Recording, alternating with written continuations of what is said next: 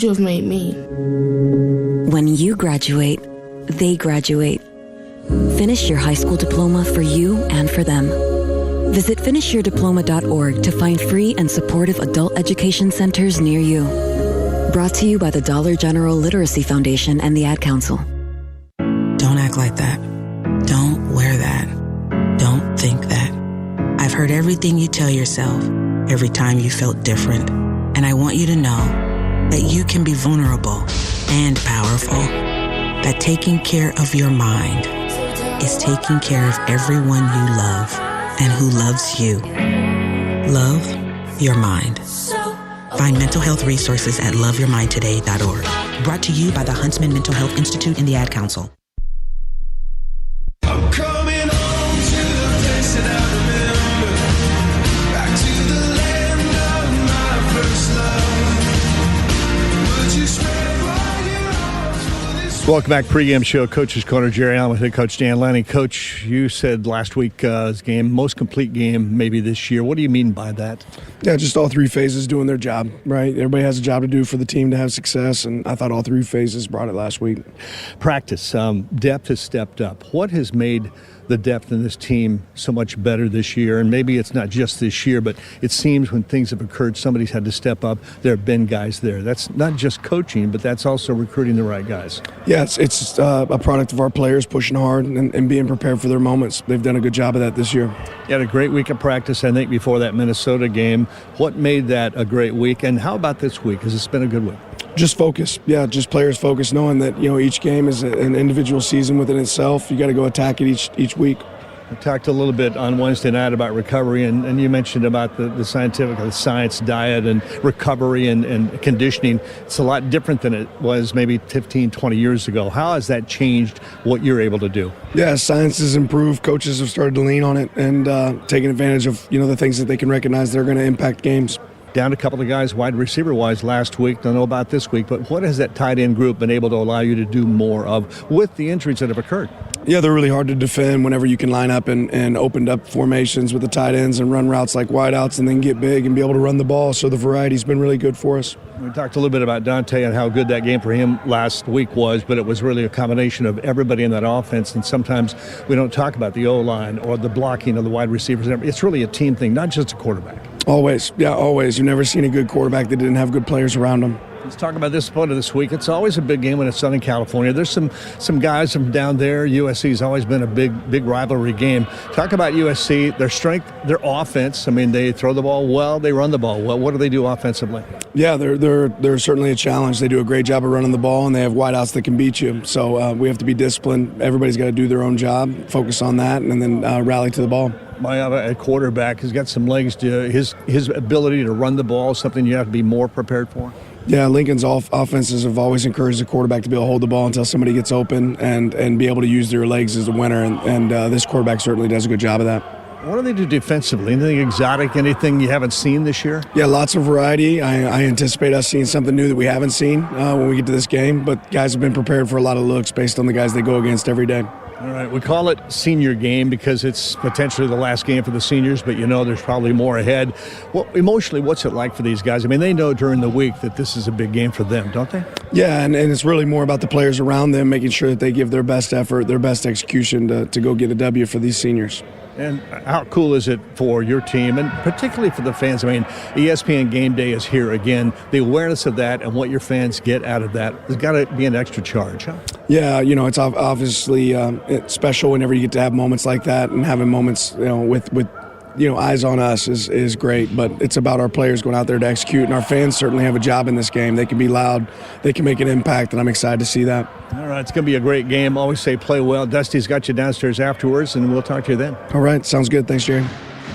Odyssey Toyota Coach's Corner. Dan Lanning talking with Jerry Allen, Toyota. Let's go places. While you're hearing from Dan Lanning, LeGarrette Blount and Jonathan Stewart got a big round of applause here as our Order of the O honorary captains. They were running around doing a million different things today, and we said, we'll talk to them later. LeGarrette Blount and Jonathan Stewart, welcome back. It's Hall of Fame weekend at the University of Oregon, and our national anthem is next on the Oregon Sports Network from Learfield. Hi, Hi, Jan from Toyota with a holiday message. Toyota-thon, Toyota-thon, Toyota-thon is on. Dealer inventory may vary. Current offers on these vehicles end December 1st. Offers are subject to change throughout Toyota-thon, which ends on January 5th. See your participating Toyota dealer for details. Toyota, let's go places. It's another great fall Saturday in Oregon.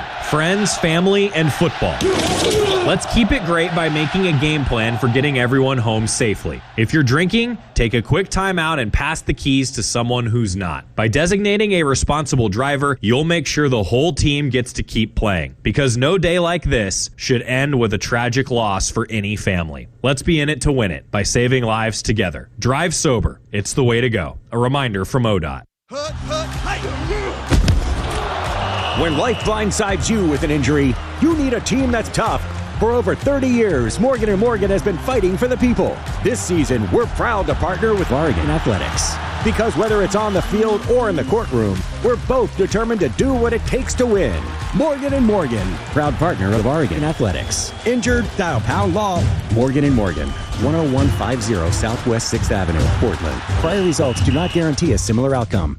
Since 1894, the rivalry between Oregon and Oregon State has grown to a fever pitch. The 2025-26 rivalry series is in full force, and the action between the Ducks and the Beavers will be exciting. Year after year, the student athletes, coaches, and schools take great pride in being part of one of the longest rivalry series in the nation. The University of Oregon would like to thank Pacific Source Health Plans, Albertson Safeway, Toyota, and First Interstate Bank as being the proud partners of this year's rivalry series.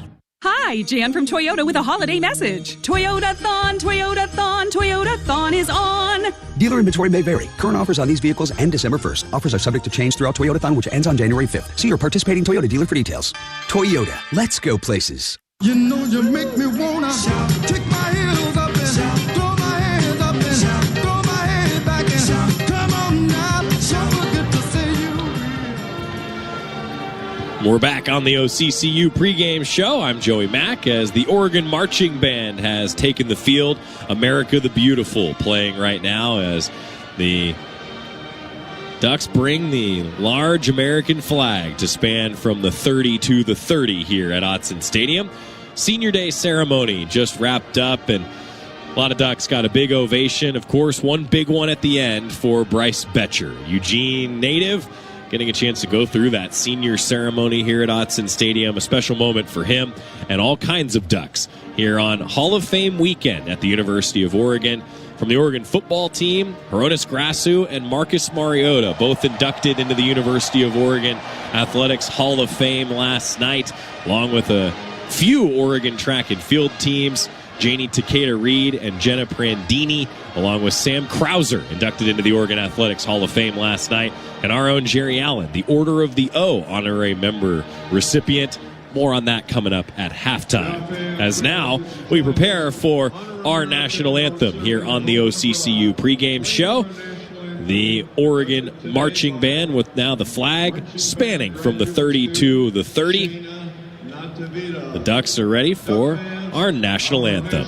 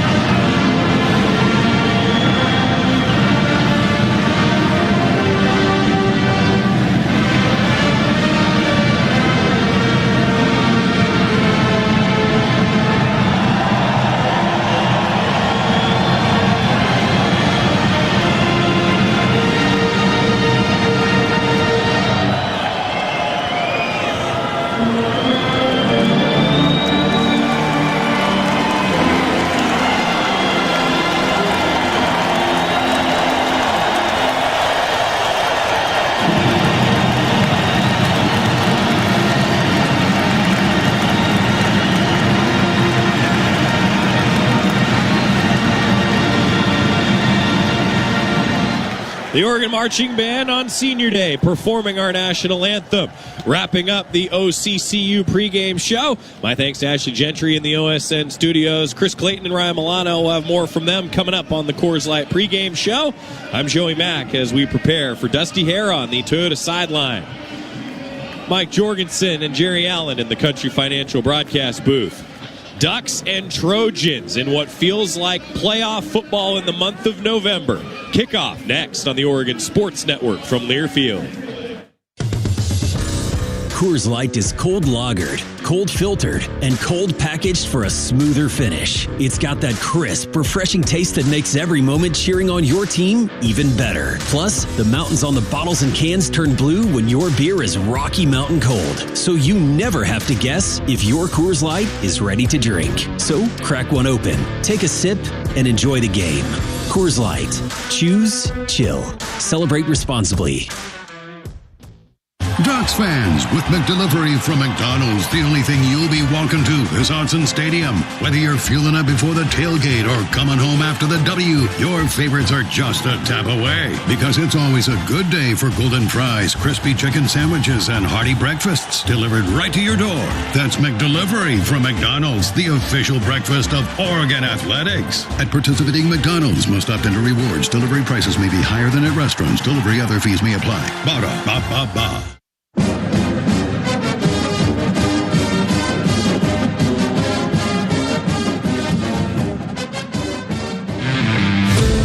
A lot of people say a lot of stakes on the line, season on the line. The only thing that matters for us this week is USC. Knowing all the work that we put in, it's just showing up now. I mean, at the end of the day, I'm here to, ride or die with my brothers. We continue to do our job. The rest takes care of itself. Pressured, sacked. Toyota got to him. Whittington comes out of a pile and scores. Oh, baby. It's getting cold. The leaves start falling off the trees. Obviously big games like this, especially senior night, and the magnitude of it, it's what you play for. Got it wide open. Benson, touchdown Oregon. Davison, get out of my way. I know where I'm going, and you can't stop me. Touchdown Oregon. Everybody here accepted me. They took me in. I'm a part of the family now. USC. I've been here for so long. It's kind of felt like home. This is Duck football. Just going to go out there and represent Oregon the best I can on Senior Day.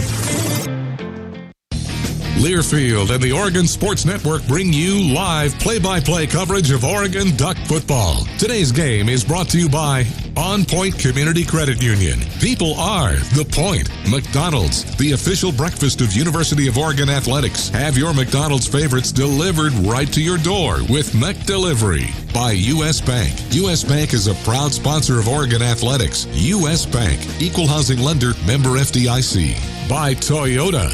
Let's go places. Morgan & Morgan, America's largest injury law firm. Injured? Visit forthepeople.com. And by Coors Light. Choose chill. Proud partner of Oregon Athletics. It's game time on the Oregon Sports Network from Learfield. Now back to the Country Financial broadcast booth and the voice of the Ducks, Jerry Allen. Thank you and welcome to a sunny Autzen Stadium where Don Essig just got 60,000 fans to say it never rains in Autzen Stadium. What a tradition that has become. And boy, everybody's here today. There is not going to be an empty seat in this place today. Joey mentioned early electric. It's going to be electric here today. It's something different, and you could feel it out in the parking lots and at the tailgaters and every place. Early this morning, the electricity was already flowing. And I love Don Essig's description of the stadium. It never rains. It's also 44 degrees on the shady side and 66 degrees on the sunny side, and it probably is. Beautiful day. By the way, Dusty Hare counted the number of student seats that are still available on the far side. How many empties are there, Dusty? There are 0 right now. And in the last 3 minutes, boy, these students they must know the TV slide, which bumps us back a little bit start for kickoff because it was sparse, and then boom, within the last 3 to 5 minutes, it is filled up, it is packed, and they are raucous.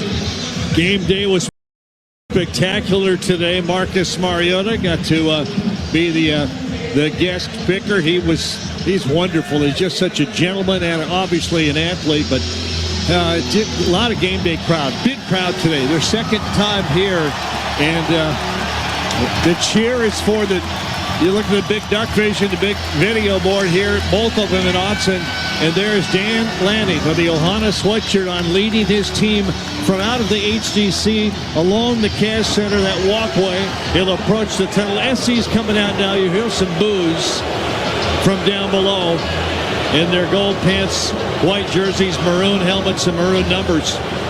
Going to be a battle here today, but the Ducks approaching. What a day. Blue sky. Sunshine above, big bank of fog and low clouds to the north, kind of northwest of us. But this is going to be a bluebird day before this one's over, Jordy. Yeah, it sure is, Jerry. And I tell you what, when the Duck team enters the field with the Harley and everything else, they're going to blow the top off this place. And I think the top is going to stay off all day long and ain't going to go back on until about 6 o'clock tonight. You can hear the Harley getting ready. And two great teams. It's going to be a great football game day. I just hope that this Oregon football team gives these fans a reason to start cheering early. And listen to the pipes and the roar of the Harley. The Duck climbs on top. The fog coming out of the tunnel. The team down that tunnel. Approaching. The Harley waiting. The fans anxious. The anticipation of the roar of this crowd when the Oregon Ducks come out of that tunnel. They erupt. The energy level, the noise, the feeling, the emotion, the passion. It doesn't get any better than Oregon's entrance to Autzen Stadium. The Duck on the Harley, and here they come.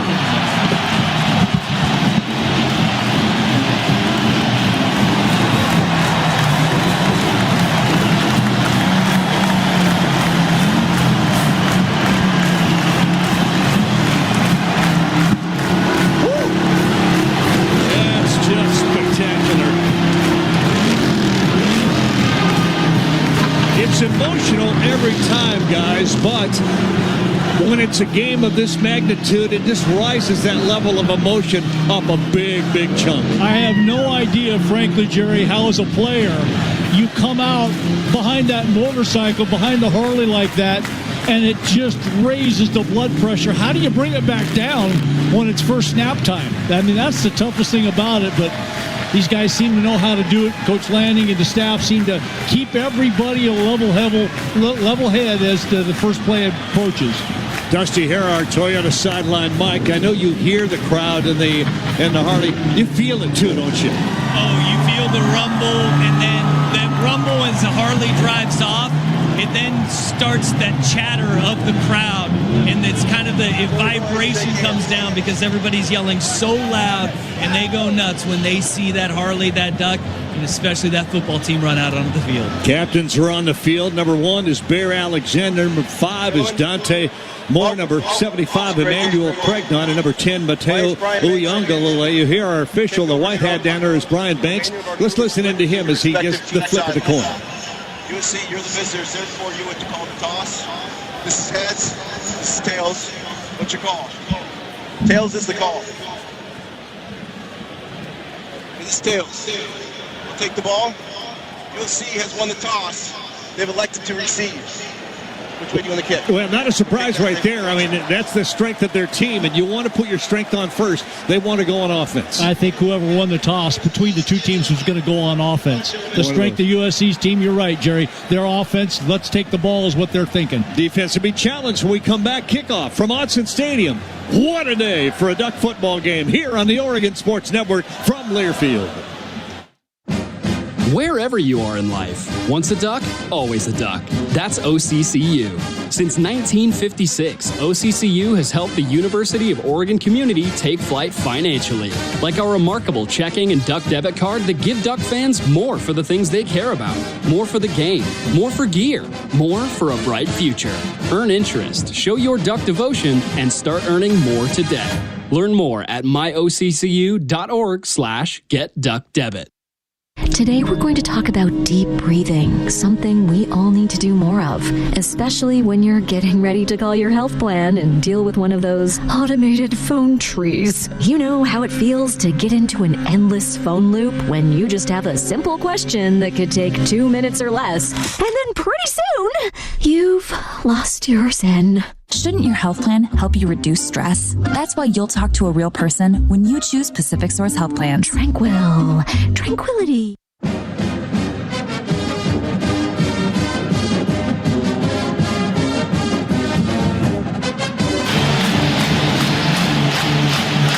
15 minutes on the scoreboard clocks. Oregon in those Ohana uniforms, the black uniforms, the green helmet, got the white numbers. USC in the gold pants, white jerseys and the crimson numbers and helmets. USC will receive the ball. Oregon wants to kick with a little wind at their back from the west. So Oregon will be going from our west to our east, or our left to our right here. And the sunshine, maybe a little bit in your eyes if you're going to the west. I don't think the weather's going to play a factor at all. The wind, the sun, nothing. Attica Sappington has it teed up. Makai Lemon, very dangerous return man, is deep. Ball is in the air. This one's underway. It's going to go into the end zone and will bounce through and out and will come out to the 25-yard line. Well, this is what they do. Jaden Mayaba, 6'4", 230, redshirt junior, 67% effective throwing the ball. 2,868 yards. He has 18 touchdowns, 6 interceptions. He'll have King Miller running back behind him, and his wideouts are dangerous. Makai Lemon, Jacoby Lane. And there is Lemon in motion to the right. Sets in a slot, out to the right. On first down, back to throw right away. Drifting right, a lot of time. Now a little pressure, now running, now throwing. It is incomplete. Jaden Mayava wanted to kind of get a quick pass out there. He thought maybe somebody would pop open early, but they didn't. Well, when that ball was snapped, it looked like everybody was out of sync, and I was anticipating the flag might be thrown, but there wasn't. Here's second down and 10 at the 25. First, our second down, and wants a quick throw again. There it is, catch made. It's Lemon. He'll get about 5, maybe 4, before he is hit immediately by Mixon. First guy there, Jerry Mixon, would help. Got to make that initial tackle. When you make contact with Lemon, you got to get him down. You don't want him loose in the open field. Here's third and almost 6. 3rd and 5.5, right hash. 2 receivers out to the right. Canuck Hines, Lemon inside of him, and Lane out alone to the left. Running back is Miller. And Lake McCree, a tight end, pretty good receiver. Here's 3rd down and almost 6. Mayaba, shotgun snap, got it. Back to throw. Looking left, going to launch it way downfield for Lemon, and it is caught. It is not Lane. It's Lane, not Lemon, Lane. Back shoulder throw. He knew where it was. The defender did not. Kept the ball to the outside. A perfect throw out there on Finney. And Finney just turned around, didn't see the ball, and it was over his head right when he turned. Big play by USC. Exactly what the Trojans needed early in this game. 27 yards all the way to the Oregon 44-yard line on 3rd and 5. They get it. Here's first down at the Duck 44. 2 receivers to the right. Now Miller comes back and joins Mayava in the backfield. From that shotgun, he'll offset to his right. Motion goes way out to the right. Mayava back to throw again. Little swing pass out, and it is caught. Nice catch, but it'll be for just about no yard, maybe a lost yard. Mateo Uyunglele, and that ball was hung up in the air. I thought it might be knocked down or picked. Well, I tell you, that was a dangerous throw, but Uyunglele in pursuit of the running back in coverage there, able to complete it, but USC hasn't run the ball yet. Everything has been through the air so far. Lemon goes out to the right alone. Lane alone out to the left. Now a slot in the right. That's Hines. From the pistol, Miller behind Mayava. From the Duck 44, second down and 11 from the 45-yard line. Lemon in motion left. And here's the first running play, and it's a pretty good one. He'll get a good 4 yards on that. Maybe 3. I'm going to get him to the 41, so it'll be a 3-yard pickup. And it brings up another big third down. 3rd down and 7 now. And right now, USC hurrying. Oregon may have too many guys on the field. Do we see a flag? No. Back to throw. One to go way downfield. Going to throw it, and it's going to be incomplete. And there is a flag. Yeah. Ducks didn't get everybody off the field. Oregon substituted when USC did not. And USC sensed it. No substitution. Defense, 12 on the field to snap. 5-yard penalty. It's the right call. Third down. USC sensed it and sped things up. That's just chess play there. And USC won that chess move. Oregon, too many players on the field in a big third down type of situation. Just can't make that mistake. Still third down, but instead of 3rd and 7, now it's 3rd and 2 after the 5-yard penalty. Takes the ball to the Oregon 36. King Miller averages 7 yards a carry. He's lined up behind Mayaba on 3rd down and 2. Mayaba won that snap, got it, hands it off, running right, and getting the first down is Miller. And the pile diving him or pushing him to the almost 30-yard line of Oregon. It'll be first down USC at the Duck 30. Well, going to have to look back. If USC somehow continues on down the field and gets in the end zone, you're going to have to look back at that 12-men on the field penalty as being a big stopper.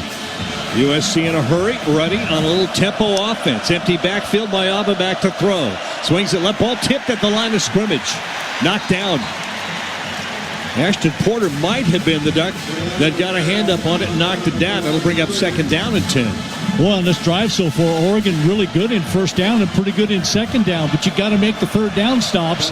That one right there puts USC in a 2nd and 10 situation.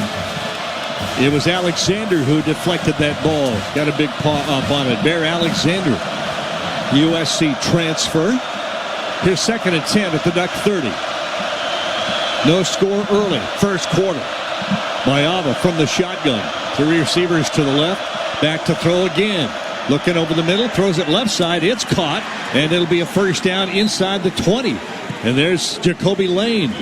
Lemon has 71 catches coming in. Lane's had 40 receptions. Well, both good. That ball thrown right on time. Had to throw it when Lane was in the little spot right there. He sat down. Lane was going to run outside. Sat down in the hole, and Mayava put it right on the money.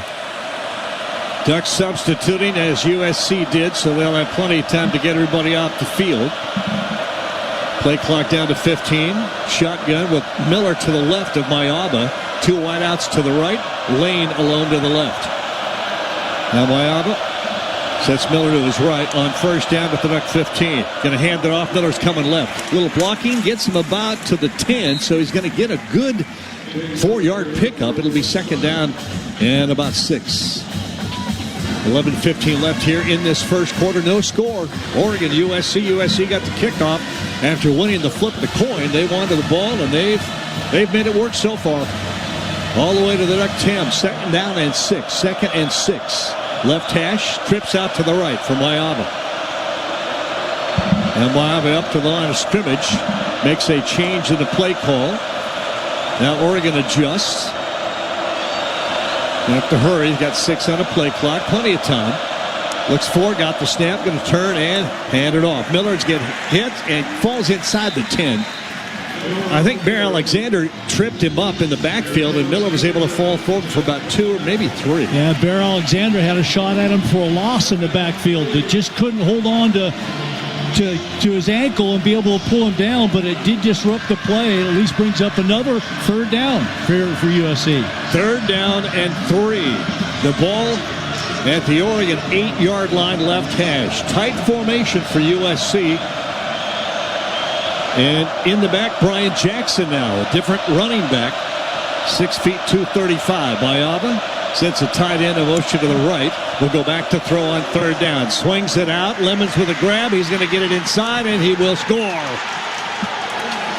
Got it in the little right flat, and he is too quick. If you give him that much room to pick up the speed and run, he's going to get what you need. Boy, what an impressive drive to open the game, and now you can tell exactly why both teams wanted to get the ball to start the game. Put their strengths on the field, and USC goes 70 yards right down the field to score. And a little bit of a mismatch out there. You get Mekhi Lemon, and you got Mixon, the linebacker, in pursuit. That's a mismatch, and Lemon got open for the touchdown. Extra point try coming up. Ryan Zaire, who is perfect on his 41 extra point tries this year to make it a 7-0 game with 9:54 remaining here in this first quarter. Snap, place, kick up. And good. So 9:54 left first. Oregon hasn't touched the ball yet. USC got the opening drive all the way down the field and score. They take the early lead. Ducks will get it, and the kickoff will come back. Duck football brought to you by Nature Made. Made to care for fans on game day and every day. The official vitamin and supplement of Oregon football. Back in the Country Financial broadcast booth after this on the Oregon Sports Network from Learfield. As a local community credit union founded by teachers, OnPoint is committed to supporting the students and faculty at the University of Oregon. And on game day, we're right there with you, on the field, in the bleachers, and in the classrooms. Drop by one of your local branches today and discover the many ways OnPoint can help support your financial well-being. OnPoint Community Credit Union. People are the point. Federally insured by NCUA. Equal housing opportunity.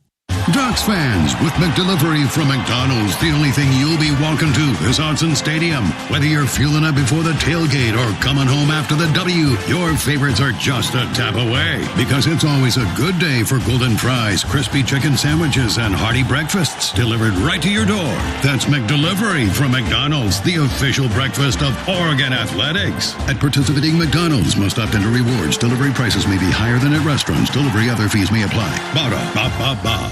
I want you to know. I said I want you to know right now. You've been good to me, baby.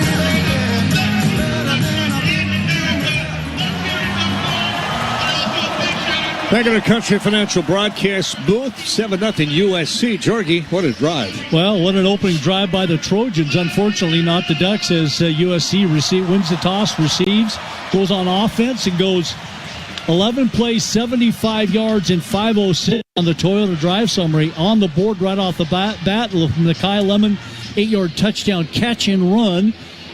His 9th touchdown, I believe, touchdown catch of the season. And he's their leading receiver, no doubt about it, and probably the best in the country. And he caught that one. And I wouldn't call it a mismatch, but when you got Jerry Mixon, a linebacker out in the flat, and he's the closest guy, Mekhi Lemon, you guys are loving that if you're USC, and that's exactly what they did. The extra point by Sayre, 3 of 3 on third downs. One of them made more possible by Oregon having 12 men on the field, and USC's able to run the ball for a first down and get in the end zone for the touchdown. So it's USC 7, Oregon nothing. 9:54 left here in the first quarter. That drive summary brought to you by Toyota. Let's go places. At U.S. Bank, we team together to support our customers and our community. Stop by your local U.S. Bank branch today. U.S. Bank, equal housing lender, member FDIC. Right after the kickoff, we'll go downstairs to Dusty here, get his view on that opening drive as USC put it together. But 300 yards through the air, 200 on the ground. They did almost all of that through the air. I mean, there was no doubt they were going to throw the ball. They're going to test Oregon right away. And they did. Kickoff coming from Ryan Sayeri. 73 kickoffs this year, 54 touchbacks. He has kicked 2 out of bounds, but he has been pretty steady. Woodington back at about the 1-yard line. And Oregon will get their first opportunity to touch the ball. Here's one very high deep. This one might go out of bounds, and it did. That's his 3rd kick out of bounds. So Oregon will get decent field position in their first drive. Downstairs, our Toyota sideline by Dusty Hara. Very efficient drive. Oregon's got some adjustments to make against USC's passing game. Yeah, no doubt about it. And I think what we saw was a couple tendency busters that USC was running there. We saw the curl route to Jacoby Lane against the cover 2, where Jordan Mayava made a quick read and hit him on it. And then the touchdown play to Mekhi Lemon, knowing that Oregon likes to leak out a linebacker into the flats against anything near the red area and the low red area, and they got a one-on-one with Jerry Mixon Jr. and Mekhi Lemon. All things that are adjustments that you can make in-game, though. Ducks will go with wideouts, 3 of them out to the left with a slot man. That's Sadiq Woodington in the backfield. Under center, maybe for more? He is. Dante under center. Going to go back and hand it off. Woodington goes left, cuts it. Going to get a little bit, pushes and drives hard for about 3 to the 38-yard line. And it is Fox Craters, 6'6", 315-pound redshirt freshman who starts at left tackle for Oregon. 9:33 remaining first quarter, 7-0. That was a 3-yard pickup. It'll be 2nd and 7. 2 receivers strung out to the wide right side, 2 to the left. Shotgun now for Dante, and he's going to throw. Pressure comes on the blitz. Hits it. Benson got a big opener. 40 inside of the USC 40-yard line to the 36. They came with a blitz, and the middle was open. Yeah, perfect timing to Dante Moore. Put that right on the money to Malik Benson streaking across the middle. It's got to be in stride to make it a big play, and it was. Big play. Oregon ready to go in a tempo from the 38. By the way, 28-yard. Here's a screen pass to the right. Benson again. Not going to get much this time as he gets a yard, maybe 2. And then driven backwards. And the ball came loose for a moment. And the referee, the white hat, turned, reached down to pick it up, and one of the Ducks said, I got it. White hat said, okay, I'm out of your way. It's your ball. It was not a fumble. Eric Gentry, one of the leading tacklers for this USC defense, was able to get out there and kind of break it up where Benson really didn't have a lane to be able to run through. It looked like it was a well-developed play, and then Benson, I think, quickly realized it was nothing, and he just shut it down. McClellan way out to the left. 2 receivers to the right. Benson, the outside receiver, back to throw. Here's that one-man hit to McClellan. He gets by a first tackle. Inside the 30. Falls to the 15-yard line. Made the first man miss, Jeremiah McClellan. Yards after catch. That was big right there. Yeah, one-on-one. Me versus you, and he beat him. Beat him right on the spot and gets the extra yards. Marcellus Williams missed the tackle. And it will be a huge first down. 20 yards on that pass play to the 15-yard line. 2 receivers come out to the right. One of those Justice Lowe. And 2 running backs in the backfield. 1 each side. Now motion coming all the way right back. Here's a little screen pass to the right. Dare Hill with a catch. Straight arm gets out of bounds at about the 11-yard line. That was a pretty good straight arm from the freshman. Going to pick up almost 4, bring up second down and about 6. Yeah, Christian Pierce, number 24, coming over to try to make the tackle and gets a straight arm right in the face and goes down, but still made a pretty good play for a short gain. Davis in the backfield now. Jordan Davison lined up behind Dante Moore. 3 receivers grouped left, 1 right. Here's that pitch going left. Davison, nice room. He's got inside of the 5 for the 3. Touchdown! Jordan Davison, make a miss. Don't arm tackle me. I'll run right through you. And that's exactly what happened. Boy, nobody can get a clean shot on him, and even if they do half the time, they're going to lose the battle. But if all you're going to do is flail arms at Jordan Davison, you're going to get beat every time. And Davison in the end zone, and what a nice answer by Oregon's offense to go right down the field and answer USC's touchdown. Get the point after kick and then down to Dusty Hara because that was a nice misdirection. Looked right and then pitched it back to the left. We'll talk about it in a moment. Right now, Sappington. Out of James Ferguson Reynolds hold. Basso to snap it back. It is there. It's down. It's kicked up. And it is good. We're tied at 7. Hold onto your hat. Dusty Hara, Toyota Sideline Mike. Oregon can do what USC can do. Absolutely, and they can do it a little bit faster. As you see, that's a quick strike offense and really setting the tone for how this game is going to be played on the edges for Oregon. And it's not just in between the tackles that they can beat you. You have to respect the run game, but they can soften you up on the outside if you want to load up in the box. That's what USC tried to do, and Oregon took great advantage of it. 7:05 left, first quarter. It's a 7-7 ball game. Which offense will blink first, or which defense will blink first? Let's keep going. From Autzen, a sold-out, loud crowd in the sunshine. Here on the Oregon Sports Network from Learfield.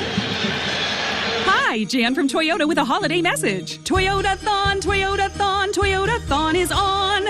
Dealer inventory may vary. Current offers on these vehicles end December 1st. Offers are subject to change throughout Toyota-thon, which ends on January 5th. See your participating Toyota dealer for details. Toyota, let's go places. Your burger is served. Thank you. And this is our finest Pepsi Zero Sugar. The sweetness of Pepsi perfectly balances the savory notes of your burger, while the citrus and carbonation elevates the taste for a truly stunning flavor profile. Now that is one perfect combination. Burgers deserve Pepsi. Pepsi is proudly distributed by locally owned Bigfoot Beverages. Go Ducks, drink Pepsi. Hi, Jan from Toyota with a holiday message. Toyota-thon, Toyota-thon, Toyota-thon is on. Dealer inventory may vary. Current offers on these vehicles end December 1st. Offers are subject to change throughout Toyota-thon, which ends on January 5th. See your participating Toyota dealer for details. Toyota, let's go places. Oregon. Jorgie, this is a huge matchup for Oregon. USC. Take a deep breath, everybody. From the Country Financial Broadcast booth alongside Mike Jorgensen, here's the voice of the Ducks, Jerry Allen. 7:05 left here in this first quarter. Duck fans, what's the best part of being a Duck game live? Seeing an entire stadium completely decked out in yellow and green. Black today. Let your true colors show and score tickets today. Ticketmaster, the official ticket marketplace of the Oregon Ducks. Well, not a lot of defense being played right now in this game as Oregon answers USC score. Toyota drive summary for the Ducks, 6 plays, 65 yards. 249 is all it took. Jordan Davison, 11-yard touchdown run, and Sappington's extra point. 7-7, 7:05 left here in the first quarter. 135 yards of total offense in 2 drives between these two teams, and we're only halfway through the first quarter. So, hey, a nice answer by the Oregon Ducks there. That drive summary brought to you by Toyota. Let's go places. Dusty Hare, I mentioned it. Which team will blink first, offense or defense? You don't want to get caught in a track meet here today. No, you don't. The track meet favors USC, but with Oregon, like we were talking about after that previous drive, I mean, correctable things that Oregon can do on the defensive side of the football. Oregon moved down the field with such efficiency that was great to see from the Oregon offense, especially with Fox Crater coming in at left tackle. The ease with which they moved. The defense, we'll see if they made those adjustments. Well, and that big play to Malik Benson to get it started certainly helped. USC creeping up as if they think Oregon may be doing an onside or something. Here's a kick that goes deep. Will go into the back of the end zone. Actually caught at the goal line, and Lemon just fair catches it because he had nobody up in front to block for him. It looked like he was frustrated. Did you see how easy he made that look? Just reached up, picked that out of the air. Crazy. Well, USC will bring that offense out. They average 191 rushing a game, 298 passing, 52% effective on third downs. And Maiyava has been sacked 12 times. Here's first down at the Oregon 25. And Miller, running back, way out to the left, so empty backfield, 5 receiver set. Maiyava from the shotgun back to throw. Wants a quick pass. Now will go down, and it is. God, that's a great catch by Lane. Jacoby Lane and Mekhi Lemon. You get the ball near them, they make the catch. And the ball is out so quick with velocity to get there. I mean, it's tough to defend. First down to the 36-yard line. Back to throw again. Quick throw. Catch made. Ball bobbled and almost. Was it? No, almost picked off. It was close. Bobbled and popped up into the air. Then Betcher almost got it before it hit the turf. Oh, it was close. You get a chance to watch the replay. It was to a tight end. He didn't look it in. That was very nearly a huge turnover. Second down and 10 from the 36 of USC. But a pretty open receiver on that play. Yeah, Walker Lyons, the tight end. Shotgun again, Maiyava. Miller to his right. Lemon goes in motion, sets up inside receiver to the right. Lane alone to the short left side. Here's a handoff going left, and Miller's going to get short yardage. Toyota first duck to wrap him up for a short gain of 2. It'll bring up third down and 8. Here's your big third down opportunity for Oregon. And USC has a man down, a lineman down in front of the USC bench at the 38-yard line. They're already hurting it, and it's their center, Killian O'Connor. That would be a huge blow if Killian O'Connor cannot return to the game, and he is in some pain, sitting up, took his helmet off. He's frustrated right now. I think he knows he's hurt himself, and he's going to go back. He's in pain. Let's take the break. Hope he's all right. I just don't like to see anybody injured at all. Yeah, going to get a chance to see the replay. See if he got rolled up on behind. Yeah, it looks like they got his left leg. 7-7 tie, 6:26. We'll come back, see how he is. The big third down and 8 for USC here at Otson of the Oregon Sports Network from Learfield. I'm a pretty great multitasker. I can wash dishes and do laundry. I can roller skate while walking my dog. I can even order lunch while doing my homework. But I can't use my phone while driving. A distracted driver is one of the leading causes of death in the United States. So when it comes to driving, please, don't be a multitasker. Don't drive distracted. A message brought to you by the National Highway Traffic Safety Administration, Project Yellow Light, and the Ad Council. How serious is youth vaping? Irreversible lung damage serious. 1 in 10 kids vape serious, which warrants a serious conversation from a serious parental figure like yourself. Not the seriously know-it-all sports dad or the seriously smart podcaster. It requires a serious conversation that is best had by you. No, seriously, the best person to talk to your child about vaping is you. To start the conversation, visit talkaboutvaping.org. Brought to you by the American Lung Association and the Ad Council. Welcome back to the Country Financial Broadcast Booth. Cast of thousands here today. Full house. Over full house. Standing room only with 6:26 left to go here. 7-7 tie. And Duck Football brought to you by Safeway. They are the official grocery partner of your Oregon Ducks. Stop by Safeway to play the Score Big Sweepstakes. Enter for a chance to win great prizes such as duck gear or season tickets. Well, third down. Third down.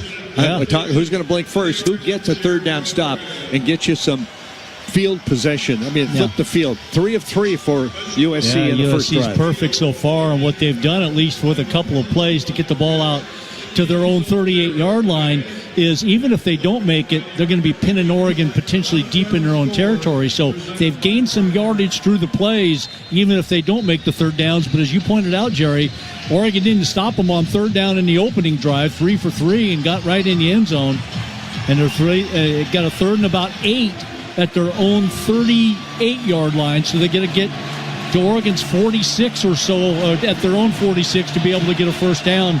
Gosh, it'd be nice to get a stop. But Jaden Maiava has really got it going. He's in a rhythm, and Oregon's got to do something to get him out of the rhythm. Jay Reed is the new center for USC. O'Connor did not look like he'll return. Here's 3rd and 8. Trips right. Empty backfield. Now to get people set up formationally. Mark already high snap, but he's got it. Back to throw. Little pressure. Throws it. Incomplete. Boy, they were set up for a big gain, too, as Jacoby Lane kind of just drifted over the middle and ran to the right side, and nobody saw him. The pressure, though. He almost caught that one-handed, and that's what he's known for. But the pressure, Maiava is actually going backwards when he throws that ball, and he could feel Uiagalelei starting to close in on him. So the pressure is what caused that bad throw. That's a good call, Jordy. Who we got deep? It looks like Benson at the 15-yard line. To punt, Sam Johnson averages 41 yards. So Benson deep. Good snap. Rush comes. Ducks don't get to him. Very high. And fair catch called for. Benson. Oh, he got hit. And now he's going to run, but he can't because it's a dead ball. But he called for a fair catch, and it was very emphatic fair catch. He let everybody know. And then he got not tackled to the ground, but hit hard. That's a penalty. That's big. Kick catch interference. Kicking team number 16. It's a 15-yard play from the succeeding spot on the first down. So 44 yards on the punt. Take 15 yards away from that. Oregon's going to get great field position. Mental error by USC. It certainly was. It's one of those ones where you're right, Jerry. Oregon's going to be trapped inside their own 20. Now they're out to their own 33-yard line, almost like the last kickoff that went out of bounds. So good Oregon field, good field position. So 6:03 left, first quarter. 7-7 tie. Ducks for the ball back second time in this first quarter. We're away from our Country Financial broadcast booth, but we're coming back after this along the Oregon Sports Network from Learfield. Whether you're cleaning up to host a backyard game day party or just powering through your fall projects, you can count on the performance of Steel. From blowers to chainsaws, Steel tools are built to go the distance.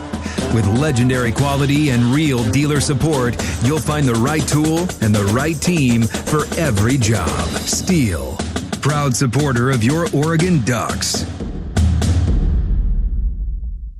If you are a fighter, Modelo is your reward. So listen close. You put up with a lot, but you always hold it down for your people. You are strong. You are fearless. You are the baddest on the block. You are an elbow grease factory, a force of nature. You are not to be reckoned with. You are a ride or die, a powerhouse of productivity.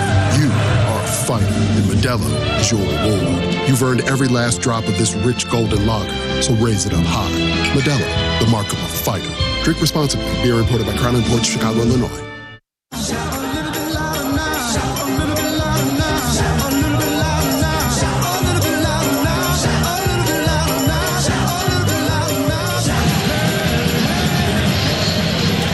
Welcome back to Autzen Stadium. The Hall of Fame induction ceremonies last night. Joey Mack, you were the MC ceremonies for that last.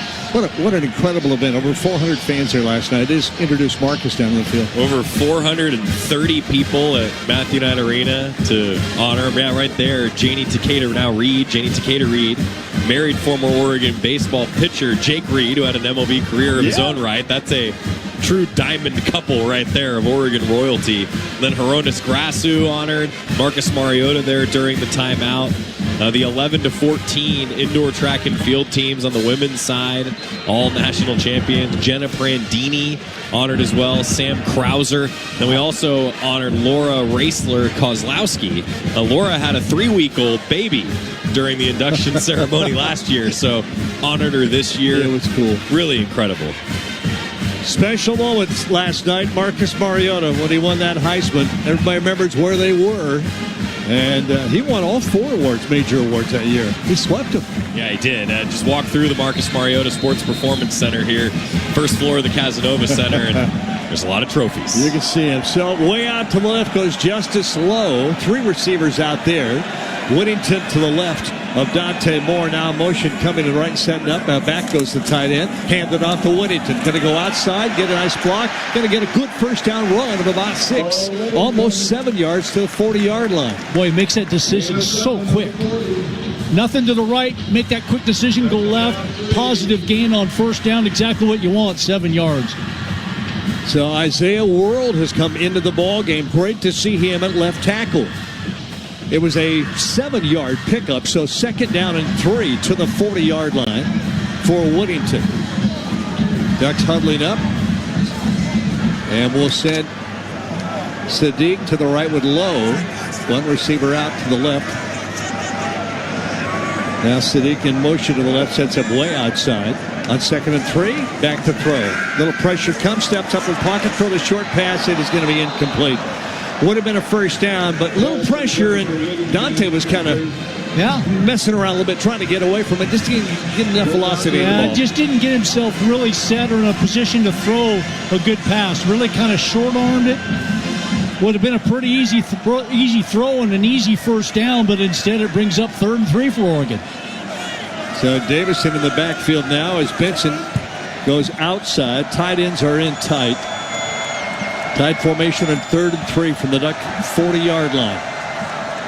And back to throw. Off play action. Dumps it. Caught. First down. Amari Johnson. Touchdown. Rather, first down. Jamari Johnson runs out of bounds in front of the Oregon bench.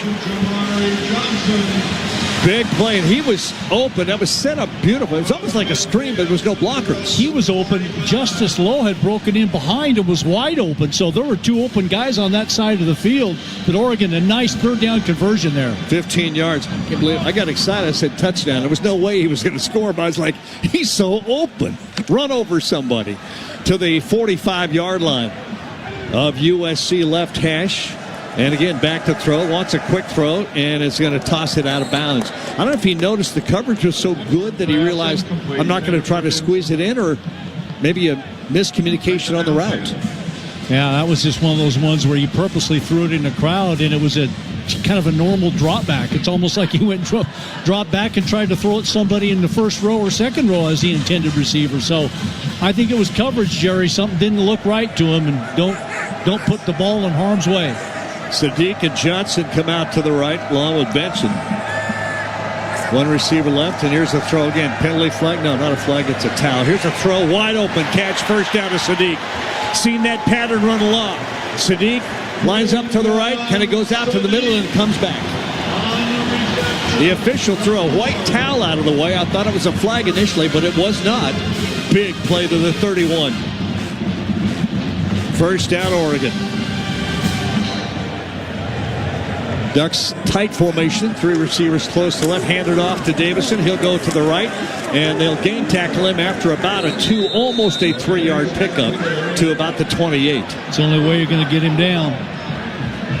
3:57 left first quarter. 7-7 tie. And now the Ducks with a player down at the 34-yard line. And it looks like Iapani Laulu, and Laulu is as critical to Oregon as USC's big Killian O'Connor center who went out is to USC. This is maybe even more. Not something you want to see.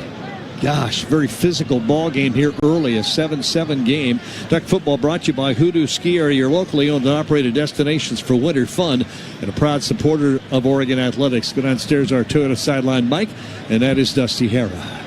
Yeah, Poncho went down, grabbed his lower left leg.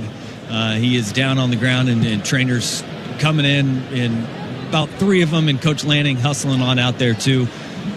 Tough break if number 72 is out for any extended amount of time. But look, this is the thing that Coach Lanning always preaches: next man up, and that's kind of been the mode of operations over the last handful of weeks. And the Ducks have been just fine without withstanding some of the injuries that they have. And Poncho looks like he's getting up and going to try to walk off under his own power here. Well, it's good to see him up. He's going to get some help taking some pressure off of what appears that left leg. And so we're hoping that turns out to be nothing really serious. Gosh, you hate to see guys going down. Yeah. You just hate to see it. Yeah, you talk about 2 quarterbacks on the offense, one of them being Dante Moore. The other one is Poncho. I mean, that's the guy you want out there directing traffic, and as the anchor now, Charlie Pickard steps in, and, senior day. So step up. Guys have had to step up. Time to step up in this type of situation. Big game.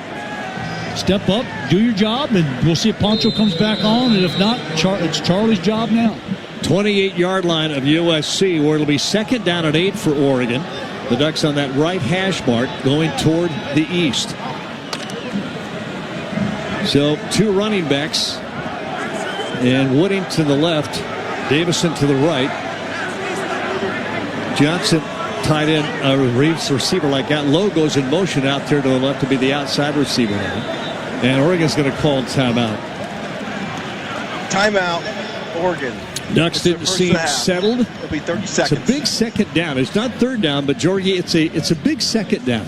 It is a big 2nd down, but normally you don't see after an injury and you get a chance to talk about a play, and then all of a sudden you call timeout offensively. I thought USC might call timeout there because they looked like they were scrambling, trying to figure out what Oregon was doing in the formation and the confusion. But Oregon calls the timeout there, and you're right, it is a big 2nd down. Big 2nd down for Oregon in USC territory. 2nd possession of the game in a tie game, 7-7, 3:25 left here in the first quarter. Every possession's important, and Oregon trying to make the most of it. Very short timeout. They're ready to go. Wide out to the left is Benson. Everybody else tight. Now there goes Whittington in motion out to the left. And here's a handoff. Davison up the middle, busted for the 1st down inside of the 20-yard line. He'll get it just shy of the 19. So quick once he gets that ball. I was afraid that Whittington had gone up the field in motion and begun to go up the field and was going to get called for a penalty there, but that's not the case. 9 yards on that run, and Charlie Pickard as the center, one of the key guys in that middle to open up that hole. 2 receivers out to the left, and Sadiq tied in right now, way out to the right. Johnson here is empty backfield. On 1st down from the 19, Dante back to throw. Quick throw, driving catch, but Lowe can't bring it in. About the 11-yard line. Don't know if the ball was just too far outside or maybe he's looking back into that sun, but he just did not gather it in. Boy, he had him. The ball might have been 3/4 of the way by the time he got his head around, but the ball was right where it was supposed to be. And it would have been a tough catch out there for Lowe, but it just didn't look like he turned around and found the ball and located it quick enough. So 2nd down and 10, 19-yard line of USC, 2:37 left first quarter, 7-7 game. Dante handed off. Davison goes up the middle. There he goes again. Tripped up, but he gets it to the 10. Damn. It'll be 3rd down and a yard. He was just an ankle tackle. Oh, ankle tackle from being gone. Ducks hurrying on 3rd down and 1. Same formation.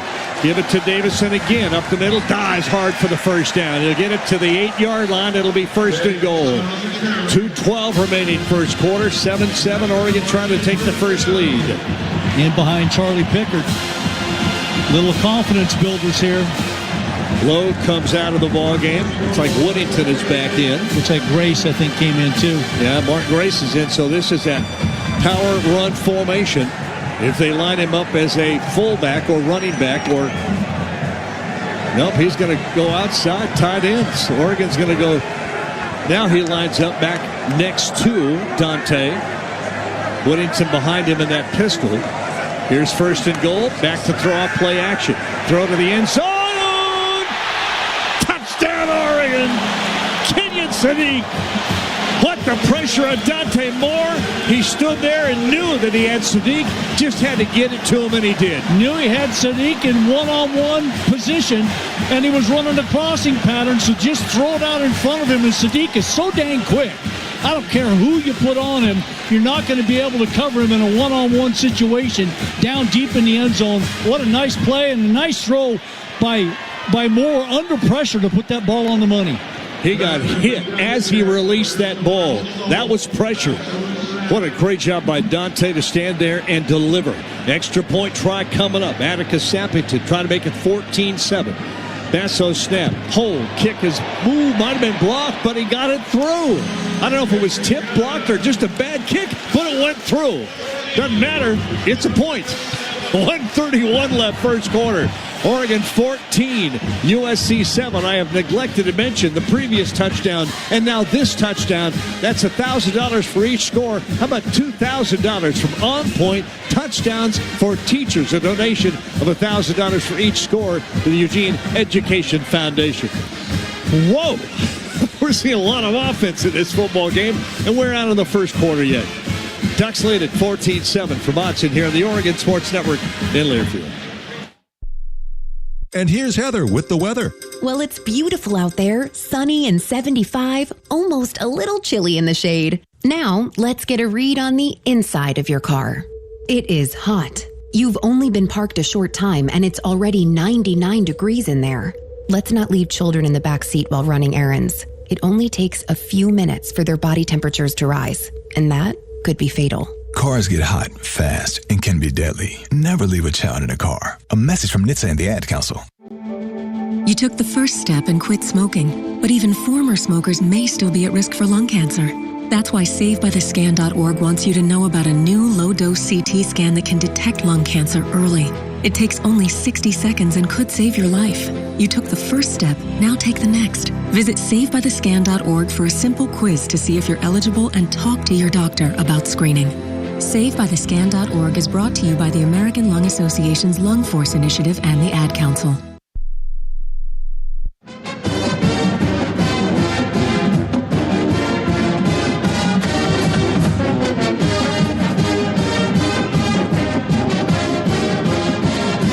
Go on first down after the kickoff as Wilder gets a step, hands it off, coming left is Lemon. A little kind of a fly sweep, a quick fly sweep as he came from right to left, got the handoff. Wilder got it to him, but Lemon didn't get much as a runner. Ducks covered him well. Finney came in and just kind of blew it up. Not only blows up the tackle, but blows up the blocker, but blows up the tackle. Second down and 9 from the 26-yard line. Mayama running back to each side of him, a wide out each way, back to throw. Wants to go deep. Downfield, he's got it if the ball's there, and it is in caught and first down. All the way down at the Duck 35-yard line. That is Tanuk Hines. He's a 6-foot, 195-pound freshman, a true freshman. But a flag is down, and I don't know who this is against. No, it's Theron Johnson out there in one-on-one coverage, and Maeva put it in perfect position. Unsportsmanlike conduct foul. Offense number 16. 15-yard penalty for the succeeding spot. It's first down. That's number 16's first unsportsmanlike conduct foul, counting towards disqualification. Boy, that was a 40-yard pass completion. And what Hines did is he spun the ball. Dusty Harry, you were down there. Well, USC is up and going to run a play, so we'll come down in a moment. But back to the 49 of Oregon now, where it is first down USC. Receivers each way. Lemon out to the right. Lane comes left.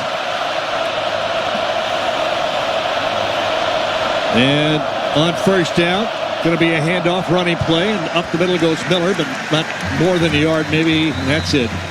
Dusty Hare downstairs, our Toyota Mike. What was it that Hines did? Yeah, spinning the football, but not just spinning the football after making a big catch, looking at the Oregon sideline and kind of the demonstrative action as well. All right, here's 2nd down and 9 by Ava. Quick snap to throw. Wants to go deep down the left side, and that one's out of bounds, and a flag comes in. And Finney and Lane, and Finney was in Lane's chops and did not turn around and kind of rode him out of bounds, and that's going to be a pass interference every time. Yeah, some people... Pass interference, defensive support, 15-yard penalty from the previous spot, automatic. Some people would argue that ball's not catchable, but the bottom line is there's so much contact over there before it ever gets there, and Finney never even looks for the ball. So right now, again, USC running it to keep Oregon honest, throwing it for the yards, and boy, they're doing it well. 2 receivers out to the left, 1 to the right, tight end or H-back to the right. On 1st down at the 33 after that completion and penalty. And the quick throw to the left side, Lemon with the grab inside of the 20 to the 24 and down. So the ball was an incompletion, but the pass interference gave him that big penalty. And with the first quarter winding down, that's the end of the we'll go to quarter number 2. Wow. Seemed like a very fast first quarter. 14-7. Oregon with the lead. Both offenses moving the ball really well, both through the air, although Oregon's ground game has been very good as well. Very complimentary on Oregon's offensive side. But USC throwing the ball up and down the field. We'll come back and they'll have it 2nd and short. Quarter number 2 back in our Country Financial broadcast booth. 14-7 Oregon here on the Oregon Sports Network from Learfield. At Willamette Valley Cancer Institute, we know fighting cancer takes more than courage. It takes the most advanced care possible. That's why we offer the latest immunotherapies, targeted treatments, precision radiation, robotic surgery, and access to leading-edge clinical trials. We're not just fighting cancer. We're pushing the boundaries of what's possible right here at home. With locations in Eugene, Springfield, Albany, Corvallis, Florence, Newport, and Lincoln City, expert care is within reach. Find out how you can fight like a duck at OregonCancer.com. From the first whistle to the final play, being an Oregon fan calls for commitment and support. Nature Made vitamins are your winning play. From the #1 pharmacist recommended vitamin and supplement brand, Nature Made is made to care for fans on game day and every day. So you can go all in on big wins, tough losses, and still show up for your team every time. Nature Made, the official vitamin and supplement of Oregon football, based on a survey of pharmacists who recommend branded vitamins and supplements. Ducks. Touchdown, Oregon. Trojans. If the ball's there, it's easy. The ball was there, and it was easy. From the Country Financial broadcast booth alongside Mike Jorgensen, here's the voice of the Ducks, Jerry Allen. Thank you. Welcome back to Autzen Stadium, where the Ducks lead 14-7. Coors Light brings you the Ducks. Mountain Cold Refreshment. Choose Chill. Proud partner of Oregon Athletics. Celebrate responsibly. First downs, both teams with 7 in that first quarter. Rushing yards, Oregon 44, USC 20. Passing yards, Oregon 88. The Trojans 114.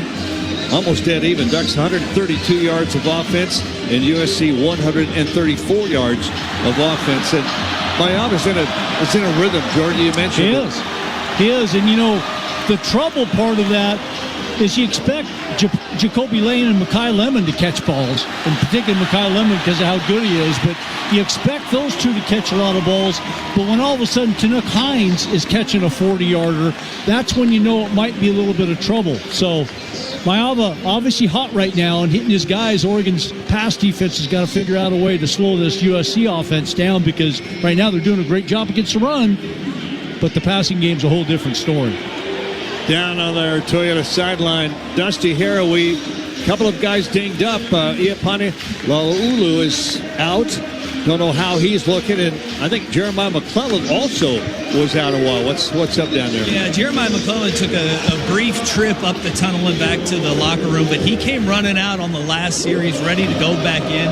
We'll see kind of the status on J-Mac as the season or as the game goes on, but Poncho came over to the sideline, and it looked like he'd gotten rolled up on that left ankle when he went down. He's been getting his ankle worked on. He did, because everybody knows Poncho's an excited guy and a very optimistic guy. He was yelling, I'm good over on the sideline, but he continues to get worked on the Ducks sideline. For USC, it's still their backup center, who's like a quarterback on the line. Here's second down and a yard for USC. Mayaba send a motion man to the right. That's Lane, who sets up. Running back Miller. Now another motion man to the right, and a little play action. Let's swing a little screen pass out. Lemon wants to throw the ball toward the end zone, and it is caught. But where was it? Can't see the official on that side. Was it? Still haven't seen the indication. Touchdown? Was that a touchdown? I believe it was. I did not see the indication. I didn't see the indication either. Frankly, I'm glad that Lemon throws this ball because it's well defended. But the receiver for USC goes up and makes a play, catches the ball in the end zone. Number 68 is Victoria's Was it in the end zone? I didn't. Number 75 is 90. I wonder if they might look at this. I did not. Well, I never got to look at the camera down there for CBS is right in the way. The official was hidden behind that. Never saw the call of a touchdown. I mean, it's not the greatest executed trick play in the world, but it was a wonderful catch over in the corner of the end zone. Oregon's just not in a position to make the play. Yeah, it's touchdown. It's touchdown. It was a touchdown. Point away from tying it up. Extra point kick coming up. On the way up, and it is good. That was an incredible catch by Tanook Hines. The ball was a trick play. Get it to Lemon, who's going to throw it. He did. He got it high enough that Hines could go up and get it and then get just inside that pylon. That was a heck of a throw, too. Yeah, and I tell you, if you want him to throw it, I mean, he ended up throwing it so late that the coverage was good. So it's the type of play that you want. When Lemon lets that ball go, it's kind of a jump ball. And again, it's one of those plays where two big catches on that drive by Tanook Hines, a 40-yarder to get him into position, and then that touchdown catch right there. The Toyota drive summary for USC is 5 plays, 75 yards. It's just too easy. In a minute 39, Lemon a 24-yard touchdown pass to Tanook Hines, and the extra point by Sierra, and it's 14-14, 14-52 left here in the first half. Makai Lemon just kind of flipped that ball. I mean, he was just kind of going sideways, knowing he was going to get hit, and just a sidearm flip. I'm not sure he thought he really was going to complete that pass. I think he was just trying to get rid of it. He almost kind of double clutched it, didn't he? Yeah. Hines with a great catch, though. Well, we're tied at 14. 14:52 remaining. That ball kicked high and deep will go into and back into the end zone. Well, at U.S. Bank, we team together to support our customers and our community. Stop by your local U.S. Bank branch today. U.S. Bank, equal housing lender, member FDIC. Charlie Pickard will come out again at center for Oregon, so we have not seen a return of Poncho. And Oregon will go first down at their own 25. A 14-14 game here early, second quarter. Whittington and Benson go way out to the right. 3 receivers come left. Empty backfield. Let's see if the Ducks stay there. Johnson moves in motion to the right. Here's a quick screen to the right side to Whittington. Going to get a good first down push. Will go out about just shy of the line to gain. He's going to be out at about the 33. That's going to be a pickup of 8 on first down. You'll take that every time. And it's good to see J-Mac back in the game. Jeremiah McClellan back in at a wide receiver. Jamari Johnson goes way out to the right. Benson. In fact, they're almost kind of stacked on top of each other now. Johnson comes in motion and sets up with 2 tight ends to the left on second down and 2. And play action again. Want to go deep down the right side. It's caught to McClellan. What a throw by Dante Moore. Jorgie, you can't do it any better than that. I thought it might be a little late as it started to go in there, but he put it right in the little bit of crease that Jeremiah McClellan was sitting in. He couldn't have thrown that any better. Right there on the money. Big game. All the way to the 44-yard line. 23-yard play. 43 of USC. 44-yard line and first down. And Dante up to make the call to the line. Now steps back in that shotgun. 3 receivers grouped tight to 11. Going to whistle. Flag down right at the 45-yard line. Illegal snap. Offense number 70. 5-yard penalty. It's first down. Must have flinched. Yeah. You see that call made more often now. They call the centers. Not just Oregon. We've seen it with other teams, too. They call that center for moving the ball. Call it an illegal snap. Yeah, Oregon has not been behind the chains very much in this game. They've been really good on first down. Now they're in 1st and 15. At the 49 of USC to the right hash. Wide receiver each way. Tight ends to the left. Snap. Throw. Get it to Whittington. Oh, he almost got free. He's one tackle away from going down the sideline. He'll pick up 5 on that first down. Quick throw. Yeah, I had to throw it quick. Dante Moore got pressure in his face. They were hoping they would fool the USC defense, but instead, right in his face, just like that, was Crawford, and he had to let go of it quickly. 2nd down and 10 at the 45. Almost 2nd and 11. Call 2nd and 10. Empty backfield for Dante Moore. 3 receivers to the left, 2 to the right. Snap and back to throw. Quick throw again, and Benson was the attentive receiver. He was coming in on a post, and Dante threw it sort of to his outside. He couldn't reach back for it. Incomplete. A little miscommunication there. I think he thought Benson thinks he's running a little kind of slow slant pattern, and Dante threw it back out there like it was going to be a hitch pattern. 3rd down and 10. Whittington comes back to join Dante. 3 receivers grouped to the left, 1 to the right. And it's Sadiq to the left. Looks like Johnson with him. And a receiver, 1 to the right. Dante on 3rd and 10, almost 11, back to throw off the snap. Swing it downfield, he's got him. Drop. McClellan had what would have been a first down and dropped it. Boy, and again, I just about said before that play right there, it's almost one of those type of drives in games where you can't flinch and lose a drive. You can't not score in this game, because when USC didn't score, that's when Oregon took the 14-7 lead. Now they've tied it back up, and you don't score, they're going to get the ball back. So plays to be made. You got to make them in big plays like that, big games like this. James Ferguson Reynolds into punt. Lemon is deep, standing at his 10. Ferguson Reynolds will try to hang it high. Hope the Ducks can down it. Here's a delayed punt, very, very high. Fair catch called for, and taken easily at the 15-yard line by Lemon. And USC will have 85 yards in front of them with 12:42 remaining here in this second quarter. And a 14-14 tie, 30 yards on that punt, and a fair catch. Kohl's, find holiday gifts on their wish list and yours with ease this season, and get great deals along the way at Kohl's and Kohl's.com. From our Country Financial broadcast booth, it's a 14-14 tie. Back to Autzen Stadium after this on the Oregon Sports Network from Learfield. Ah, there's nothing like the warmth of a campfire. But when it's left unattended, a campfire can destroy your favorite outdoor destinations. Don't let this happen to you. Make sure you have water and a shovel close to the campfire. Put the campfire completely out before calling it a night and before leaving the campsite. Drown the fire with water, stir the coals, and drown it again until it is cool to the touch. Score one for Oregon by keeping our forest green and beautiful. Learn more about campfire safety at keeporegongreen.org. Hey, Duck fans, it's a great day for a Duck game. We got a big party going, and Kenny Wheaton has joined the party. Whoa, the Ducks are going to need some refreshments here. There's a Dang Green IPA from Hop Valley in the corner of the cooler. It's selected. It's selected. Kenny Wheaton's going to pour. Kenny Wheaton's going to pour. Dang Green, the most incredible choice for a football game. The official craft beer of the Ducks is Dang Green. Hop Valley Brewing Company, Portland, Oregon. Please celebrate responsibly.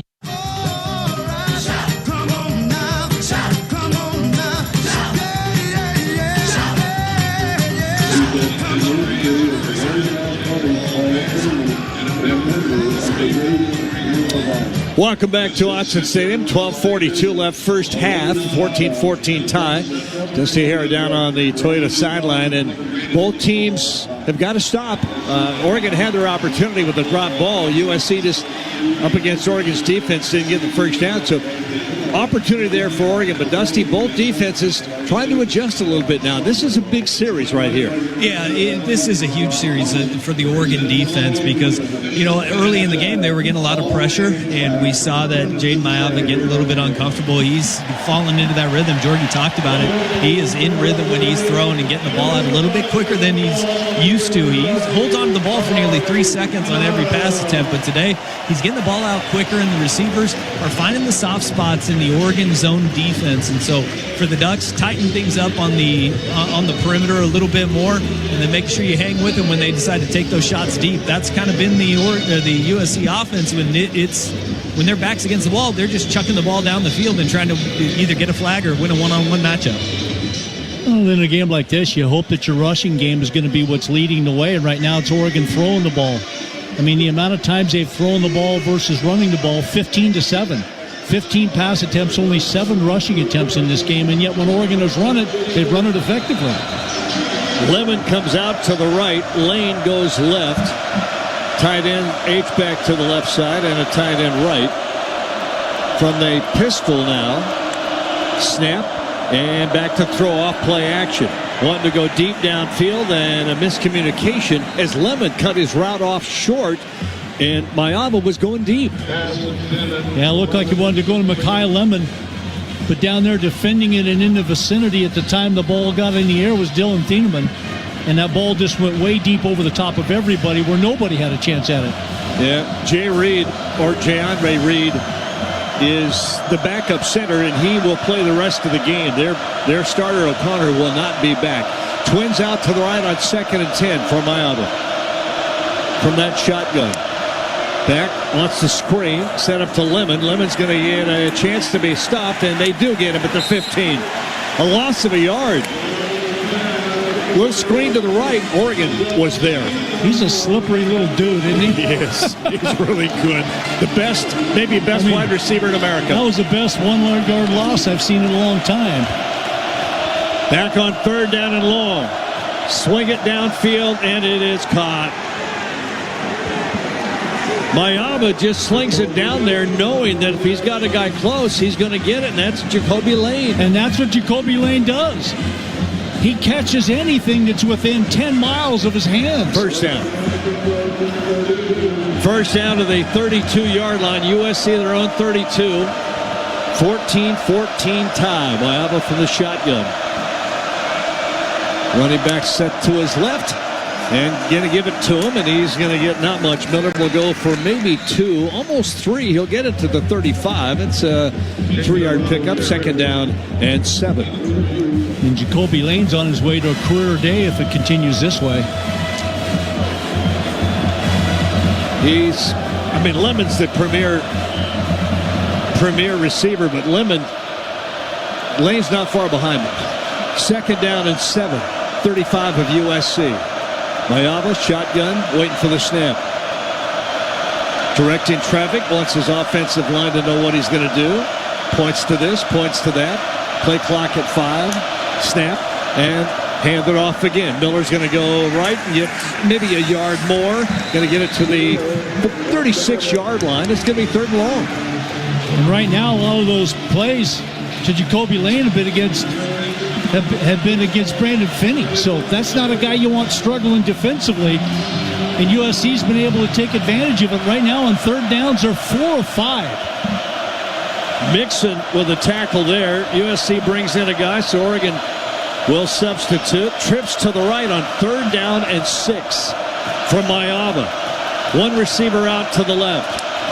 Snap to throw. Looks middle. Goes deep down the middle, and it is almost intercepted.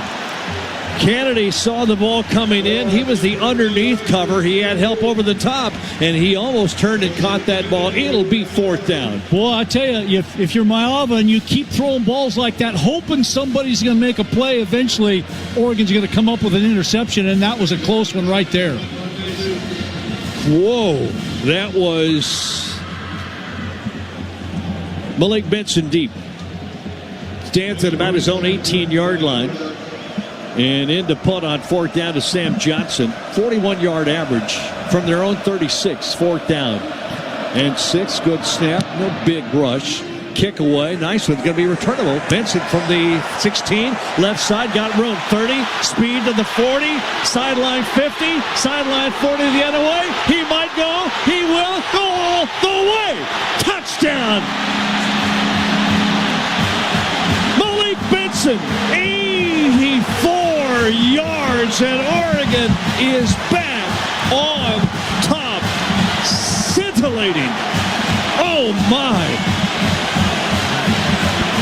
And Jordan, you could see it develop right in front of us. A low kick, looked like a pass, frankly, but it was a low kick and very returnable. All he had to do was beat one guy and get a good block to begin with, and then the speed down the sideline. Malik Benson, what a job on the punt return there. They had the angle on him several times, and he ran away from them. Extra point kick coming up. Sappington. Ferguson Reynolds will hold. Basso snaps, hold down to the kick up, and good. 9:58 remaining in this second quarter. Wow. Officially an 85-yard punt return for Malik Benson. That'll bump your average up. It certainly will. And by the way, that's another $1,000 the difficult way from On Point making that donation of $1,000 to Eugene Education Foundation. On Point touchdowns for teachers. Timeout. 9:58 left. First half. 21-14 Oregon on the Oregon Sports Network from Learfield. In sitcoms, when someone has a problem, they just blurt it out and move on. Well, I lost my job and my parakeet is missing. How was your day? But the real world is different. Managing life's challenges can be overwhelming. So, what do? We get support. The Huntsman Mental Health Institute and the Ad Council have mental health resources available for you at loveyourmindtoday.org. That's loveyourmindtoday.org. See how much further you can go when you take care of your mental health. Snakes, zombies, sharks, heights, speaking in public. The list of fears is endless. But while you're clutching your blanket in the dark, wondering if that sound in the hall was actually a footstep, the real danger is in your hand, when you're behind the wheel. And while you might think a great white shark is scary, what's really terrifying and even deadly is distracted driving. Eyes forward, don't drive distracted. Brought to you by NHTSA and the Ad Council.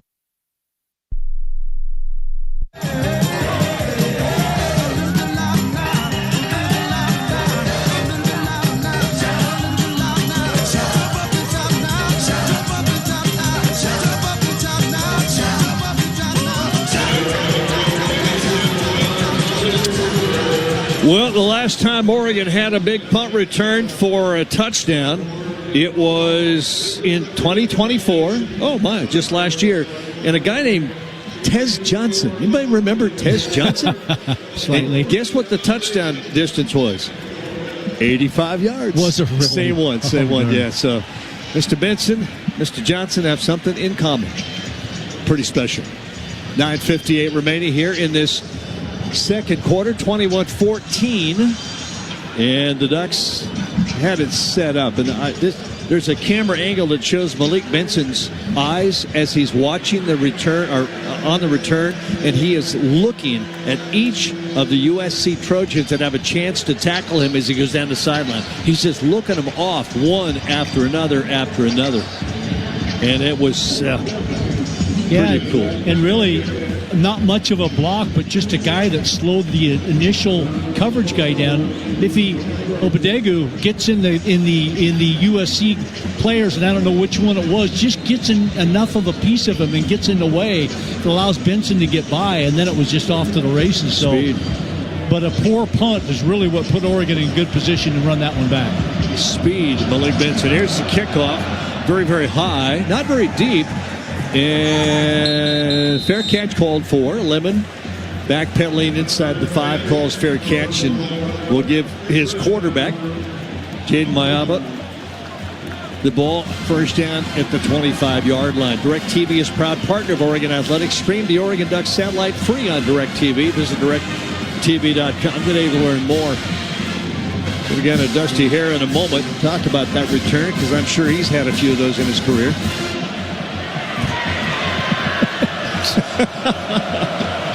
I want to ask him. That's something I don't know. Was Dusty ever a punt returner? We'll find out when we come back. After this, here's Mayava. Two receivers out to his left. And this is going to be a pass off play action. Wants to go deep down the middle. And this one is incomplete by... I tell you what, it's too bad that Flowers didn't turn because that would have been an interception. He couldn't locate the ball. Didn't know where the ball was. Let's go downstairs to Dusty here. Dusty, were you a punt returner? Not in college. I did have a coach tell me one time. Sideline warning, Oregon. It's the first sideline warning. There's no penalty yardage associated with this warning. I did have a coach tell me one time, though, that you either got to be dumb or brave, and I can't tell which one you are. So, or both. I love being a punt returner, but not in college, only in high school. 2nd and 10 for the 25. USC their own. Oregon leads 21-14. Mayava, two receivers out to his left. Now will come up to the line and redo the play with 7 on the play clock. Plenty of time. Ready for the snap. Trips left now. Snap and hand it off. Going left. Miller trying to get the edge. Gets a little bit. He'll get about 5 as he gets it to the 30-yard line. So it'll bring up 3rd down and 5. Well, Mayava's gotten away with a couple of throws his last couple of passes. See if Oregon can get one. Temple run back to throw in an empty backfield. Down the middle, no pressure comes, throws, it's caught. Hit hard down at the 46-yard line, but Mayava was getting pressured hard, and he found Hines wide open over the middle. And Flowers on the collision down on the field. Timeout. While Aaron Flowers is down at the 45-yard line. 9 minutes and 20 It's seconds. amazing how open Lane, Hines, and Lemon have been able to get themselves. That's the thing about it, Jerry, is Oregon looked like they got some great pressure there on Mayava right up in his face. He's not really able to step forward and throw the ball, so he just kind of uses his arm, throws it to a spot, and that's where the open USC receiver was. And so Oregon, again, 3rd down opportunities to really get the ball back and try to take control of this game. Instead, USC just keeps them alive, 5 of 7 on 3rd downs. Flowers is up and off the field, kind of jogging under his own power, so he looks like he is okay. First down throw to the 46 of USC. 9:20 left here in the first half, a 21-14 Oregon lead.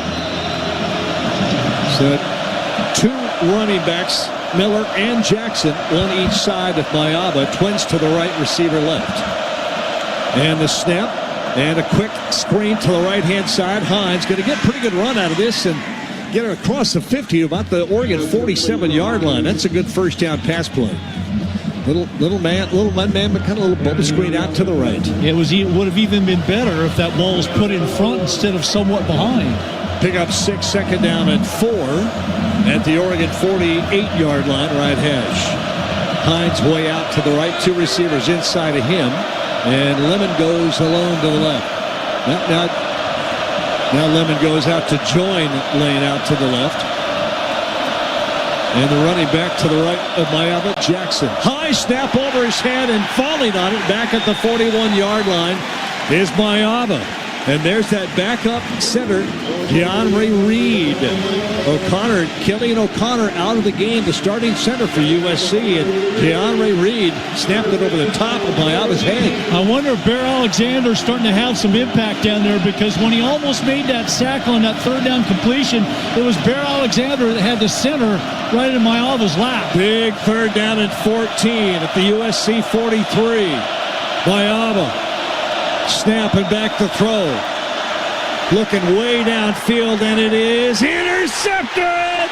Ovidego with a pick into coverage. Georgie, you said it. He's been throwing some balls, hoping this guy would get it. That time it was an Oregon guy who got it. You finally make him pay, because he's gotten away with too many of those throws this game where his guys, his receivers have gone up and made the play. not that one. And there's a fight looking and breaking out over on the Oregon sideline. I think a USC player over there, Oregon player. I'll tell you what, Jacoby Lane, there's another flag. Jacoby Lane was way over behind the Oregon bench against the wall. I don't know how in the world he ended up over there. Dusty Harrod, did you swing it down there? Yeah, I was right in the middle of it because as Obidegu went and celebrated the interception, he came over to the Oregon sideline, and Jacoby Lane went off of the field and tried to rip the ball out of Iffy's hands, and that incited after the play, a lot of unsportsmanlike conduct foul. Number 8 of USC. It's a 15-yard penalty for succeeding spot. The result of the play's interception. It's 1st and 10, Oregon. What would you be thinking? That's crazy. Yeah. And guys, that was one thing that every single Oregon assistant coach came to diffuse the situation and keep the Oregon players in the bench area, because if Oregon players come from the restricted area out of that restricted area at that time, they could get those penalties as well. A good job of bench management right there as well.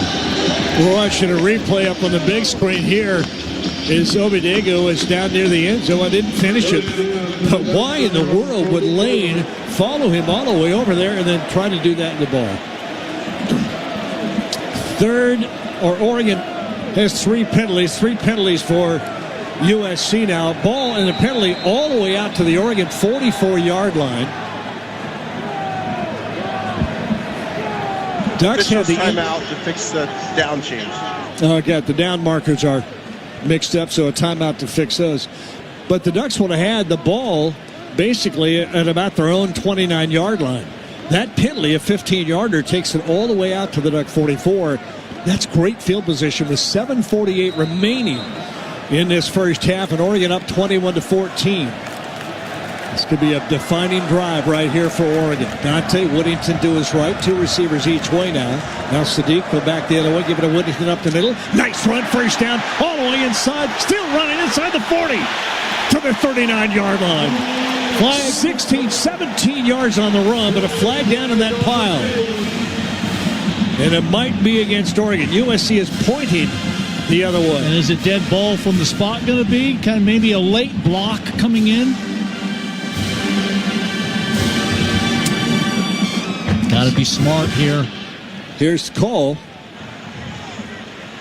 After the play, personal foul, unnecessary roughness, late hit, offense number 74. It's a 15-yard penalty from the succeeding spot. It's first down.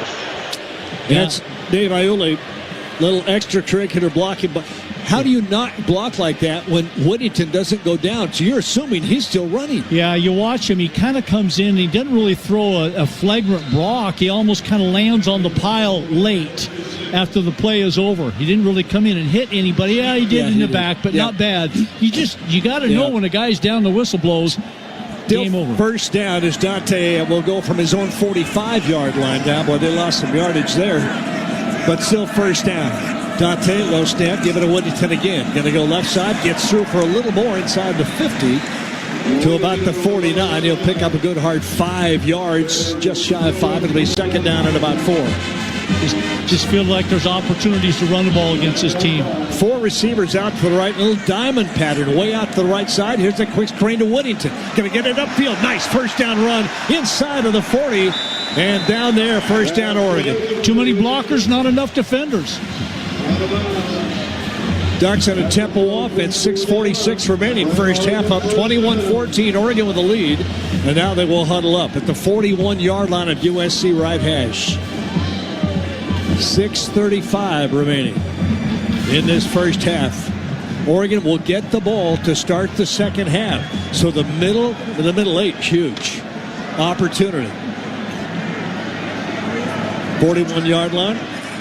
2 receivers out to the left. Jordan Davison in the backfield. and he gets the ball. Going to go outside, now cut it up, get a hold, goes inside of the 37 to the 36. Mark him at the 35. That's a 5-yard pickup, almost 6 yards. It is a 6-yard gain. It'll be 2nd and 4. Love the first down yardage, Georgie. Love the first down yardage. Like the way that Oregon is doing a nice job blocking up front. And again, keep in mind, no Poncho in there.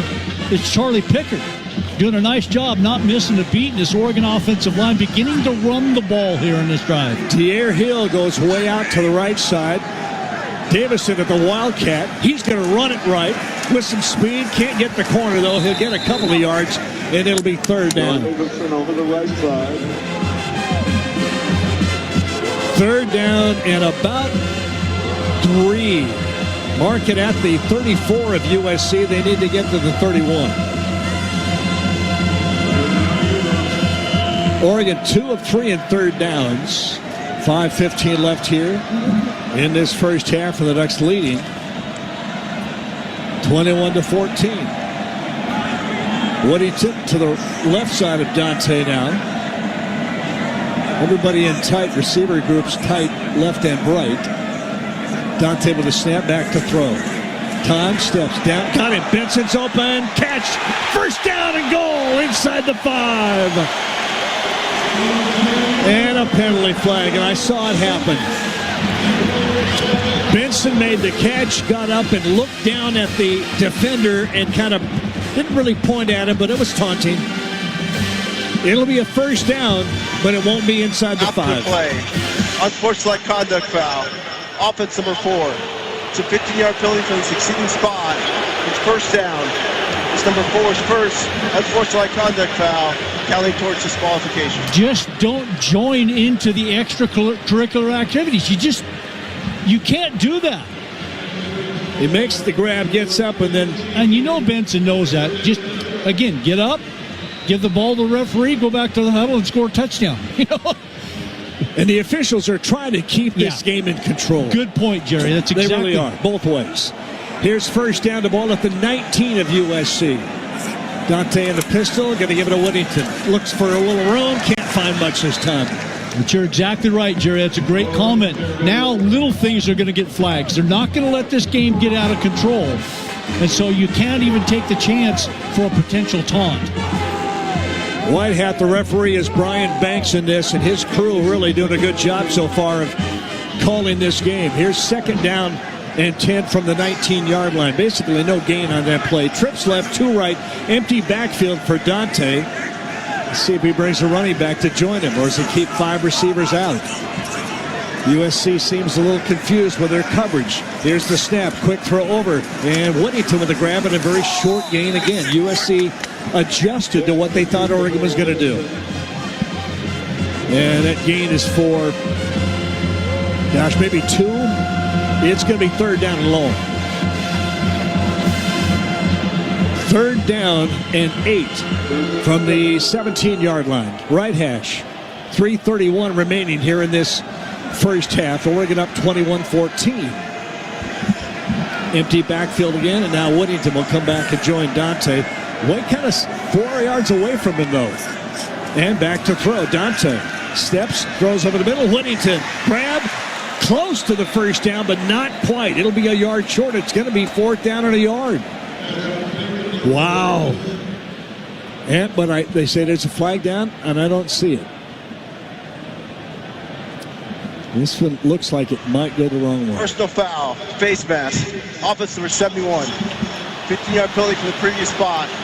It's 3rd down. And of course they'll take that penalty because I think in 4th and 1, Oregon's would go for it. The way that they're operating, and holy cow, a bunch of penalties right in a row. All of them big ones too.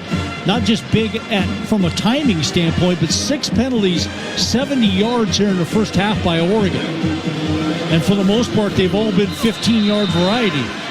It looks like something flashing on the field down there between the 40 and 30-yard line, and it's something reflecting off the sun. Here is 3rd down and 23. Dante up to the line. He's got 2 receivers out to the left, Benson and Sadiq. 1 receiver right. 3rd down and very long. Give it to Woodington. Going to go right, try to get it outside. He'll go inside to about the 25. And now you got a reasonable field goal try on 4th down. Shoot. Or was that 2nd down? Nope, yeah, that was 3rd. That is 4th down. Well, again, you're having to settle now for a little bit more difficult field goal when you would have been 1st and goal inside the 5-yard line, if not for the taunting penalty. So, kind of shot yourself in the foot on this one if you're Oregon, but get points here. 34-yard line, a 44-yard try for Atticus Sappington, easily within his range. A little high snap, kick down, kick on the way. Oh, it hit the left upright and bounced out. But a flag is down at the 31-yard line, right in the middle of that line of scrimmage. Dusty Harrow, what do you got? So on that blocked extra point, remember, on the last Oregon touchdown, we saw that they went right over the top of the guard. This may be a leaping penalty. Personal foul, leaping, number 23. You called it. Out the distance to the goal, automatic, first down. Oh! We'll get a chance to watch the replay right here. I did not see it during the live play. Oh, yeah. You cannot use an offensive lineman to help yourself vault into the backfield, and that's what he did. It's called leaping.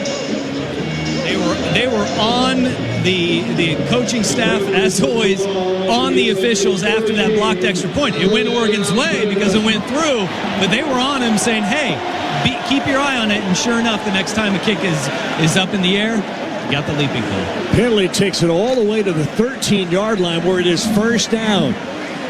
2:13 remaining in this first half. Oregon up 21-14. Davison behind Dante in that pistol. Turn, give it to Davison. No, he kept it, gonna go right. 10, 5, inside of the 3-yard line. Dante Moore with a keep. Little read, fake the handoff, and keep and run right. Well-designed play, and Dante showed a little speed there. Yeah, nice opportunity to get some yards on first down. It's getting a little chippy out there. Dusty, looks like getting a little chippy down there in front of you. Yeah, no doubt about it. It is getting a little chippy down here on the field. And you guys said it. This is where the officials are calling the game timeout. Far tighter because of what happened after the turnover. After the interception, they're going to call it tighter from the Iuli to the Malik Benson to the Harkey. It's going to be a tightly called game. Yeah, well, it should. Make them play clean football both ways. I get it. I understand it. So Dante didn't get it inside the 3. He only got it to the 4. So it'll be second down and a yard when we come back after the 2-minute timeout. 21-14. We'll go away from our Country Financial broadcast booth. Ducks up with a chance for more after some crazy penalties here in the last 5 minutes on the Oregon Sports Network from Learfield. Wherever you are in life, once a duck, always a duck. That's OCCU. Since 1956, OCCU has helped the University of Oregon community take flight financially, like our remarkable checking and duck debit card that give Duck fans more for the things they care about, more for the game, more for gear, more for a bright future. Earn interest, show your Duck devotion, and start earning more today. Learn more at myoccu.org/getduckdebit. Lights are going up, snow is falling down, there's a feeling of goodwill around town. It could only mean one thing, McRib is here. 'Tis the season for seasoned pork, tangy barbecue sauce, onions and pickles on that home-style bun. The McRib is coming to town, only for a limited time at participating McDonald's. McRib is here, ba-da-ba-ba-ba. Coming home to the place that I remember, back to the land of my first love. Would you spread wide your arms for this way? 2 minutes left in the first half, 21-14. Oregon will have it 2nd and 1 at the 4-yard line of USC. Right now, Dante Moore is 13 of 18 for 163 yards. Jade Mayava is 12 of 20 for 152 yards. He's got a touchdown and an interception. Dante Moore, a touchdown. Both quarterbacks putting on a show here today. Yeah. Hot start by Jade Mayava, obviously, is what got USC going. But he's cooled down here a little bit lately. Oregon in position to make some plays. Have had a couple of 2 or 3 interception opportunities. The last one that Oregon was able to make, they took over and on this drive right now. But again, Oregon in a really good position right here as we close in on 2 minutes left in the first half, leading 21-14. Love to get a score here, make a stop, and then get the ball to start the second half. Just what the doctor ordered. But you want 7. You'll take 3, but you want 7. But you certainly have got to have points when you're 2nd and 1 inside the 5-yard line. So the Ducks will go with that big package as Zach Grace is in to the right of Dante. Davison, the running back, behind. Snap. Back to throw. Dante pressured. Now we got a whistle. Looked like the snap came late. Snap came late. Oregon kind of jumped. The ball never got snapped on time. And that was going to be a play-action fake throw. Well, Charlie Pickett's playing well, but these are where the... False start. Offensive 56. 5-yard penalty. It's second down. These are maybe where the lack of snaps in practice begin to catch you here and there. And again, they called that on somebody else, not necessarily Charlie Pickard, but sometimes it can be the center not snapping it on time and somebody else jumps, and that one just looked off from the get-go. Yeah, Trent Ferguson is who they said, but it was like 3 or 4 offensive linemen. So, 5-yard penalty, a little difficult. Going to hand it off. Whittington's going to go up the middle. Whittington inside the 5, the 3, the 2. Can he get there? The pile will push him. They're going to say no. Or yes, touchdown Oregon. One official said no. The other one said touchdown. No, Whittington. The legs just don't stop. And then the pile starts to move. The ruling on the field is the runner's forward progress was stopped at the 1-yard line. The result of the play is a first down. I'll tell you what, one official held his fist, closed fist up. The other one said touchdown. The official on the Oregon sideline, I think, blew it dead because of that pile instead of allowing the play to play out. He just blew his whistle too soon. He did. Yeah, they were still moving. Please reset the game clock to 1:54. 1:54. 1:54 USC remaining. has taken a timeout. Sure. I'll tell you what, that's a rough call. It's a judgment call by the official, but they don't normally blow the whistle that soon. Yeah. No, that play never stopped for 2 seconds to be able to blow the full whistle. Nope. And you wonder if that official didn't watch the game last week to see what happens when Noah Whittington gets caught in a pile. When he's in a pile, don't blow the whistle because he could come out at any time. 21-14 with 1:54 remaining. USC calls a timeout. The ball will be inside at the 1-yard line. It's where they blew it dead, but it really wasn't. They were still moving. He was still moving. The legs were kicking and the pile was pushing. But the whistle blew, so they blow it dead at the 1-yard line, and it will be 1st and goal. So Bryce Betcher, Amari Washington, the heavy packet. Bear Alexander is in the ball game. What's going on here? Bryce Betcher? You got 2 defensive guys? 3 defensive guys in the game. Betcher lined up maybe at Wildcat. He is. Snap, gonna keep it, run right. Oh, no doubt. Touchdown, Bryce Betcher. Touchdown, Oregon. The special package. Bryce Betcher, the Golden Glover, the great linebacker, South Eugene High School quarterback. The Wildcat takes a direct snap on 1st and goal, scores easily. What a career he has had at Oregon. I wonder what kind of hit that is. Is that a single, double, triple, or a home run? Oregon spreads it out. Looks like they might go for 2. Or will they bring everybody in? Yeah, they'll bring everybody in and kick the extra point. 1:52 remaining. That's a lot of time for USC. But 27-14 Oregon and Sappington. Ferguson Reynolds to hold. Basso snap good. The kick is up, and it is good. So another $1,000 from On Point. On Point. People are the point. that $1,000 to Eugene Education Foundation. Dusty, here I'm going to come down to you quickly. We've seen it all, but I'm sure there's more in that playbook Oregon hasn't shown yet. Yeah, there is a lot in the playbook that Oregon hasn't shown, and man, that's something that they've been repping all week long, maybe for multiple weeks. We saw the shovel pass in the Penn State game that they said they've been repping for a really long time and waiting for the perfect moment to unveil it. And right there, Bryce Betcher getting the carry, and the lead blockers being Amari Washington and Bear Alexander. You have to love that for those defensive guys, and Bryce kind of an exclamation point on his senior day part 2. Take the break. 1:52 remaining first half. Ducks lead at 28-14 over the Trojans here on the Oregon Sports Network from Learfield.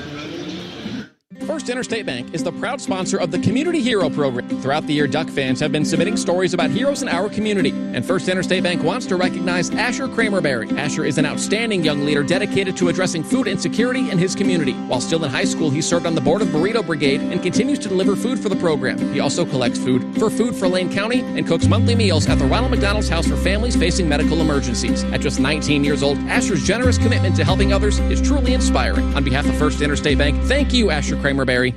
Hello, is this Pacific Source Health Plans? This is a health plan. I'm trying to reach Pacific Source. I know I'll get a person on the phone when I call them. What do you think I am? I mean, you sound like a person. That's what counts.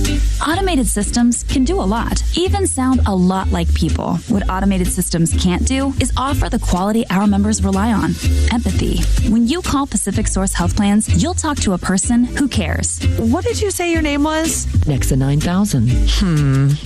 You know you make me wanna kick my heels up and throw my hands up and throw my head back and come on now.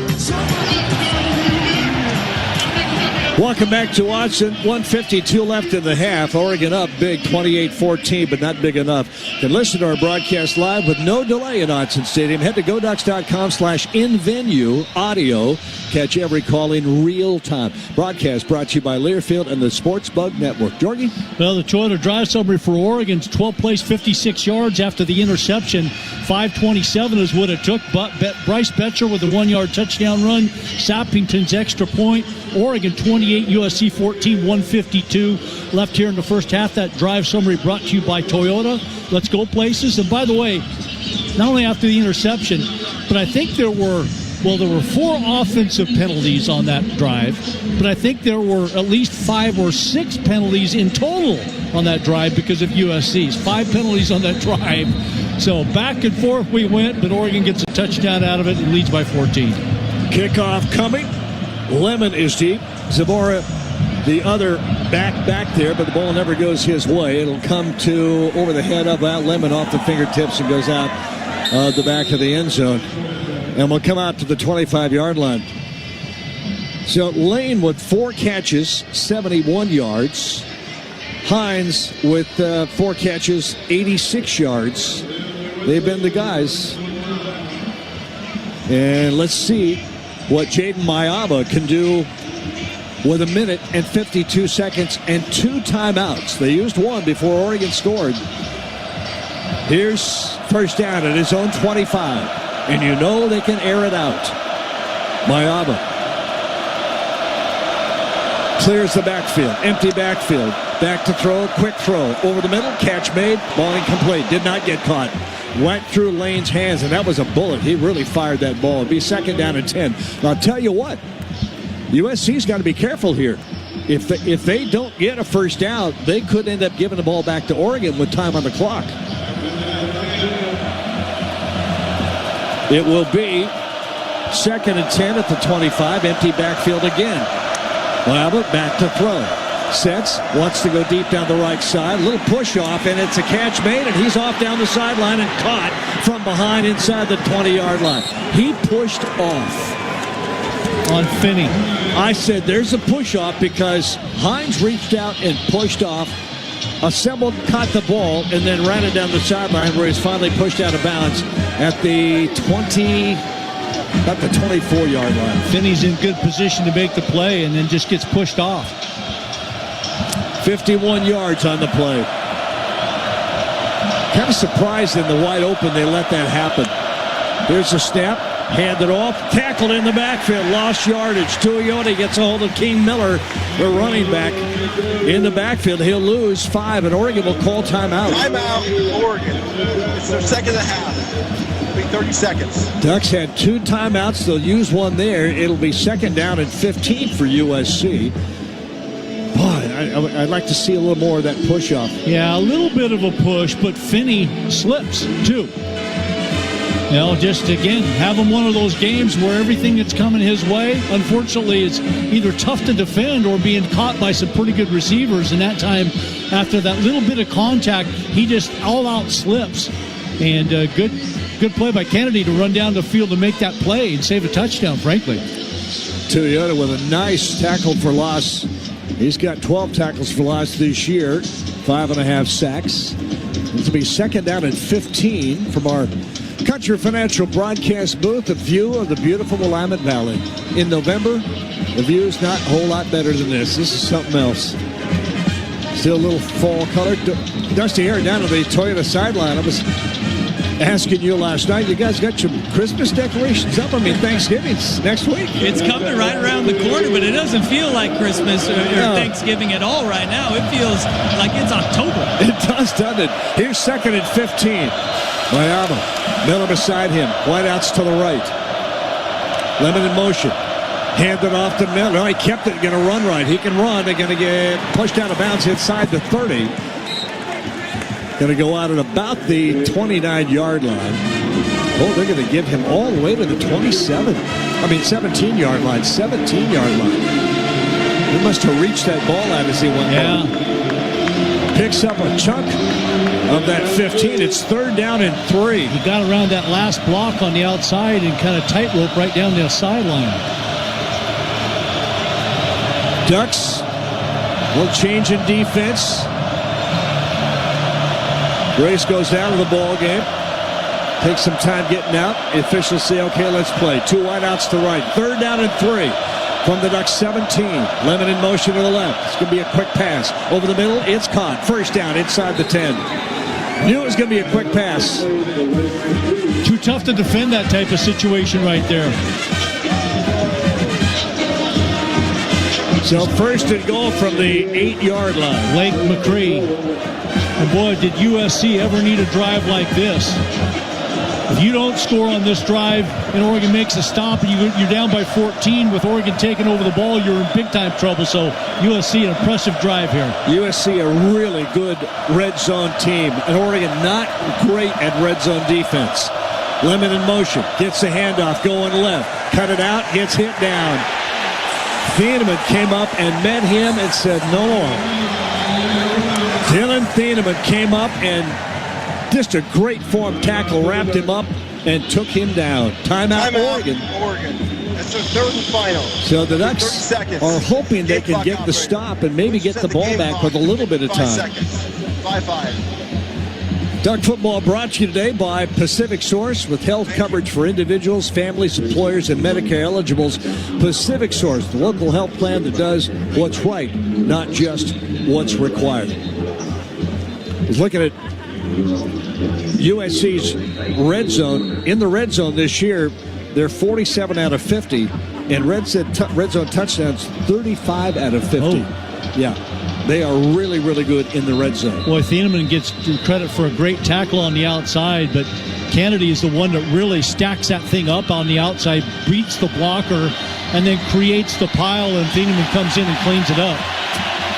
Well, Duck fans are going to do their job getting loud. 55 seconds remaining. Here's second and goal from the 8-yard line. Mayava. What a great time for interception right here. Maybe a pick 6. I'm not asking for much. Mayava. Snap. Lemon again coming right. Nope, not this time either. He'll lose. Back to the 10. Jerry Mixon and Bryce Betcher together meet Lemon, and they're trying to get Lemon involved in this offense every way they can. It'll be third down and goal from the 10-yard line. 35 seconds remaining. USC is just going to let that clock run down and then take a timeout. Yeah, take a timeout, run a third down play, see if you can get a touchdown out of this thing, and if not, settle for 3. Lincoln Riley looking up on that clock and calls timeout with 15 seconds remaining. Timeout, USC. It's their second and a half. He could have taken it down to 7 seconds left in the first half, but then you're right on the edge of not being able to get a play off and complete the play and run out of time and come up with no points. So that's why he calls it with 15. Well, they still have options here to run or pass. So you can run here, and if it doesn't work, you call a timeout. You can still get that field goal try. A pass, we'll see. But Oregon's defense has really risen to the occasion. But you just feel like this is not going to be something to the outside, a zone, or any kind of maybe a screen. They want to get something quick over the middle or maybe a fade route to the corner. They've got some big tight ends. Lake McCree is 6'4", and Jacoby Lane is 6'4", 200. He's got that one-hand catch ability. How about the game Tanook Hines is having? Oh, my gosh. I mean, he came in with a total of 226 yards in yardage receptions. He's got 137 so far today in the first half. Different running back, Brian Jackson. He's been in a couple of times, but here's third down and goal from the 10. 2 receivers out to the left. Both dangerous. Snap, back to throw, looking that way, swings it that way. It is incomplete. Tried to get it to Jacoby Lane. The ball was not thrown well. Jacoby Lane a couple of times today, and it looked like the play was really designed down there in front of Dusty for Lane to be right in front of Finney and just screen him. And that's what he was looking to do. It wasn't really a fancy pass pattern. Just get inside, screen him off, and keep him on your back and have the ball thrown on target. And it wasn't thrown on target there. Yeah, a box-out hitch route where you just try to get bigger and get a wide base, and Brandon Finney broke on it. Really nice play. 28-yard field goal try, Ryan Sayeri. 28-yard try, placement, kick is up. Looks good. Oh, he hit the pole! Upright and off. Twice in the same game, Oregon, but they got a penalty and got a touchdown out of it. Sayeri, who has hit a 59-yarder this year, doinks it off the upright. And the Ducks will get the ball at the 25-yard line with 8 seconds remaining. Oh, my gosh. What a first half of football this has been. Big plays. It's been crazy. Penalties, fights, touchdowns, doinks. We had it all in the first half. Oh, we got a whole half of football to go. 28-14. And the Ducks going to play safe here, take a knee with no timeouts remaining and 8 seconds since your own 20-yard line. I said the 25 on the missed field goal. It comes out to the 20. Sayeri has only missed 2 field goals this year. And that was a chip shot field goal. And Oregon taking a knee after the snap. And we'll go in at the half. Wow. What a performance by this football team. What a game, and we've seen a bunch. We'll talk all about it at halftime. Scores, highlights from around as head coach Dan Lanning makes his way toward Dusty Herod down below our Toyota halftime interview. Coach Lanning, defense starting to settle in and look a little bit more comfortable. What have you seen from those guys as the game's gone on? Yeah, ultimately we got to get stops on third down. That's the one down that's really hurting us, and they keep competing for balls. Right? Thought there might have been a push off there at the end on one of those, but ultimately we got to go compete for the ball and win third down. Special teams, pretty special with the Malik Benson punt return for a touchdown. What can you say about that side of this game? Yeah, it's a great play. It's on to the next play. It was a great play there. All right, Coach, good luck in the second half. Head coach Dan Lanning, our Toyota halftime interview with our head coach. And I kind of like that he said, might have got a little push-off on that long play. That I think there was, but maybe not enough of one. But how about the stop on USC in their red zone? That was huge. Yeah. Normally they score touchdowns. Well, I'm glad you said what you said, because obviously you kind of jinxed him by saying that, you know. Hey, normally they score most of the time and score touchdowns and didn't get any points out of it. I'll take credit for that. Yeah. But to come away with nothing there, if you're USC, is really kind of a disaster, frankly, but because you trail by 14 at halftime, 28-14. Oregon scored on their last possession. They're going to come out and open the second half with the ball. Dangerous territory right now for USC if Oregon keeps it rolling offensively like they have. You like the way Oregon's offense is operating, but USC's had theirs rolling too. Rushing yardage, Oregon 96-25 for USC. Passing 236 for USC in that first half. Oregon 163. Yardage is almost exactly 259 to 261.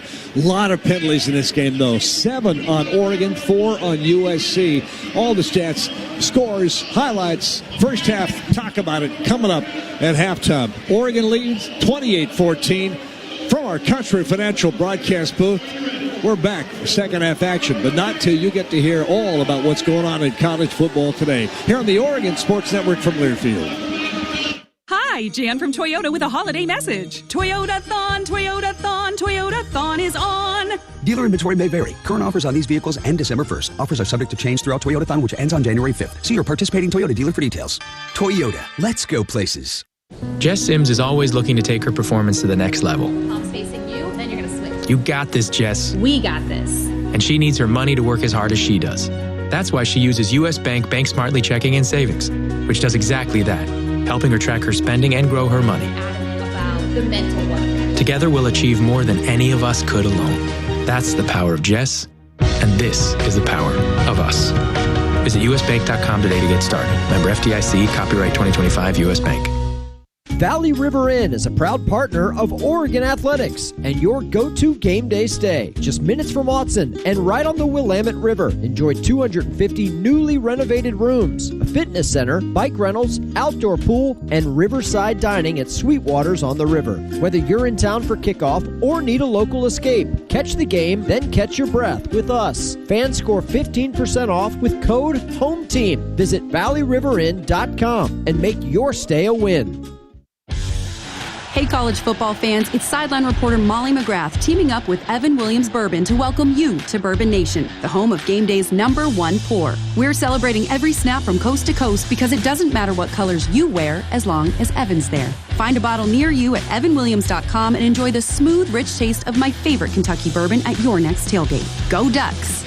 Evan Williams Kentucky Straight Bourbon Whiskey, Bardstown, Kentucky, 43% alcohol by volume, must be 21 plus, enjoy responsibly. Hi, Jan from Toyota with a holiday message. Toyota-thon, Toyota-thon, Toyota-thon is on. Dealer inventory may vary. Current offers on these vehicles end December 1st. Offers are subject to change throughout Toyota-thon, which ends on January 5th. See your participating Toyota dealer for details. Toyota, let's go places. Time now for college football's most refreshing halftime show. Presented by Coors Light. Choose chill. Proud partner of Oregon Athletics. A first half recap. Scores from the Big Ten and the rest of college football are all ahead on the Oregon Sports Network from Learfield. Back at Autzen Stadium. Time now for the Coors Light halftime. Chris Clayton here with you, and that was a fun half. We have a lot of fun highlights to go over as it got even more fun once Oregon was able to get a 2-touchdown lead. The current score 28-14. The Ducks lead the USC Trojans. Let's talk about how we got to that point. It started with USC winning the toss. They elected to receive a touchback on the opening kick. USC with a couple big-time conversions on third down in their opening drive, and they were able to really just march down the field, get an 8-yard passing touchdown from Jaden Maeva to Makai Lemon to take a 7-0 lead. 11-play drive. USC goes up 7-0 just 5 minutes into the game. Ducks get the ball back. An illegal kick out of bounds. Oregon gets the ball back at their own 35 and immediately go to the air. Shotgun now for Dante, and he's going to throw. Pressure comes on the blitz. Hits it. Benson got a big opener. 40 inside the USC 40-yard line to the 36. They came with a blitz, and the middle was open. Yeah, perfect timing to Dante Moore. Put that right on the money to Malik Benson streaking across the middle. It's got to be in stride to make it a big play, and it was. No time. A little bit banged up in the receiving core, but not afraid to go to the air. McClellan way out to the left. Two receivers to the right. Benson, the outside receiver, back to throw. Here's that one-man hit to McClellan. Gets by a first tackle. Inside the 30. Falls to the 15-yard line. Made the first man miss. Jeremiah McClellan. Yards after catch. That was big right there. Yeah, one-on-one. Me versus you, and he beat him. Oregon marches down the field, a lot of it through the air, capped off on the ground. Here's that pitch going left. Davison, nice room. He's got inside of the 5 for the 3. Touchdown, Jordan Davison. Make a miss. Don't arm tackle me. I'll run right through you. And that's exactly what happened. Ducks zip down the field, 6 plays, 65 yards, a touchdown in 2 minutes and 49 seconds. It's 7-7 at that point, about halfway through the first quarter. USC gets the ball on a touchback. Oregon gets pressure on 3rd and 8, incomplete. So the Trojans are first to punt. It'll be Oregon ball at their own 33-yard line after a personal foul, kick-catch interference on the Trojans. Oregon marches down the field. They get a 1st and goal at the USC 8-yard line. Whittington behind him in that pistol. Here's 1st and goal. Back to throw off play action. Throw to the end zone. Touchdown, Oregon. Kenyon Sadiq. What the pressure on Dante Moore. He stood there and knew that he had Sadiq. Just had to get it to him, and he did. What a weapon Oregon has at tight end in Sadiq. 11 plays, 67-yard drive, and 4:32 to take a 14-7 lead. Late in the first quarter at this point, USC gets the ball at their own 25 after a touchback. They also march down the field. They run a trick play. They get a 24-yard passing touchdown from Makai Lemon to Tanuk Hines, receiver to receiver, for a wild catch.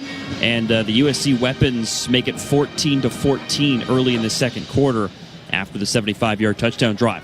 Then Oregon gets the ball back and is able to answer. Dante Moore going back to the air. On 2nd down and 2. And play action again. Want to go deep down the right side. It's caught to McClellan.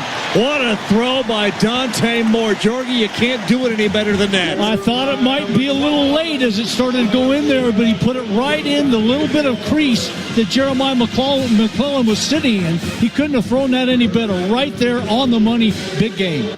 23 yards to McClellan on that play. But then it was 3rd and 11, and a dropped pass by McClellan as he was shaken up and had actually gone to the tunnel, came back, and was not able to make the catch there. So Oregon forced to punt. Trojans get the ball at their own 16-yard line. They get a wild catch on 3rd and 11 for a 1st down. But then another 3rd down, and the Ducks defense holding strong. They nearly got an interception on 3rd and 6. But instead, USC punts the ball from their own 36-yard line. And into punt on 4th down to Sam Johnson. 41-yard average from their own 36, 4th down. And 6, good snap, no big rush. Kick away, nice one, going to be returnable. Vincent from the 16, left side, got room, 30, speed to the 40, sideline 50, sideline 40 the other way. He might go, he will go all the way. Touchdown! Malik Benson, 84 yards, and Oregon is back on top. Scintillating. Oh my. Incredible. Officially 85 yards. Malik Benson to the house. USC gets the ball back at their own 25. And again, Jade Mayava, the quarterback, able to get a crucial 3rd down conversion. They completed to Tanuk Hines for 16 yards. But then another 3rd down facing down the Trojans. Big 3rd down and 14 at the USC 43. Mayava snapping back to throw. Looking way downfield, and it is intercepted! Ovidego with a pick into coverage. Jorgie, you said it. He's been throwing some balls, hoping this guy would get it. That time it was an Oregon guy who got it. You finally make him pay because he's gotten away with too many of those throws this game where his guys, his receivers have gone up and made the play. Not that one. Ovidego, the redshirt freshman, nabs it out of the air. Then a personal foul on USC after basically a fight broke out. At least a little shoving match happened on the sideline. So Oregon gets the ball, great field position at their own 44. And then just an absolutely wild drive with a combined 5 penalties on the two teams. Oregon goes out to kick a field goal, a personal foul, 15-yard leaping penalty on USC, an automatic 1st down. Oregon gets the ball down to the 1-yard line. Betcher lined up maybe at Wildcat. He is. Snap. Going to keep it, run right. Oh, no doubt. Touchdown, Bryce Betcher. Touchdown, Oregon. The special package. Bryce Betcher, the Golden Glover. the great linebacker, South Eugene High School quarterback. The Wildcat takes a direct step on 1st and goal, scores easily. What a career he has had at Oregon.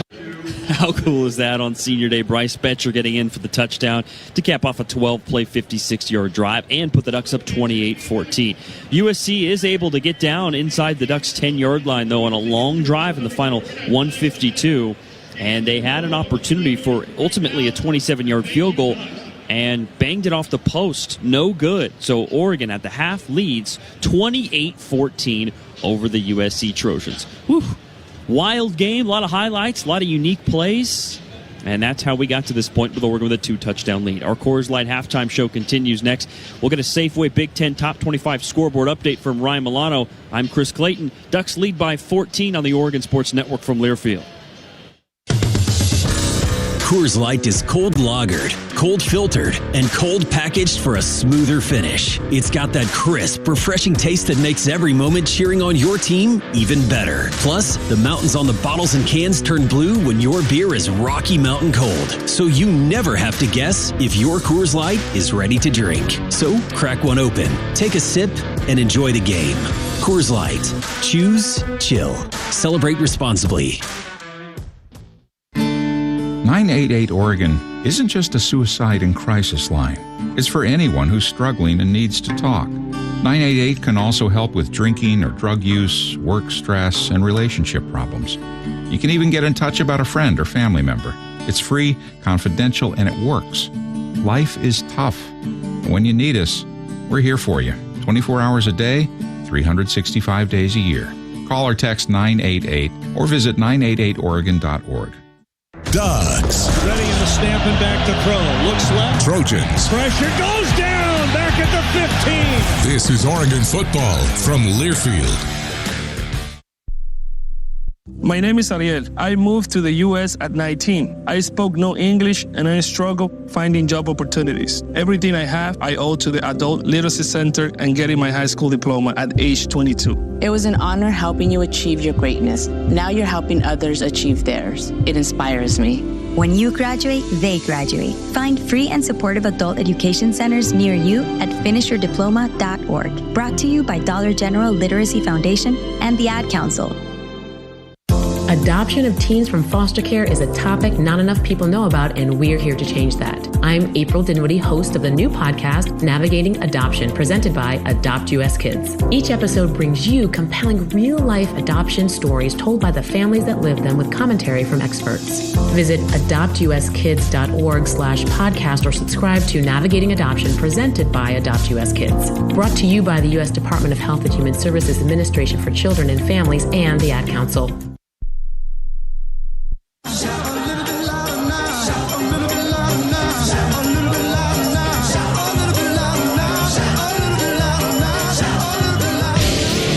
Time for another check of scores from around the Big Ten and the rest of college football. Brought to you by Safeway, official grocery partner and tailgate headquarters of the Oregon Ducks.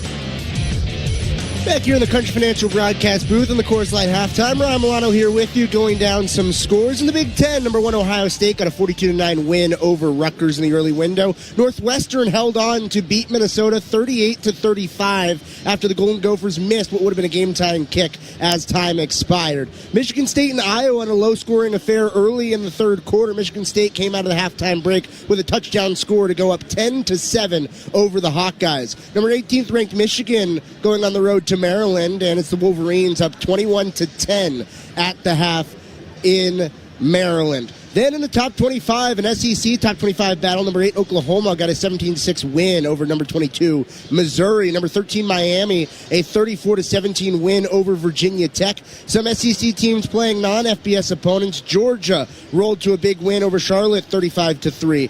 Number 3 Texas A&M, 48-0 over Samford. And number 10 Alabama, 56-0 over Eastern Illinois. Currently going in the top 25 in this mid-window as the number 9th ranked Fighting Irish of Notre Dame is up 56-0 over Syracuse halfway through the third quarter. Number 14 Vanderbilt up 24-3 against Kentucky. Number 17 Texas in a battle against Arkansas, 24-20 at the half in Texas. Number 24 Tulane on the road leading 20-7 against Temple. Kansas State on the road against number 12 Utah, currently leading the Utes 31-21 heading into the halftime break. And TCU up 14-7 over number 23 Houston at the half as well. That's what's going on in this middle window.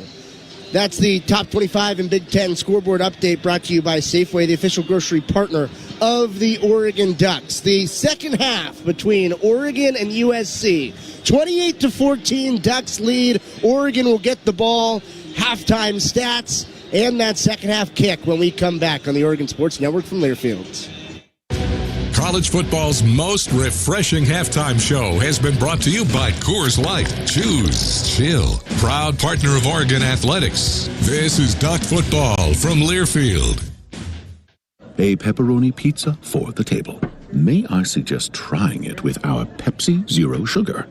It has just the right amount of sweetness to complement all that cheesy, saucy goodness. Simply divine. Pepsi Zero Sugar? You've really outdone yourself this time. Pizza deserves Pepsi. Pepsi is proudly distributed by locally owned Bigfoot Beverages. Go Ducks, drink Pepsi. Kohl's has 20% off gifts that are so good, your family might think you read their minds. Check off your list now with cozy, thoughtful, and stylish gifts that will make them say, "How did you know?" Yep, with these presents from Kohl's, you're going to leave them feeling impressed and convinced that you're a psychic. Shop Kohl's for an extra 20% off gifts that are the perfect fit. Select styles. Offer ends November 22nd. Some exclusions apply. See store or Kohls.com for details. It takes hard work to be the best in the game. Planning, commitment, resilience, sweat. That's why Old Dominion Freight Line, the #1 national LTL carrier for quality, works hard to be the best in the game and is proud to support those striving to be the best in theirs. Old Dominion Freight Line, official freight carrier of Oregon Athletics, helping the world keep promises. Hey, Duck fans, it's a great day for a Duck game. We got a big party going, and Kenny Wheaton has joined the party. Whoa, the Ducks are going to need some refreshments here. There's a Dang Green IPA from Hop Valley in the corner of the cooler. It's selected. It's selected. Kenny Wheaton's going to pour. Kenny Wheaton's going to pour. Dang Green, the most incredible choice for a football game.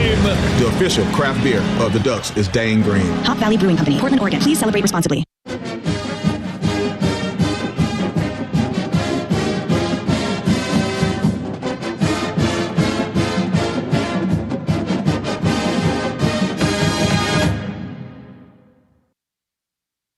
This copyrighted broadcast is an exclusive presentation of Learfield under the broadcasting rights granted by the University of Oregon. Reuse of this presentation is prohibited without the express written consent of the University of Oregon and Learfield. Announcers are provided by Learfield and approved by the University of Oregon. Back in the Country Financial broadcast booth, we're wrapping up the Coors Light halftime show. Thanks to Chris Clayton, Ryan Milano, Ashley Gentry. I'm Joey Mack. Before giving it back to Jerry Jorge and Dusty, some stats for you as the Ducks lead the Trojans 28-14 here at the halftime break. Pretty balanced affair so far. USC 261 total yards, 236 through the air, 25 rushing yards. Oregon 259 total yards, 163 passing, 96 rushing. Ducks have 14 first downs. USC 12 first downs. Ducks are 3 of 5 on third down. USC 6 of 9. 4 penalties for 58 yards for the Trojans, 7 penalties for 75 yards for the Ducks. A penalty-riddled first half for these two teams where the Trojans ran 40 plays and the Ducks ran 35. Oregon 7.4 yards per play. USC 6.5 yards per play. The point I'm making is it's been pretty balanced. A difference maker, though, a special teams touchdown from Malik Benson. Big reason why Oregon leads 28-14. Dante Moore is 13 for 18, 163 yards and a touchdown. That one touchdown was thrown to Kenyon Sadiq, who has 2 catches for 22 yards. Noah Whittington, 4 catches for 22 yards. Malik Benson, 3 for 57. And Jeremiah McClellan, 2 for 43. On the ground, Noah Whittington, 7 carries for 46 yards. Jordan Davison, 7 for 41. Dante Moore, 1 carry for 9 yards. And Bryce Betcher, 1 carry for 1 yard and a touchdown on Senior Day. Second half with Oregon leading USC 28-14. I'm Joey Mack with Dusty Hare on the Toyota sideline. Mike Jorgensen and the voice of the Ducks, Jerry Allen. Thank you, Joey Mack. 28-14. Oregon will get the ball to start the second half. Shouldn't ate that hot dog during halftime. It kind of stuck in my throat right there. Did you chew it at all? I mean, you usually don't. That's just one cheap shot after another. And we give them back and forth, so they're pretty equal. No Whittington at about his 1 yard line. And the Ducks will go from our right to our left. Ryan Zaire, who started the ball game after USC scored. He kicked it out of bounds. I don't know if you think about that on your second attempt. Here he is approaching the ball. On the way, this deep, not going to go out of bounds, going to go to the back of the end zone and come out to the 25. Boy, what a day. Huh? Look at this. The Coburg Hills, you still see a little sprinkling of orange and yellow out there. A little fog bank to the northwest. Blue sky for the most part. This is just... wow. Special. It is. Oh, you can see the sisters. I just looked. The sisters over there. Over around Bend. First down, Oregon. De'Aaron Hill lined up behind Dante Moore. Wide out left and right from his own 25. And on first down, Dante, turn, hand it off. Hill going right, going to try to get the edge. Gets a little bit, cuts it up across the 30. That's a good, hard first down run. You'll take 6, almost 7 yards. And it'll be second down and about 3.5. Boy, a good start here offensively to start the second half. Up by 20, up 28-14. Certainly would be a good thing, and that's a good start, almost a 7-yard gain on first down. Going to watch and see who is along that offensive line for Oregon. We know that Pacho has been out. And Luke Pickard is still at center. Here's a play-action throw, quick throw out. Sadiq fumbles the ball. Was it a catch? Nope, incomplete. That was dangerous. Going on the field is an incomplete pass. Sadiq had the ball hit him kind of in the chest and bounce off. He had his hands closed, but he just couldn't corral it in. He never had a chance to make a football play. Yeah, kind of a dangerous. Now, I wouldn't call it a dangerous throw, but there was a lot of defenders out there in and around. It was a 2-on-2 play, and Sadiq really didn't have much of a chance, and thank goodness that ball's incomplete. DeMar Johnson goes alone to the right, to the boundary or short side of the field. 3 receivers come out to the left. And a quick throw is a behind. That's a pass, not a lateral. The Whittington falls incomplete. And flag down. Dusty Hare, you said maybe an offsides down there? Yeah, it looks like USC jumped. Defense number 6, slide into the neutral zone. No, that's a big penalty. That gives Oregon a first down. That's big. Penalty-laden game. Correction, the 5-yard penalty results in the first down. No, give Oregon a first down at their own 32-yard line, 35, 36-yard line, but they'll put the first down. Just underway, second half. 28-14 Oregon. And it will be De'Aaron Hill to the right and Davison to the left of Dante Moore. Now in motion, coming left, back to throw. Quick throw over to Hill. Hill's going to go upfield. Nice block, 40, and down at the 41-yard line. Looked like there might be more there. You'll get 5. It'll be second down and 5, and you'll take first down yardage like that every time. Well, I tell you, Desmond Stevens, the inside linebacker, just came over and swallowed him on the sideline. I mean, he hit him, and he went down quickly on that play. Second down and 5, handed to up the middle. Davison's going to run hard for about 3, almost 4. Across the 44-yard line, it's going to be third down and short. So critical or early third down here early in the second half. Hill goes out. Davison stays in. Sadiq back in the game. Jeremiah McClellan will go one way. Benson will go the other way, receiver-wise. Benson's gone. They're both going to go out to the right. Sadiq lines up kind of an H-back left. Now he comes back to fill the backfield. Davison behind Dante. A lot of motion, a lot of eye candy. Give it to Davison. Nope, he kept it, throws it outside to Sadiq. A lot of room, 50. Boom, through a tackle to the 40-yard line, but a penalty flag is down. Going to get McClellan on the outside probably for a penalty, so this will negate the first down. And we'll make it 3rd and long. Well, if it's a spot foul, it might be 3rd and medium, but it's going to negate the first down Oregon just made.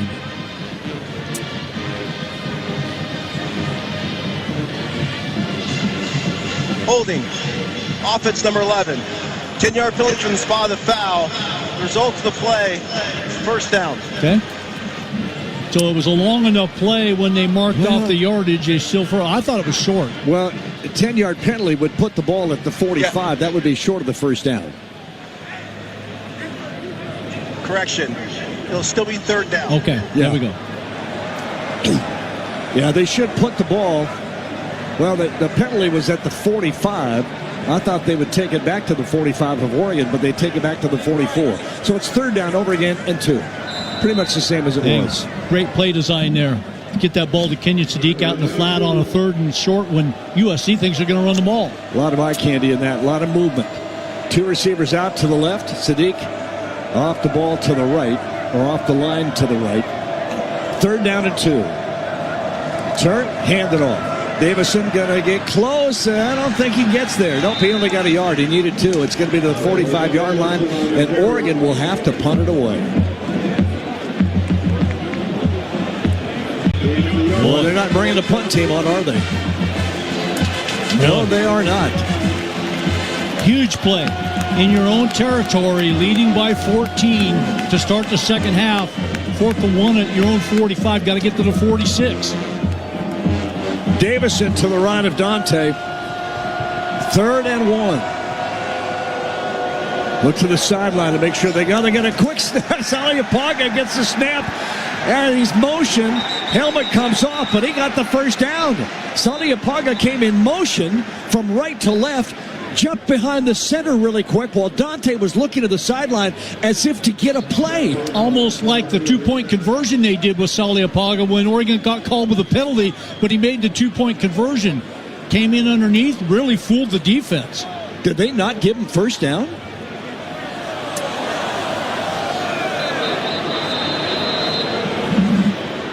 Timeout for an official's measurement. Oh, my. I really thought that he had gotten far enough. Oh, I'll tell you, it's close. It is really close. He got stood up.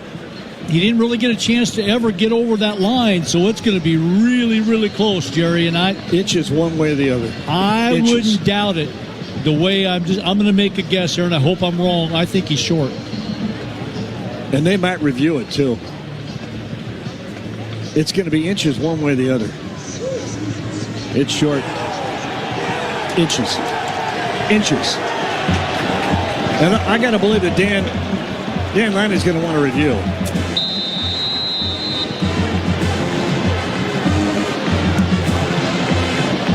The White Hats calling a TV timeout, but we're going to take it. The previous play is under further review. Yeah, so they have not taken, well, they're going to review it while we are in the timeout, apparently.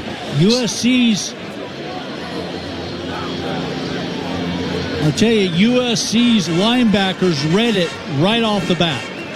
When he stopped, got under center, both linebackers came into the A gap, which is each side of the center, and they plugged it.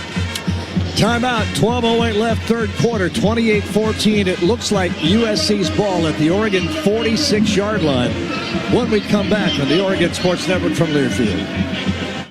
At Les Schwab Tires, our hearts shine bright. There's a toy drive-in store local children delight. For those who don't get many presents, you see, we aim for the season to sparkle with glee. In past toy drives, you've helped us inspire bright holidays for all, and our hearts never tire. So bring in a toy, we kindly implore, to fill a little neighbor's heart with joy to the core.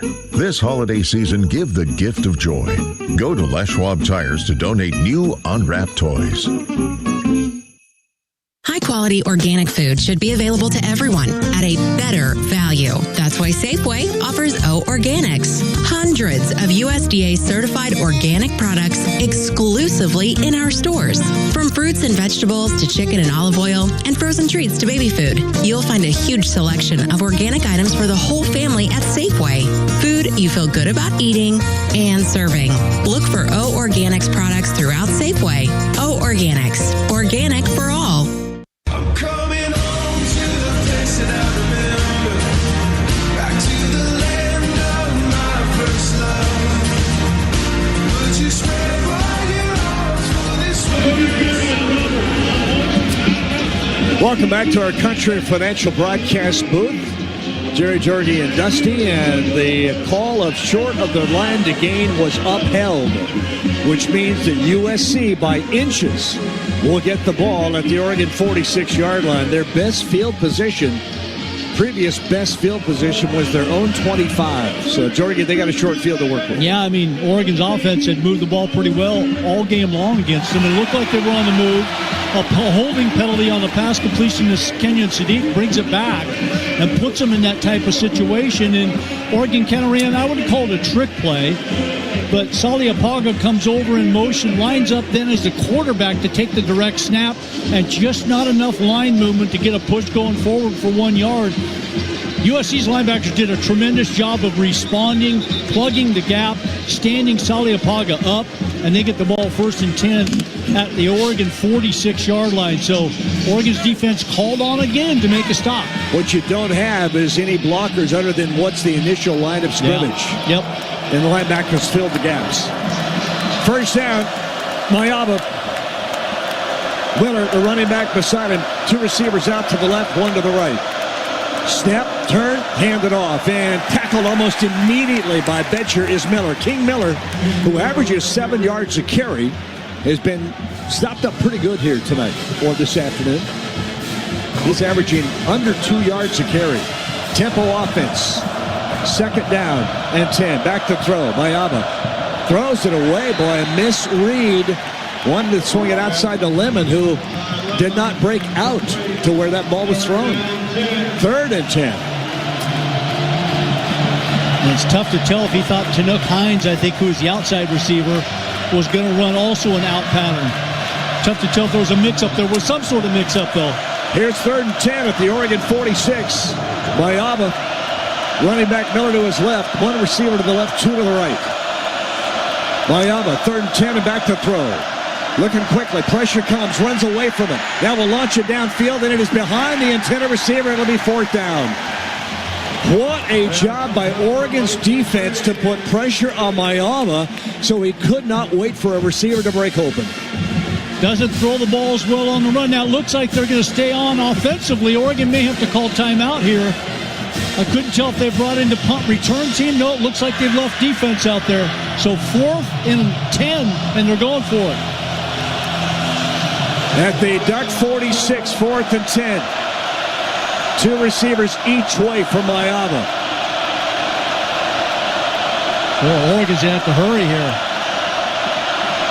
Ducks really could have taken time, but they didn't. Here's Mayaba back to throw. Wants to go to the right side. It's intercepted. It's picked. Kennedy with a pick. It would have been Oregon's ball anyway, but it's the Ducks. What a great pick by Kennedy. His first interception of the year. And the Ducks are celebrating a little bit too much as they go all the way down to the left-hand side. We got a timeout. Doesn't make any difference. Breaking the action. 11:36 remaining in this 3rd quarter. Both teams gamble on 4th. Neither team gets it to work, and the Ducks have the ball back at their own 36-yard line, leading 28-14 with 11:36 left here in this 3rd quarter. From our Country Financial broadcast booth, we're back on the Oregon Sports Network from Learfield. When life blindsides you with an injury, you need a team that's tough. For over 30 years, Morgan & Morgan has been fighting for the people. This season, we're proud to partner with Oregon Athletics. Because whether it's on the field or in the courtroom, we're both determined to do what it takes to win. Morgan & Morgan, proud partner of Oregon Athletics. Injured? Dial pound law. Morgan & Morgan, 10150 Southwest 6th Avenue, Portland. Prior results do not guarantee a similar outcome.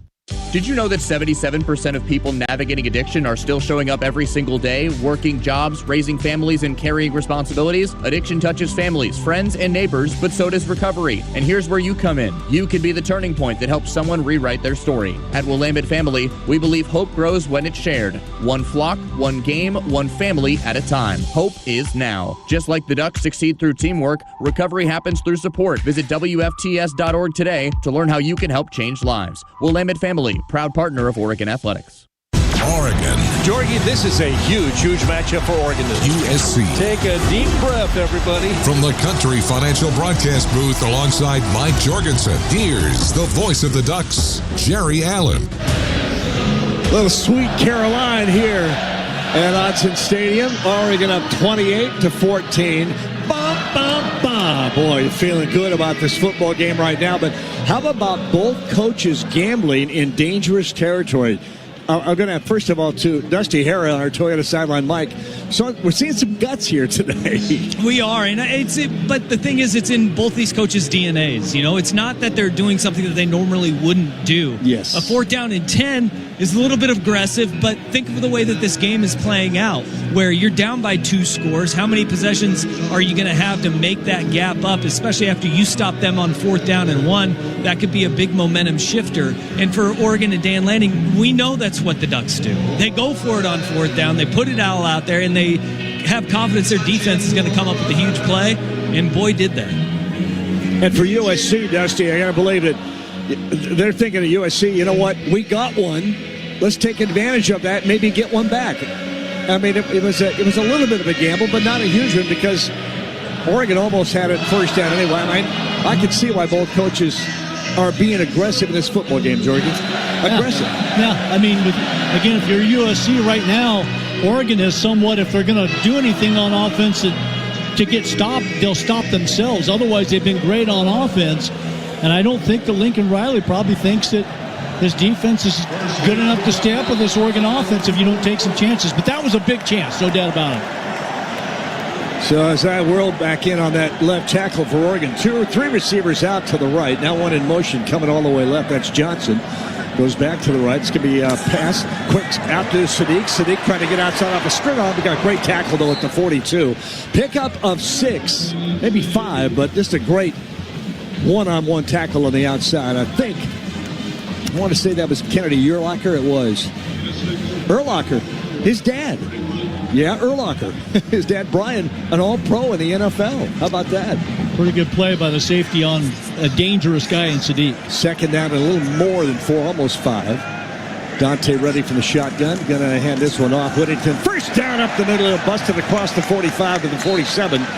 Just inside the 47. Just over the 46. It'll be 1st down Oregon. Staying outside of the right, Justice Lowe. Tamari Johnson will go out there and join him. Sadiq comes left with Benson. And it's 1st down Oregon at their own 46. 10:38 left here, 3rd. 28-14 Ducks. Dante back to throw off the snap. Tom steps up into the pocket. Throws! Picked. Intercepted. Urlacher with a catch. Intercepted inside the 45, the 40, the 36-yard line. Penalty flag down. Into coverage that time. Yep. Plenty of time, too. Tipped by Urlacher. Tipped it up, and then he was able to grab it and head upfield. The flag down about the 42 of Oregon, possibly against USC. You're at the interception return. Holding, number 1, the intercepting team. 10-yard penalty. It's 1st and 10, USC. Yeah, they'll take it back inside the 50. But USC with great field position. And wow, what has the 3rd quarter been like? Mistakes? Yeah, that went into too tight of a window, and on that particular play, Urlacher never really went for any type of fake outside. He sat right where he was supposed to, underneath low, and then it looked like maybe on that play, it doesn't happen very often, and tough to know, but it almost looked like Dante Moore maybe locked in on low a little bit there, and Urlacher got underneath it. So turnover, Oregon, and USC takes over.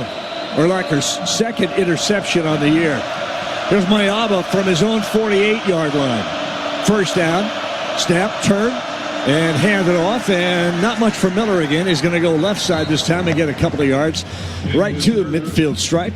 Alexander with a stop. It'll be 2nd down and 8. Boy, a couple of chances early here in the second half to go for the jugular, and nobody wants to. 2nd down and 8, Mayaba. Miller sets up to his left. 2 receivers out to the right. Lane left. 3 receivers actually out to the right. Mayaba on 2nd down. Quick throw over the screen to Lemon, and he's going to get hit. Fight hard for good yardage, close to the first down, but not quite there, I don't think. I think it's going to be 3rd down and very short. Dusty Herron downstairs, Tony on the mic. Hey, right there. That was a heads-up play by Bryce Betcher. As Mekhi Lemon was fighting for extra yards. He was on top of defenders, and Bryce Betcher noticed no whistle been blown. He was ripping and stripping, trying to get the ball out, and right when he was about to get it out, officials blew the whistle. Lemon was given the first down. Oregon changed it up the defenses, and the Ducks don't have to sprint out of the field. They can take that play clock down, and USC is going to have to hurry, and they just get the snap off. Back to throw. Mayaba wants to go for the big one down the sideline. It's going to be incomplete, and a flag. What? Finney was covering Lane. Dusty Herron, that's kind of down there where you are. I mean, that was hand fighting as you hear Dino Philly out there. Oh, wow. 15-yard penalty from the previous spot. On the mountain. First down. That looked like a little mutual hand fighting, and the receivers slipped. Yeah, I agree with Dusty. You know, there's a lot of contact going on out there, but it's both guys shoving and pushing each other, and not egregiously. But the flag comes out, and to the Oregon 27 goes USC. That penalty takes it to the Duck 27. First down. 2 receivers tight right. Mayaba sends Lemon in motion. Gives the ball to Miller up the middle. And no, he kept it. Going to go right side. Still on feet. Hit hard at the 20. Well, that was a collision. I'll tell you what. Iffy Obadegu and Mayaba. Mayaba at 6'4", 230. Iffy 6'1", 203. So, 2nd down and about 4. Pickup of 6. At the Duck, just shy of the 20-yard line. Right hash. 28-14. Ducks with the lead. 8:42 left here in the 3rd. Lemon and Lane go out to the left. Snap. Back to throw. Quick throw out. Lemon trying to get it outside. Doesn't. He'll get a couple to the 19. Nice play by Mixon. Jerry Mixon with that's a linebacker trying to cover a speedy wideout. Yeah, the speedy wideout had to wait for the ball a little bit, but Mixon was on the dead sprint. Brent was able to get it out there. Here's 3rd and 2 on a tempo offense. Snap and hand it off. Miller's going to try to go outside, and they will stop him short of the first down. It'll be 4th down and a yard. And it's Betcher again, and USC's got a decision to make. Lincoln Riley. I think the decision has been made. 4th down and a little more than a yard. They're going for it. At the Duck 18. Boy, look out wide. You got Jerry Mixon in coverage. Yeah, Thieneman out there switching with him now. Trips to the left, to right. Empty backfield for Mayaba. He can run. 4th and a little more than a yard. Snap, and he is going to run it. And he is going to get it outside and get the first down and more. Out of bounds at the 10-yard line. The Ducks stuffed it up the middle where Mayaba wanted to run, but he saw that and cut out. I loved it when Mayaba cut it outside because I thought somebody's going to have the angle. But it looked like Flowers tried to come inside, and Mayaba bounced it outside where nobody was. So USC, on that quarterback draw, gets the first down and keeps the drive live. Just short of the 10-yard line. Mayaba will go 2 receivers, 1 each way, H-back to the left. Lemon in the backfield along with Jackson, 2 running backs. And give it to Jackson going right. Little room, cut. Oh, boy, he get hit at the 8-yard line. Flowers met him. Brian Jackson is 6 feet 235. And Flowers met him head on and won that battle. Pick up 2, second down and 8. Clock down to 6:42 left here in the third quarter. 28-14 Oregon. Lane goes way outside to the left. Tight end Lyons inside of him. Lemon tight to the right. A yard off the line. Miami. Snap. Hand it off. Jackson fix his way inside the 5. He'll go to about the 4.5-yard line. Boy, and it's going to be third down. Looked like Oregon had that defended better. I thought they did. To be able to get all the way inside the 5-yard line, I thought maybe the 7 or 8 is as far as he was going to get, but USC some positive yards and inside the Oregon 5. Third down and 4. They can get a first down inside the 1. 2 receivers each way from Mayava. From that shotgun. Snap. Back to throw. Quick throw. Catch. And Lemon reaches across for the first down. Touchdown. All right, first down, rather, touchdown. He got the first down. It was inside the 1, but then he reached that ball across, hit the pylon, and touchdown USC. Yeah, quick little out pattern, ball on the money, and then he just reaches the ball, hits the pylon for the touchdown. That's just very quick passing. That's tough to defend against a guy like that. Makes it 28-20. Well, give the ball away, and USC takes advantage of the turnover and turns it into a touchdown. Kennedy tried to deny him, but that was difficult. Here's the point after, and it is up and good. 5:48 remaining in this third quarter. Ducks had the ball a couple of times in prime field position, could not do anything with it. USC tried to make it. They couldn't do it. They got a second chance. This time they did with the interception by Urlacher, and they pull within a touchdown. 28-21. A lot of time left in this football game. Oh, my gosh. Hold on to your seat. It's going to be a wild one. On the Oregon Sports Network from Learfield. Man, I love my kids so much. I once sat for 3 hours in the cold rain to watch her soccer team lose by 18 goals. I love my kids so much, I once used a tube to suck snot out of her stuffed nose at 3 a.m. You win. Love your kids? Love them enough to make sure they're in the right car seat. From toddlers to tweens, visit nhtsa.gov/the-right-seat to find the right seat for their age and size. Keep them safe. Visit nhtsa.gov/the-right-seat. Brought to you by the National Highway Traffic Safety Administration and the Ad Council. Hear that? That's the sound of your life. Perfectly imperfect. Beating in rhythm to the world you've created. But every time you drive after drinking, the music gets drowned out. Your life sounds pretty great. Don't let a buzz ruin it. Buzz driving is drunk driving. Don't drive buzzed. A message from NHTSA and the Ad Council. You know you make me wanna kick my heels up and throw my hands up and throw my head back and come on now, so forget to say you will. Welcome back to our Country Financial broadcast booth, where Duck football is brought to you by Safeway, the official grocery partner of the Oregon Ducks. Stop by Safeway to play the Score Big Sweepstakes and enter for a chance to win great prizes such as duck gear or season tickets. Well, after back-to-back turnovers, Oregon gets an interception, takes over, driving down the field, and then USC gets the interception. And what do they do with it? They go 9 plays, 52 yards on the Toyota drive summary. Only takes 4:36 to get there. Lemon, 4-yard touchdown reception, his second touchdown reception today from Mayava. And the extra point is good. Oregon 28, USC 21, 5:48 left here in the third quarter. That drive summary brought to you by Toyota. Let's go places, and let me give you a quick stat. Some yards that are really working against Oregon right now. 9 penalties, 100 yards.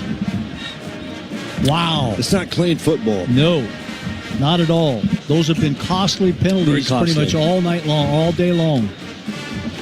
Dusty Hare mentioned a moment ago how eerily similar this game seems to Iowa, where the Ducks had chances to maybe finish and put away there and didn't.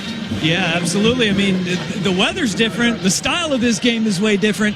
But when you think of how many opportunities the Ducks had where it was on the cusp of just slamming the door shut and unable to do it, kind of feels that way. But this team is resilient, and they find ways at the end.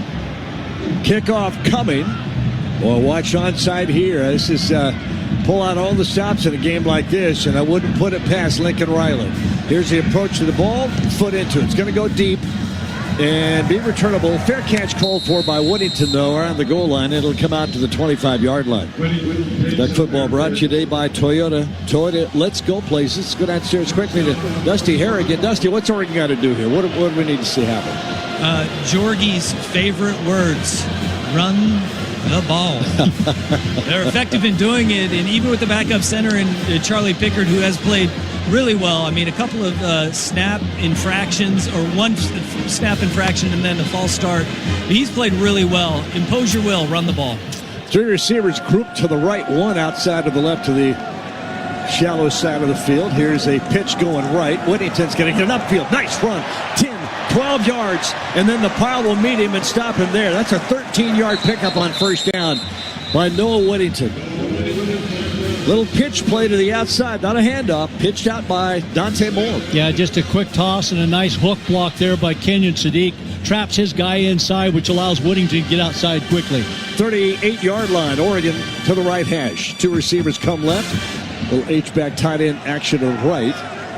And Dante, shotgun snap, handed off. Whittington again up the middle. Here he goes again. Another 5 yards in a hurry. Out to the 43-yard line. It'll bring up second down and 5. 5:07 left here, third quarter. Oregon 28, USC 21. And ball control. Take the clock down. Don't put the ball back in USC's hands and get a score. 1 receiver out to the left, 2 to the right with a tight end kind of close inside.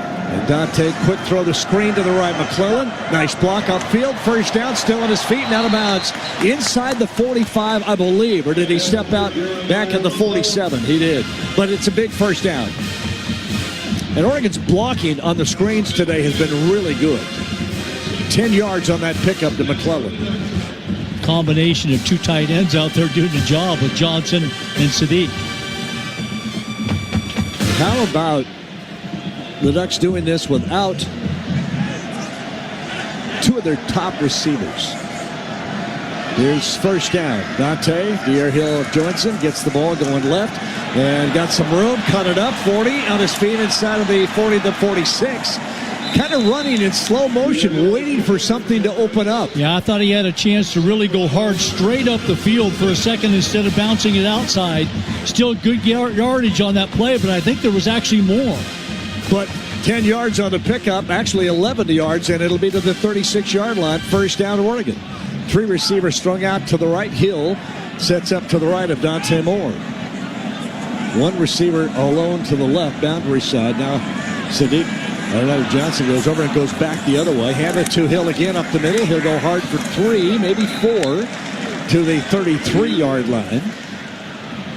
Well, a touchdown here would be really big for Oregon's offense.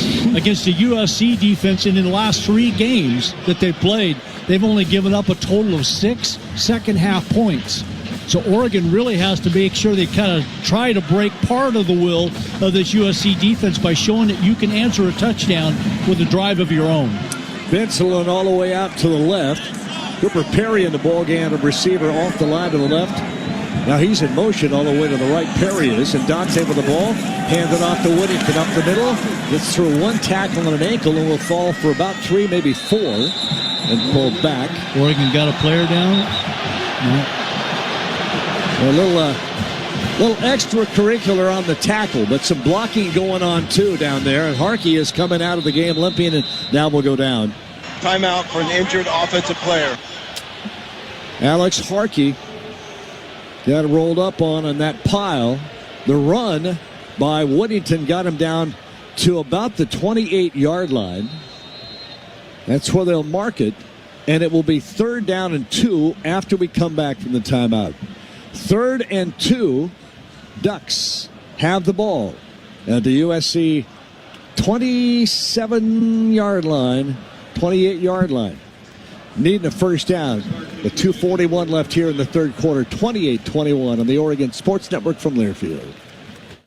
Jess Sims is always looking to take her performance to the next level. Palms facing you, then you're going to switch. You got this, Jess. We got this. And she needs her money to work as hard as she does. That's why she uses U.S. Bank Bank Smartly Checking and Savings, which does exactly that, helping her track her spending and grow her money. the mental work. Together we'll achieve more than any of us could alone. That's the power of Jess, and this is the power of us. Visit usbank.com today to get started. Member FDIC, copyright 2025 U.S. Bank.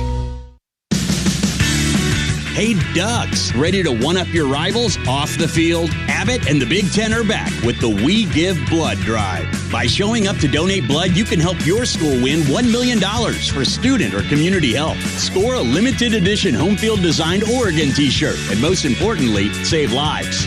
Go to bigten.org/Abbott to find a donation location and put Oregon in the lead. That's bigten.org/Abbott.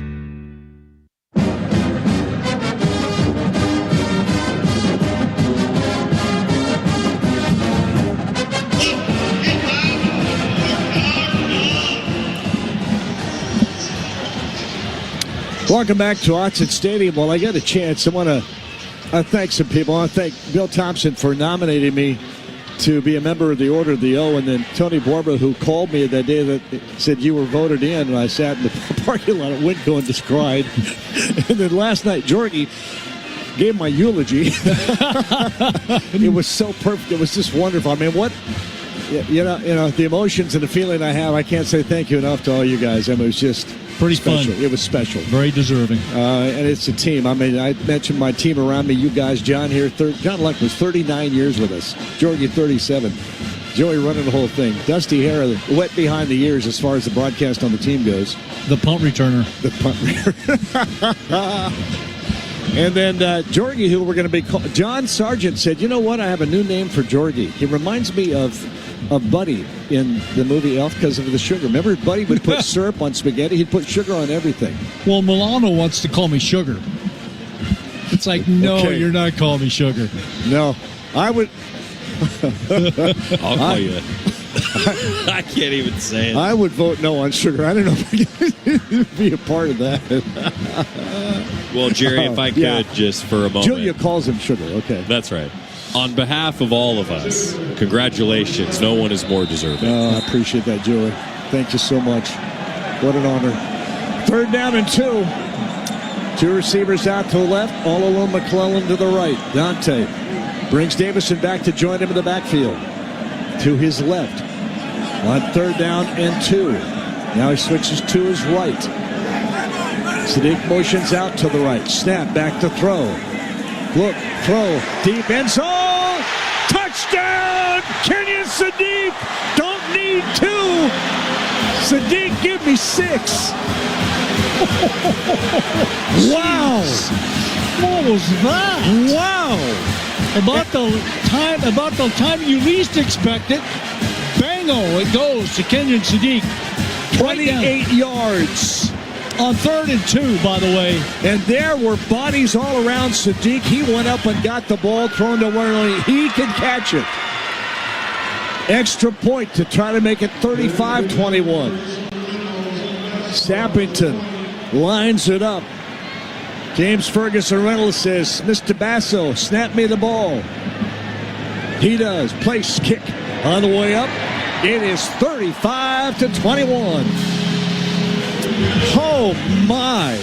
I think USC, well, I can't say they were looking for Oregon to go for just 2 yards because there were 3 guys around Sadiq at the goal line. That ball was so high, he was the one that went up and got it. He got it, took the shot in the end zone, held on to it, and then much like last week, Jerry, where it looked like he had scored when his helmet was balanced on the field, that's what it was in the end zone down there, too. But what a great catch into a small window that Dante Moore threw it.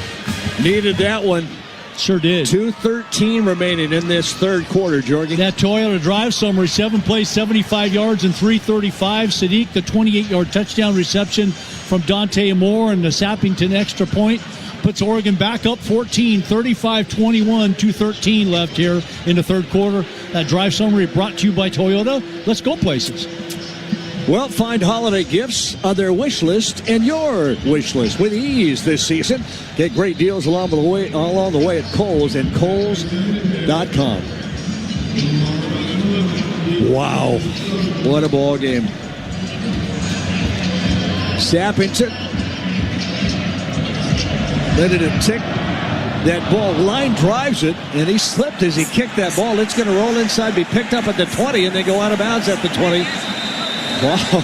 It wasn't designed to be a line drive squib kick, but Sappington, as he planted his left foot to kick that ball, it slipped right out from underneath him. Oh, my. But it turned out right. And USC, instead of getting it might have been the 25 on a touchback, will get it at their own 18-yard line, where they say Lemon went out of bounds.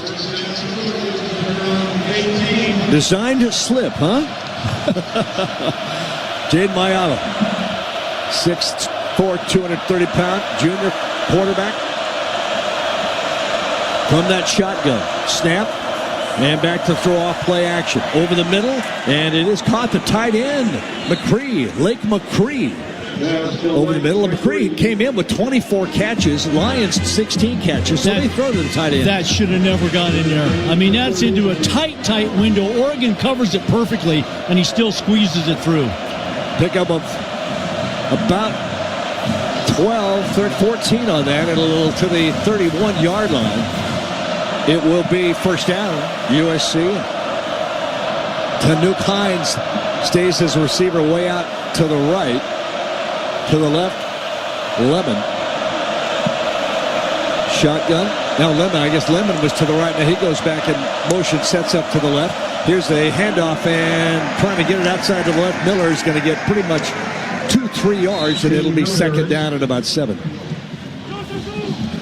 1:14 remaining here in the third quarter. 35-21 Oregon. Lemon and a tight end go out to the right. Lane goes left. Snap quickly.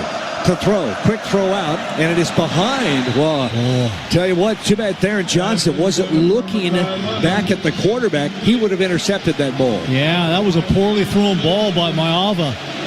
I could see right when it came off his hand it was going to be behind, and frankly, I anticipated Oregon to catch that ball, but Theron Johnson just never located it, and it falls incomplete.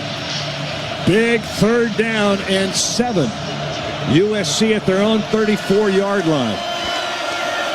Left hash, 3 receivers to the right. Tight end off the line to the left. They got a tackle that's kind of in the backfield, too. I mean, that may be designed. Snap and back to throw. No, it was a tackle. Step up, pressure come. The ball's out. The ball's out. The ball came out. Looks like USC got back on it. It will be USC ball. But it'll be 4th down and forever, and they will have to punt it away. Oh, my. And I'll tell you what, their left tackle, Elijah Page, was lined up in the backfield. Yeah, you've seen that called on Oregon before. So 28 seconds left in this third quarter. And if this punt turns out to be like the last one, shout is going to be a whole lot of fun. Punt coming up from Johnson. Snap in the air. No. They're going to throw the flag. They're going to throw a flag. It's going to be USC's ball. And their punter, Johnson, gets them coming up. You can't have that personal foul, and I think it's going to be a first down as a result of this. And I don't know if he didn't get touched. He did not get touched. He fell. It does not look like whoever the Oregon player was that came in actually hit his foot and took it out from under him. Good.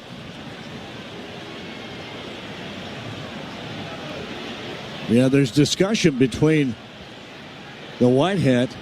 It's not a personal. I'm hoping they don't call it a personal foul. Ryan Banks, the white hat. Here's his definition of what just happened. Running into the kicker, receiving team number 6. That penalty's declined. It's first down, Oregon. That one scared me, but I'd love to show the replay of that again because it looks like Noah Whittington goes underneath but doesn't make any contact with the punter. Yeah, he falls slips. down. He slips as he tries to go in. No, he didn't. Back leg. Yeah, back leg maybe. Back leg. But interesting that USC refuses the penalty so they don't have to punt it again. I thought they might take the penalty and then punt and try to pin Oregon a little deeper. But because it wasn't a great punt. Oregon will have it first down at their own 33-yard line. That's where the fair catch was made. What an interesting scenario right there. It was. So 9 seconds remaining. Both backs in the backfield along Dante. Davison and Hill, one on each side. 2 receivers out to the left. And now one clears, and it'll be a handoff. Davison up the middle. He'll go hard for about 5, maybe 4, depending on where they put the ball. And that's going to bring us to shout time. Bingo. End of the third quarter. 35-21. A defining maybe drive for Oregon coming up, but a 2-score lead as we head to the fourth quarter. And Duck fans really have something to jump and shout about right now. So we'll let you join in at home. Let's see some moves at home, huh? We'll shout.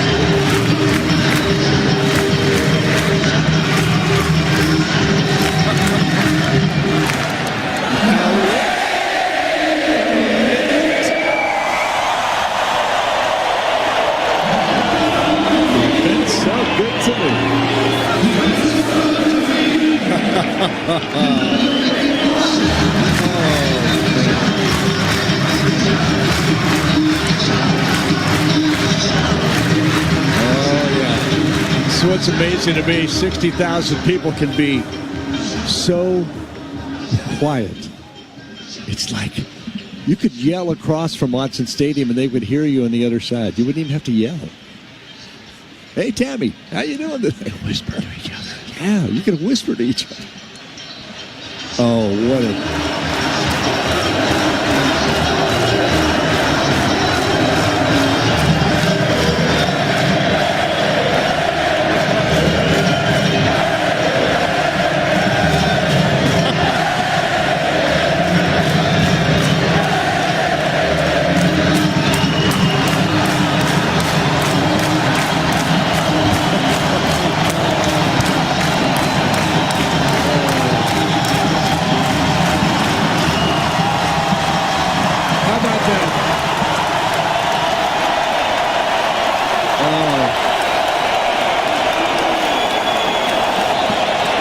Nothing like it in my mind in college football. Every single person, even the USC fans, appreciate it, and they were into it and dancing and shouting for their team, I'm sure. But it's just incredible to see 60,000 fans, and when they clap and throw their hands up, it's all choreographed so well. They play their part. It's amazing. Well, the rushing yardage in this game, total Oregon 221, or 153 to 42. But USC 263 passing to Oregon's 221. Here's second down and 6 for Dante. Now timeout called for a moment. Substitution, okay. USC was late getting somebody on. The officials rightly gave him time. And now USC's a little confused about who should be in. Davis, the running back, is going to get the ball going left and get caught from the backside and dragged down. A loss. One of the rare losses on rushing tonight. That's a loss of 4. It's going to be third down Yeah, Desmond Stevens just shot right through there to make the tackle. The second leading tackler on the team, inside linebacker position. Just everything was off on that play with all the substitutions and everything else taking place. 3rd and 9 for Oregon. 3rd down and 9 from their own 34. Dante will bring Whittington back to join him to his right. 2 receivers out to the right, 1 left, now 3 as Johnson goes out and sets up the tight end. And the snap and back to throw. 4-man rush ball came out, and Dante's going to go down all the way back at the 20-yard line. So probably a little play action. Want to bring that ball out and throw it. And the ball came out, and so Oregon misses a golden opportunity to get at least field position and flip the field. Let's see if James Ferguson Reynolds can do that here as Oregon loses all the way back to the 22-yard line. Just got a little sloppy back there is what you did. From your own 34 back to your own 22. So 4th and 21. USC looks like they're coming. And the punt away, not deep, very high. No fair catch called, and out of bounds right away at the 41 in front of the USC bench. Down in front of us goes Lemon, and it will be 1st down USC and really decent field position. Yeah, Oregon's really, you want to see a killer instinct in a team, and I know they have it, but they're not showing it here today, where they've had a couple of times 2-score leads and the ball to be able to do something with it and maybe increase the lead. And on that one, that was just sloppiness at the end of that drive that created the opportunity for USC. 35-21, Oregon with a lead. The USC with the ball back at their own 42. With 13:34 left here in the 4th. Back in our Country Financial broadcast booth on the Oregon Sports Network from Learfield. When you're high, you feel different. You think different, you talk different, you draw different, you listen to music different, but you probably knew that. Problem is, you also drive different, and not in a good way. That's why driving high is illegal everywhere. So if you're high, just don't drive. Make a plan to get a sober ride. Because if you feel different, you drive different. Brought to you by NHTSA and the Ad Council. I'm Chris Jakimick. I served in the United States Air Force and I deployed 3 times. Being a veteran, it's interwoven into your DNA. It is really the absence of the connection and the purpose that can really drive a lot of veterans to some negative thoughts. For those who are in a suicidal crisis, the window of time to save somebody's life is very short. Our duty is to protect ourselves and protect our families. And one way you can do that is store your weapons safely. Store all your guns securely. Help stop suicide. Brought to you by End Family Fire and the Ad Council. I want you to know. I said I want you to know right now. You've been good to me, baby. Welcome back to Odds at 35-21. Oregon leads. Football brought to you by Go Ducks. Drink Pepsi. And coming downstairs to Dusty here. You have some former guys that were guys that played some depth. Didn't play a lot of football for Oregon down on the field with you. Was that what I heard you say? Boy, the stars are here this weekend. Not only is it Marcus Mariota, Haranis Grasu, and Jerry Allen being honored at Hall of Fame night last night. Josh Connerly is down here on the sidelines, but during shout, honorary captains LeGarrette Blount and Jonathan Stewart, along with Kenyon Barner on the field, dancing, singing. Shout was to the max with those 3 guys, acting like kids down on the field. So much fun. And then the T-shirt cannon malfunction. They were all throwing T-shirts into the crowd in the intermission that we just had. These guys are having a great time, and they're showing how fun this Autzen environment is. 1st down, USC at their own 42. Wideouts 2 to the left, 1 to the right. Running back. And I believe that's Lemon out to the right. And Bayama, shotgun. Snap, back to throw, off play action. A little pressure, going to go way down to Lemon, and will not get it. On a flag? Kennedy's going to be whistled or called for a pass interference. We'll have to watch and see. Just did not see a whole lot of, pass just a lot of contact. Number 22, 15-yard penalty for the previous spot. Automatic. He's tough to defend. There's no doubt about it. But you can't have that much contact down the field. And Whoa, really? There's as much by Mekhi Lemon as there is by Gameday. Oh, that's... Oh, wow. You gotta let guys play every once in a while. You could call it both ways when against Oregon. Miller, the running back, empties and goes out right. So an empty backfield for Mayaba on first down at the direct 43 after the penalty. Back to throw. A little pressure comes to his left, going to go downfield, and that one's going to be another flag. Incomplete. But who's the flag on? Pass interference. It's going to be Oregon again. 15-yard penalty. Yeah, that's a good ball. He's holding it. Yeah, Obidigo's holding on. So 2 huge penalties against Oregon, and USC is all the way down inside the 30-yard line. By the way, third quarter stats, Oregon had 110, USC 44. Right now, it's 358 total for Oregon, 305 total for USC. The USC's passed for 263, only run for 42. Oregon's passed for 221 and thrown a rush for 137. And 130 yards of penalties against Oregon. First down at the 28 of Oregon. Mayaba, shotgun. Miller to his left. Hand it to Miller. Up the middle, gets a little room, gets hit, and then will go backwards after a 2-yard pickup.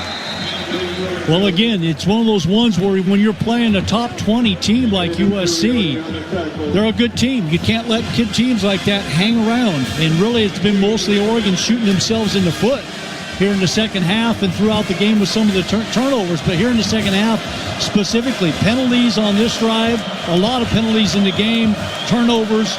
See if the defense can come up with a big play here. Second down at 8 at the Duck 26-yard line. Receivers right and left. Lemon switching back and forth with Lane, who comes into the backfield. Oh, that's Miller, rather.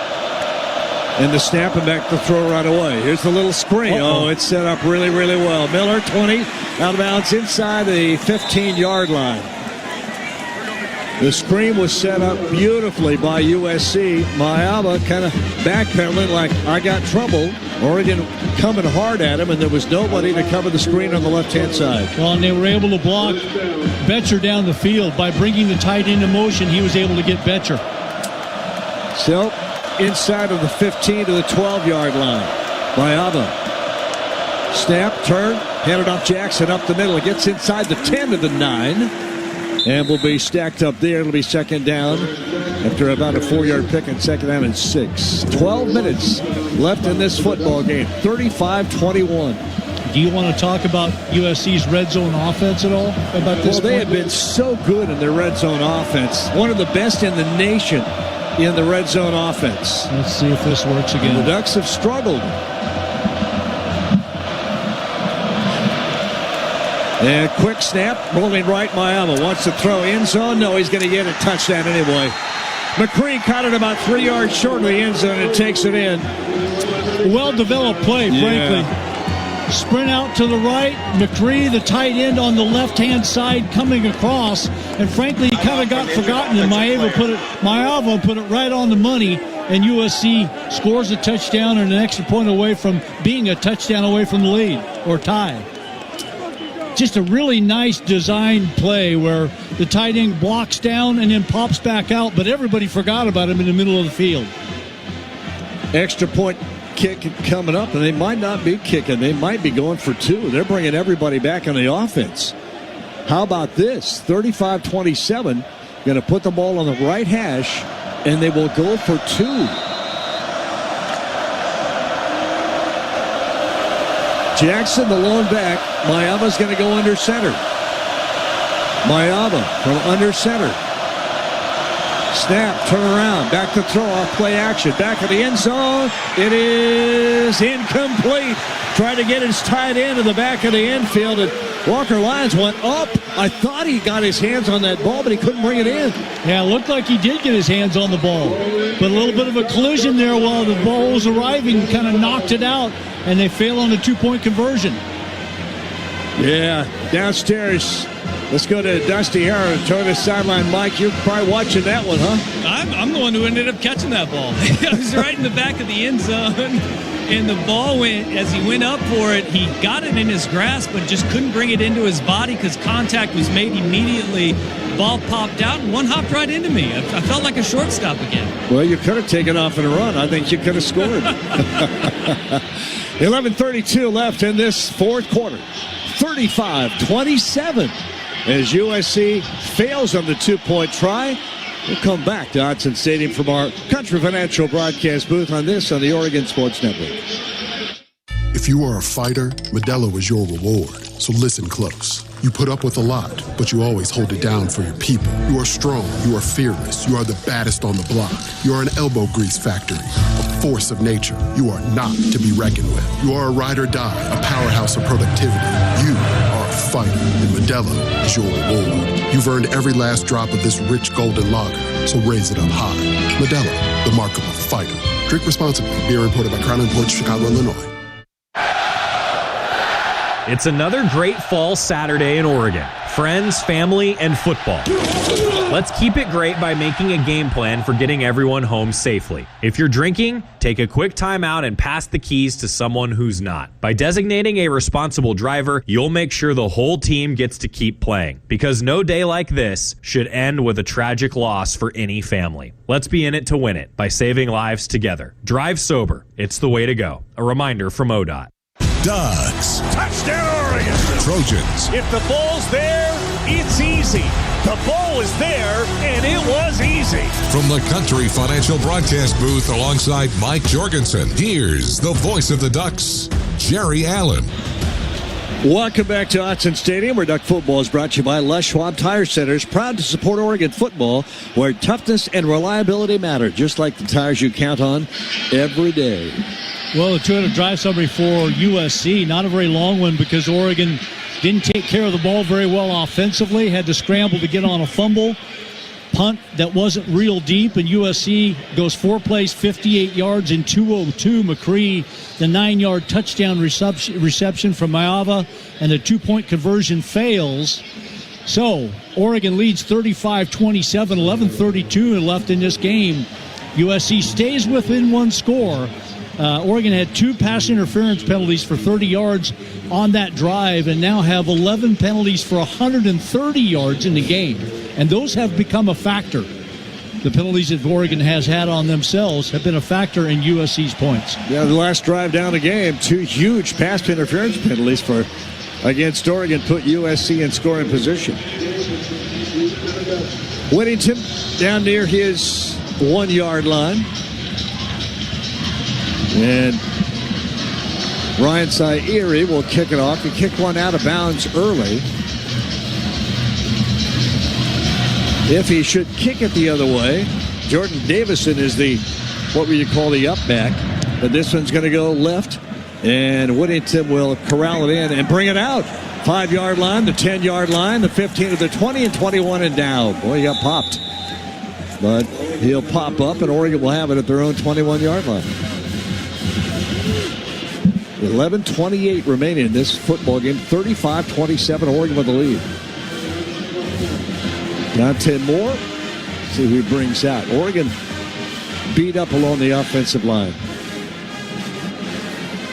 It is a long fourth quarter. When you got the lead, you want that clock to run. Whittington, the running back, and Alex Harkey is back in the ball game at that right tackle. That's good to see. Here's first down at their own 21.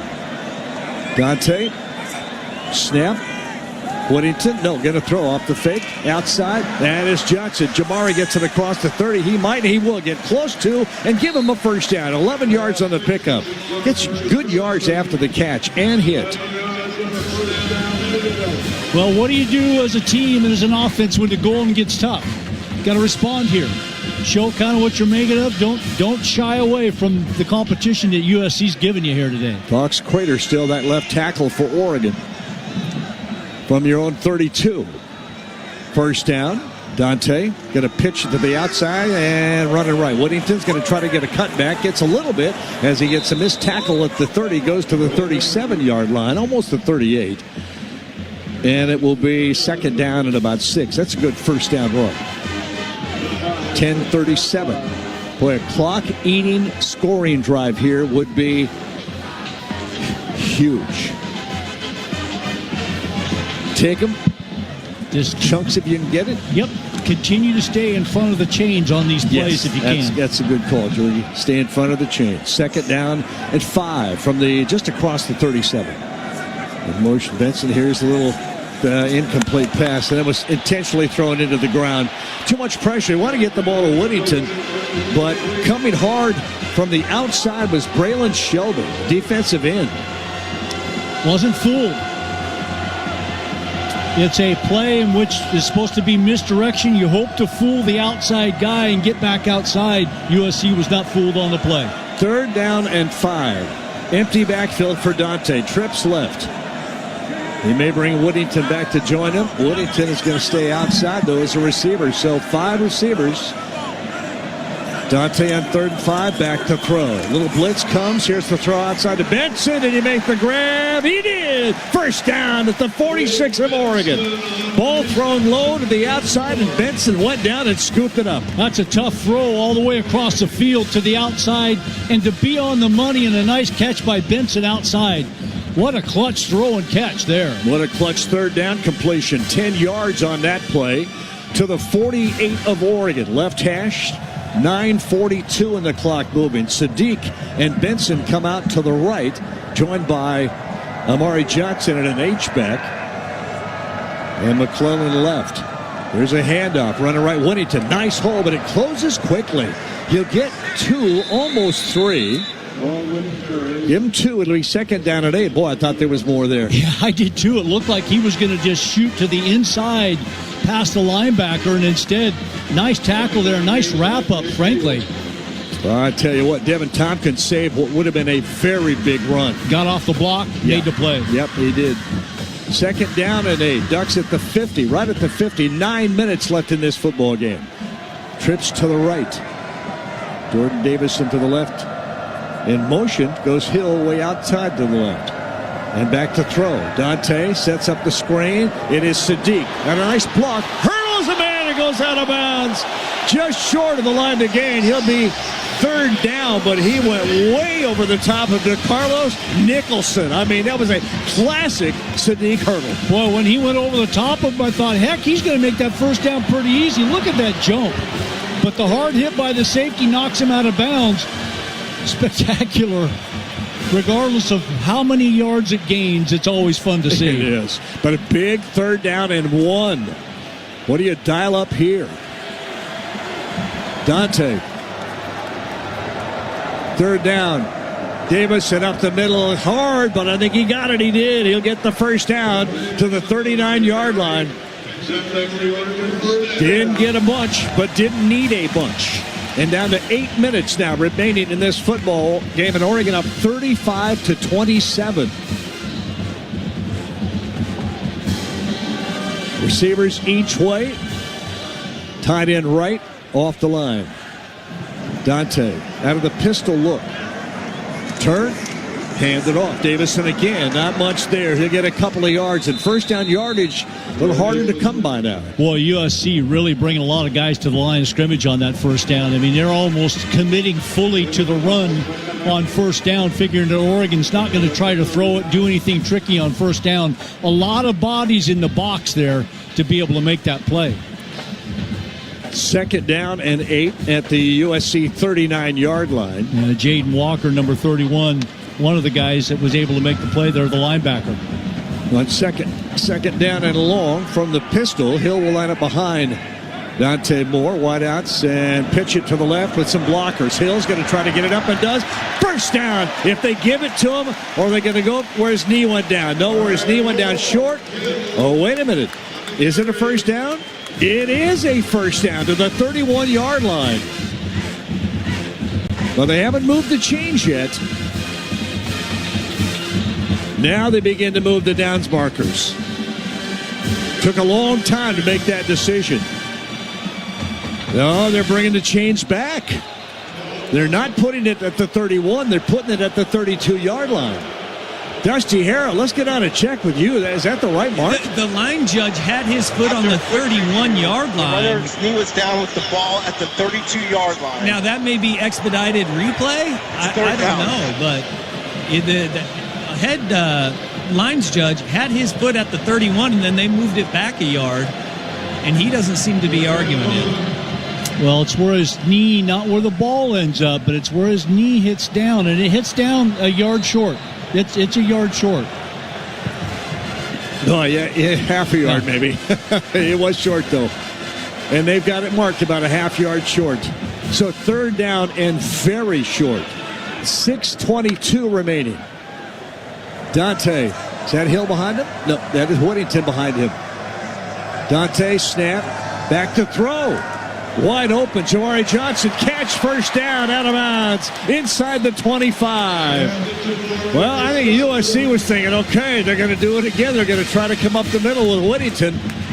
And the pass, Johnson was wide open. For just a moment, I thought he was going to score. He just had one man to beat. Great blocking by the offensive line. Dante had all the time in the world to wait for Jamari Johnson to go all the way across the field. First down to the 24 of USC. Whittington to the right of Dante. Wide out each way. Whittington shifts to the left of Dante Moore. Shotgun snap, back to throw again. Quick throw, be a back shoulder throw. Oh my, that's going to be a flag, no doubt about it. Incomplete to Malik Benson, but a pass interference call against USC, and it was easy to make that call. Pass interference, defense number 17. 15-yard penalty from the previous spot. Automatic. Yeah, easy call. Yeah, DeCarlos Nicholson did not know where the ball was, and he had both hands and was pushing on Benson as he approached that goal line. Just pushed him right away, and that's definitely pass interference. Boy, a lot of penalties in this game. Sure is. 18 penalties between the two teams. And over 200 yards between the two teams. Takes the ball inside the 10. It's first and goal with 5:34 remaining. First and goal from the 9-yard line of USC. And a lot of things Oregon can do here. Run, pass. Let's see. McClellan and Benson go out to the left in the pistol. USC with a lot of guys in the box here to defend the run. And here's the give. Whittington up the middle. It gets through anyway. Scores easily. I mean, he squirts through that line like a burst balloon. And USC's turning going, who was that? And did he have the ball? Wow. What a great job at the line of scrimmage by these guys. First and goal at the 9, you figure it's going to take a couple of plays to get close to the goal line. And they created a nice gap just to the left of Charlie Pickard, who continues to play great. And then the cut actually to the right of Charlie Pickard. He seals his guy off, and then Noah Whittington straight up the middle for a touchdown. Great blocking on that offensive line. I mean, there was a lot of room. And Whittington, he just shot through there in a hurry. Extra point kick coming up. As Sappington foots into it, and it is good. So look at it, 5:30 remaining in this football game. 42-27. Do not count USC out. Do not give Oregon a victory because they haven't got it yet. USC is a quick strike team. They can come in a hurry. You got to play defense now. But you have the advantage. Let's see if the Ducks can take it.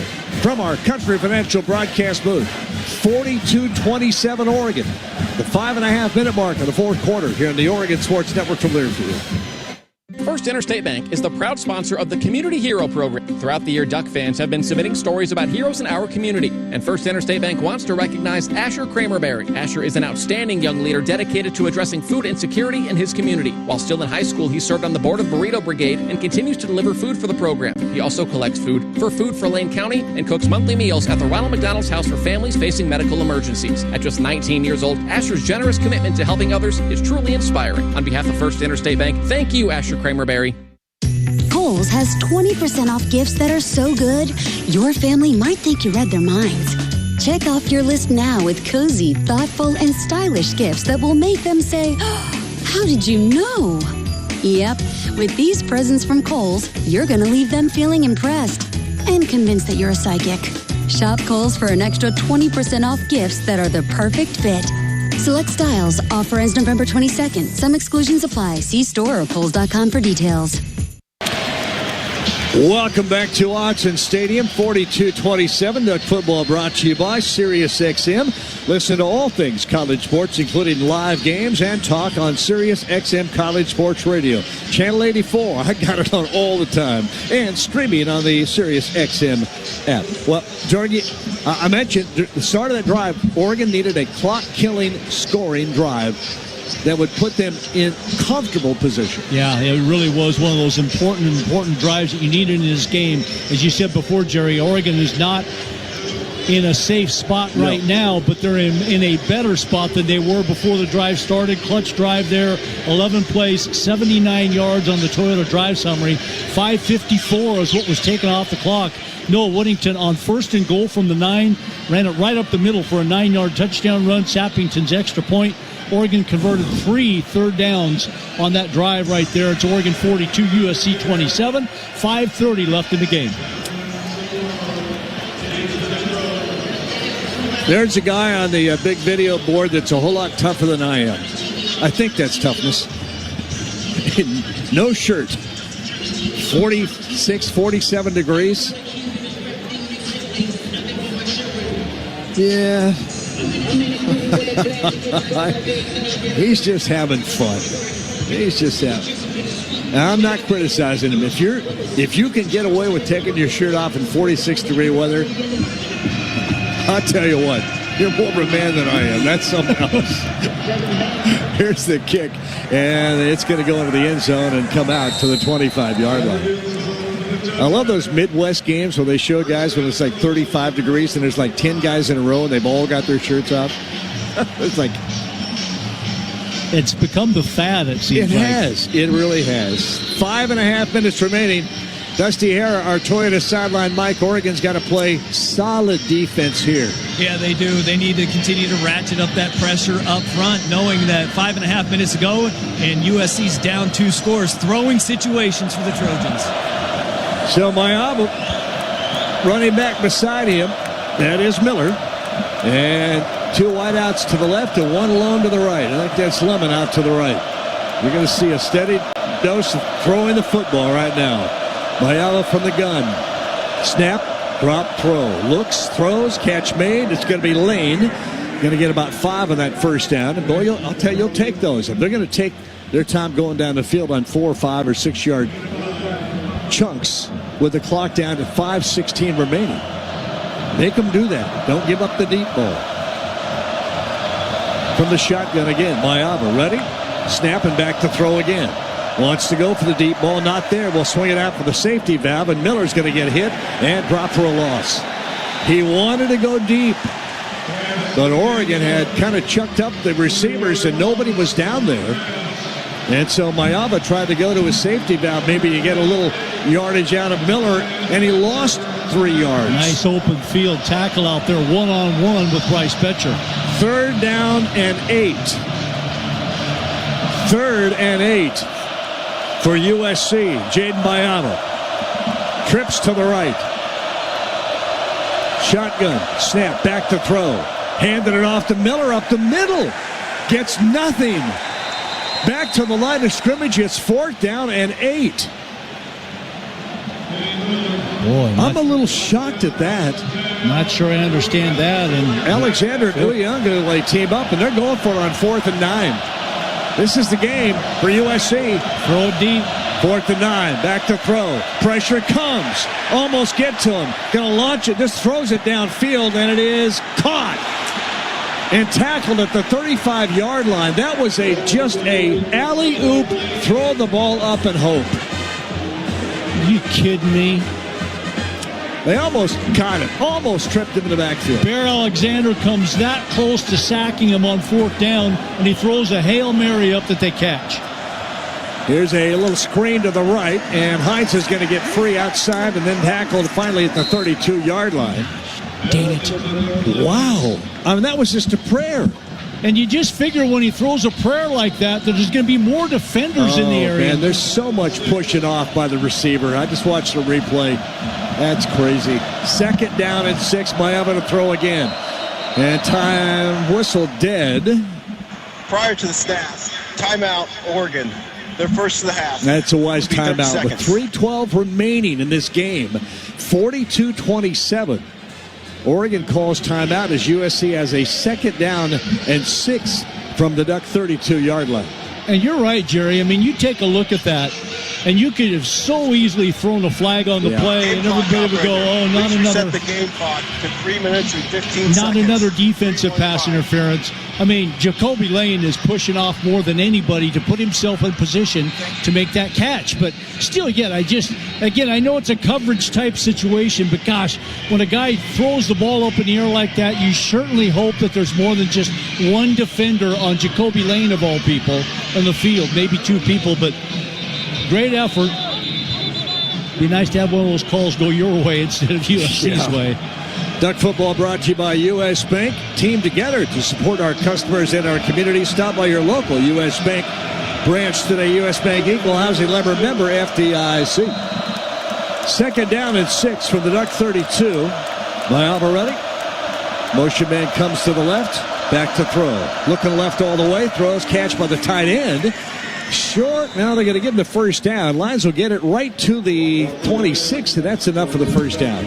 Stop the clock to move the chains? No, they don't. It keeps rolling. Forgot about that until we get inside 2. Under 3 minutes to play. 42-27 Oregon. Lemon and Lane come out to the left for Miami. In the backfield, Brian Jackson, the running back. H-back tight end to the right. Miami, shotgun, snap, handed off. No, going to throw. Wants to go deep to the end zone. This is way over Lane's hands. I thought for a moment it was more toward the center of the field, and I thought Oregon was having a chance for maybe an interception. But he kept it away from the safety on purpose. He did. Instead of throwing it to the post, because that basically was a deep post pattern that Lane kind of bent back to the outside, and that's how he had a chance to get to that ball. 2nd down and 10, 2:35 remaining. USC has 3 timeouts and the 2-minute timeout ahead of them. 2nd down and 10 from the 26-yard line of Oregon. 3 receivers way out to the right. 2 of those are tight ends. And Miami, 2nd and 10, snap and back to throw. Wants to go to the left. Almost intercepted. As a receiver looked up late. I think it was Lemon. No, it was Williams. It was Zacharias Williams who looked up late, and the ball was away from him. He got a hand on it. He kept that from being intercepted by Theron Johnson. Yeah, I think Miami thought he was going to go inside, and that's where he threw that ball, was inside. And yeah, you're right. Theron Johnson had a shot at it. 3rd down and 10 at the Oregon 26-yard line. 2:31 remaining. USC has to have a touchdown to stay in this. 3 receivers out to the right. 2 of those tight ends again. Empty backfield for Miami now. Snap. Quick throw over, and it'll be caught, but no, incomplete.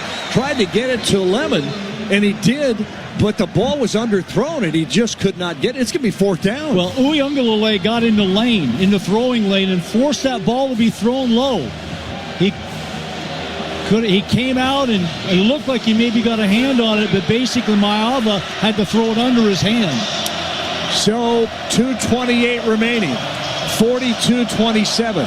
4th down and 10. USC with the ball at the Oregon 26-yard line. I would think they might take a timeout here and talk. Yeah, you're good call, Jorgie. That's what they're going to do. They've got 3. I mean, they don't want to timeout. USC. Not worth saving your timeouts if you don't have a chance to. So you got to make sure you get a right play call here. Well, Dusty here, Toyota Sideline Mike. This is the defining play of the game right now for USC, but somewhat for Oregon too, but more for USC. No doubt about it. I mean, on this 4th and 10 with only 2:28 to go, you have 3 more stoppages of the clock and you're down 2 scores. You've got to get a 1st down or in the end zone on this one. And look, I mean, make no mistake about it, their offense is good and they are explosive. one of the best plays that they've had is pass interference on Oregon's defense all night long, where they're just throwing jump balls and hoping that a penalty's called, because a lot of them have not felt like they've been very catchable balls. But in this situation, you can't do that. You can't rely on a referee to bail you out on fourth down. So 4th down and 10. The ball at the Oregon 26. USC on 4th down has to get a first down or a touchdown. Right now, Hind 141 yards, Lane 108 yards. They both had great games. Hind's terrific game for him. Lane to the left, Lemon to the right. 2 receivers out to the right. 1 along left. 4th and 10. Mayava, shotgun, snap, back to throw. Looks middle, throws. It is incomplete. No flag. It's Oregon's football, and it is Oregon's game with 2:24 to remain. If they take care of the football and don't give it away, USC is really going to be hard-pressed to get 2 scores to get back in it. 2:24 remaining. Oregon first down at their own 26-yard line. Boy, Kennedy was in great coverage position if that ball is even thrown close to Mekhi Lemon, but it's thrown behind, and frankly, it looked like Amari Washington, with all the pressure up the middle, almost took the center and put it in Mayava's lap. So not a good throwing lane. Ball was thrown behind, but good coverage down the field as well. Couple of first downs, you got it wrapped up here. Joey Mack said that ball might have been tipped by Amari Washington too. Here's first down from the shotgun. Hand the ball off, and Whittington wrapped up after about a 1-yard pickup. He'll go to the 27. Clock will continue to move. Timeout USC, as they will stop the clock. So they use their final USC. 2 timeouts probably. Well, they got, and the 2-minute timeout. There you go. They got 3 basically. Yeah, good call, Jerry. 2 timeouts. That was one of them right there. But you can use the 2-minute as also your additional timeout. So if Oregon can get a first down here, it pretty much seals the deal. Yeah, Joey Mack was right. Amari Washington just got a fingertip on that ball, maybe his thumb, and it just slowed it and wobbled it just enough. But you're right. I think that ball could have been picked. If it hadn't been tipped, it might have been picked. Yeah, Duck Football brought to you by OCCU. Duck fans get more for the things they care about with remarkable checking and the Duck debit card. More for the game, more for gear, more for a bright future. Learn more at myoccu.org/getduckdebit. Yeah, that bull rush put him right in close proximity to Mayava to be able to get that hand in there, and a good catch by Joey. I couldn't tell if that got tipped or not. But almost like Uiagalelei was on that outside screen, it just was tough to throw around him. He's such a big body. Total offense, 423 for Oregon, 382 for USC. They average 490. Is Whittington going to go left hard? He's going to get a chance and will. Close to a first down as he's ridden out of bounds. Flag comes flying in, I think. On the sideline? On the sideline. I don't know if that's a... Oh, yeah, face mask. It's on the numbers. Face mask. I saw the flag, Dusty. Did you think there might be a face mask in there? There might be. They got up under the cage of Noah Whittington, but there was also a defensive face mask on the blocking too. They may call it an offensive to one of the Oregon offensive linemen. A USC defender just got right underneath the chin of one of the Oregon offensive linemen, and they're both kind of in the same spot. I'm not sure where they're going to go with this. Well, it looked like when Whittington was getting shoved out of bounds, there was a face mask on him, it looked like. I don't know where the other one's coming from. There are 2 fouls on the play, both on the defense. Personal foul, face mask, defense number 24. That penalty's declined. Personal foul, legal hands to the face, defense number 23. 15-yard penalty for the succeeding spot. Automatic first down. Well, I watched the replay on Whittington. It looked like he got his hand up underneath here and maybe hit his face mask, but they refused that one anyway and took the other one. I think that's probably why the flag came out. Whether he actually grabbed onto it or not, I think that's why the flag was thrown. 16 carries, 99 yards for Whittington and the touchdown. Yeah, we can see the defensive lineman. Yeah, and then as Whittington goes around the outside, it wasn't really a flagrant face mask there. This is the 2-minute timeout. Yeah, and it's a 2-minute timeout. All right, we'll take the break. Whew. Begin to feel good about the outcome of this ball game. 42-27. Two top 20 teams. Ain't no doubt about it. They're both that good. Battling here at Autzen Stadium as the sun sinks slowly in the west. The chances for a playoff football for USC sinking with that sun. We're back with more from Autzen Stadium and Country Financial Broadcast Booth on the Oregon Sports Network from Learfield.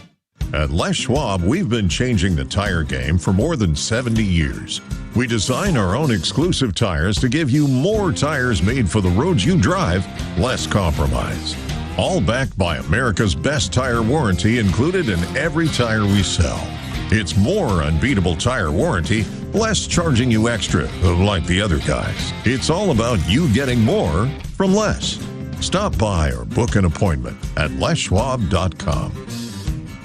Hello, is this Pacific Source Health Plans? This is a health plan. I'm trying to reach Pacific Source. I know I'll get a person on the phone when I call them. What do you think I am? I mean, you sound like a person. That's what counts.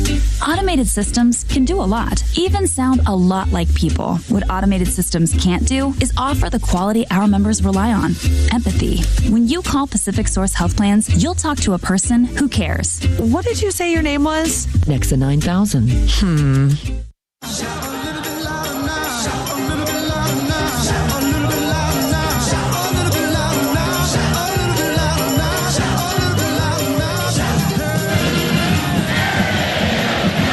Welcome back to Autzen at the Country Financial Broadcast Booth. Jerry Jorge and Dusty here, our Toyota sideline. Mike, Dusty, I always want to say, that's it, Ducks have got it, but you're just never sure in a football game now, huh? Yeah, I mean, you feel comfortable up 15 points with 2 minutes and USC only having one timeout remaining, but you sure would like to ice this with one more first down because you're not going to be able to run the entirety of the clock out with 2 minutes to go. You're probably going to just have some conservative run calls here, try to get as many yards as you can and see how much of that clock you can chew off. But with one timeout left, I mean, you can see the best sight of the day so far is USC's fans seem to all be leaving the stadium at Autzen, and it's all Duck fans that are in attendance right now, and that's your sign. It's going to be hard for USC to make this thing close if even get back into it 2 minutes to go. A lot of good things to talk about for Oregon today, Jorge, but one of the bad things is those penalties. Yeah, it'll be interesting to hear what Dan Lanning has to say after Dusty asks him a question about that. Here's first down at the 50-yard line. There's your first question, Dusty. Here's the snap, the handoff, Whittington. Oh, he gets wrapped around the... Oh, that might be a... Did they get a face mask on that? No, I guess he just got him around the helmet, ripped him down. It did look like it, though, didn't it? Yeah, my gosh. Today, Abasiri. Timeout, USC. That's their third and final. Yeah, no, he did get the face mask. At the end, it looks like his hand, as it began to drag across, got the part of the face mask, didn't it? Yeah. Yep, he did. They didn't call it, but USC will call their final timeout with 1:55 remaining and a 1-yard game. So Whittington now has 100 yards for the game. Well, we can start talking about next week now. In Seattle, time to be determined. But it comes down to that. Oregon and Washington. Ducks and the Huskies. And I don't even talk about what it might mean or what it could lead to. It's just the next game. It's just the next game. And that's what you're going to hear. Yeah. Head coach Dan Lanning. I'm sure somebody's going to ask him, how about the chances to host a home game here? And he's going to say, it's the next game. It's the next game.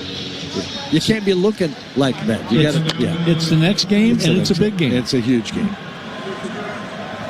Dante shotgun, Whittington to his right. How about having the veteran in there? And hand it to Whittington going outside. He's going to get lost yardage. He'll lose a yard back to the original line of scrimmage to the 50. But stayed in bounds, and clock keeps going. So he's back to 99 yards now. I know, isn't that too bad? For a minute there, I thought Dante had kept it and came outside. Thought he was coming this way, and the USC off defense not looking for a quarterback to keep it. I thought he had kept it and was just going to run for 10 yards and slide, but Minute 26, clock moving, 42-27. Oregon with the lead and hoping that will be the final score. Take your time and let this thing run down to 2 seconds before you snap it. Dante Whittington to his right. Why is the official holding it? I have no idea why the official was holding up play. Snap. Whittington again up the middle. Going to get that yard back. That looked like a face mask. That looked like a face mask too, as he'll get it out to the 45 or inside the 45 of USC with 54 seconds remaining. That was a big time face mask, and they didn't call it. That's hard to believe. Oh my God! Oh my! Oh gee! Whoa, and you hear the fans booing he tackles him by the face mask. You hear the fans booing here. Clock down to 30 seconds. Oregon with their final play on 4th down and 5. Jeez. They're just going to let that clock go all the way down. Timeout. And call timeout with 18 seconds remaining. Oh, timeout, Oregon. It'll be 30 seconds. Well, I'm kind of glad they use every bit of that clock. 18 seconds left on 4th down. They can punt it away now. They can take a knee. Doesn't make any difference. Oregon is going to win this football game and advance to Washington. I'm glad his neck is flexible. Holy cow. I mean, it's like 2 plays in a row. One that was a possible one, and that one was the most obvious one right there that would have ended the game, but shouldn't have to worry about that. 18 seconds left. 11 penalties, 130 yards. 8 penalties on USC, 103 yards. And most of them in the passing game. Pass interference calls. That's where there are a few face mask calls here and there, but most of them in passing game. And some of them were very good. Some of them were right. Some of them were kind of ticky-tack. Some of them weren't called. I'll tell you what, it's tough to be an official in college football today because guys are so athletic. And the next show, they're going to punt it away. And James Ferguson Reynolds might just run it. He'll just kick it out of bounds. Don't even give anybody a chance to catch it. 18 seconds remaining. Snap. He is going to punt it. Kind of a low-line squibber that's going to go inside and out of bounds at the 1-yard line. No, they called it. They called it, say, touchback. Okay. That was as close as you could get to a perfect punt. Wow. I want to see where that ball went out. We get a chance to watch the replay. It just... Well, we don't really get a good look at it as it bounces out into the end zone, I guess. Here's an angle. So watch it. It bounces and goes... Oh, my. That was... That should have been at the I mean, if anything, he's probably saying it went over the pylon. Pylon's part of the goal line. Yeah, I think that's probably right. That's probably the right call. Don't tell me they're going to review this. Nope, they're just going to change the football. So, a couple of plays for USC. First down at the 20-yard line. Just play nice and deep here. Don't let anybody even come close to running by you. Leaba with a snap, hand it off, and that's going to be it. To the line of scrimmage. No gain. 4 seconds. 3. What a win for this Oregon football team. Yes, 42-27. Kind of a statement against a very dangerous offensive USC team. But Oregon's defense says no. Not going to let you. And Oregon offense say yes, we are going to do it. And this was a great team effort before a sold-out Autzen Stadium. It was electric here today, and they were treated to a great football game with one regular season game remaining. Oregon 10-1, 7-1 in Big Ten play. And look out, Seattle. The Ducks are coming your way. Post-game show coming up after this on the Oregon Sports Network from Learfield. Hi, Jan from Toyota with a holiday message. Toyota-thon, Toyota-thon, Toyota-thon is on. Dealer inventory may vary. Current offers on these vehicles end December 1st. Offers are subject to change throughout Toyota-thon, which ends on January 5th. See your participating Toyota dealer for details. Toyota, let's go places. It takes hard work to be the best in the game. Planning, commitment, resilience, sweat. That's why Old Dominion Freight Line, the #1 national LTL carrier for quality, works hard to be the best in the game and is proud to support those striving to be the best in theirs. Old Dominion Freight Line, official freight carrier of Oregon Athletics, helping the world keep promises. Wherever you are in life, once a duck, always a duck. That's OCCU. Since 1956, OCCU has helped the University of Oregon community take flight financially, like our remarkable checking and duck debit card that give Duck fans more for the things they care about, more for the game, more for gear, more for a bright future. Earn interest, show your Duck devotion, and start earning more today. Learn more at myoccu.org/getduckdebit. This week on Sports News, football's newest star ain't no rookie, it's DirecTV. They make it easy to find your pro and college teams across live TV and streaming apps so you never miss a moment.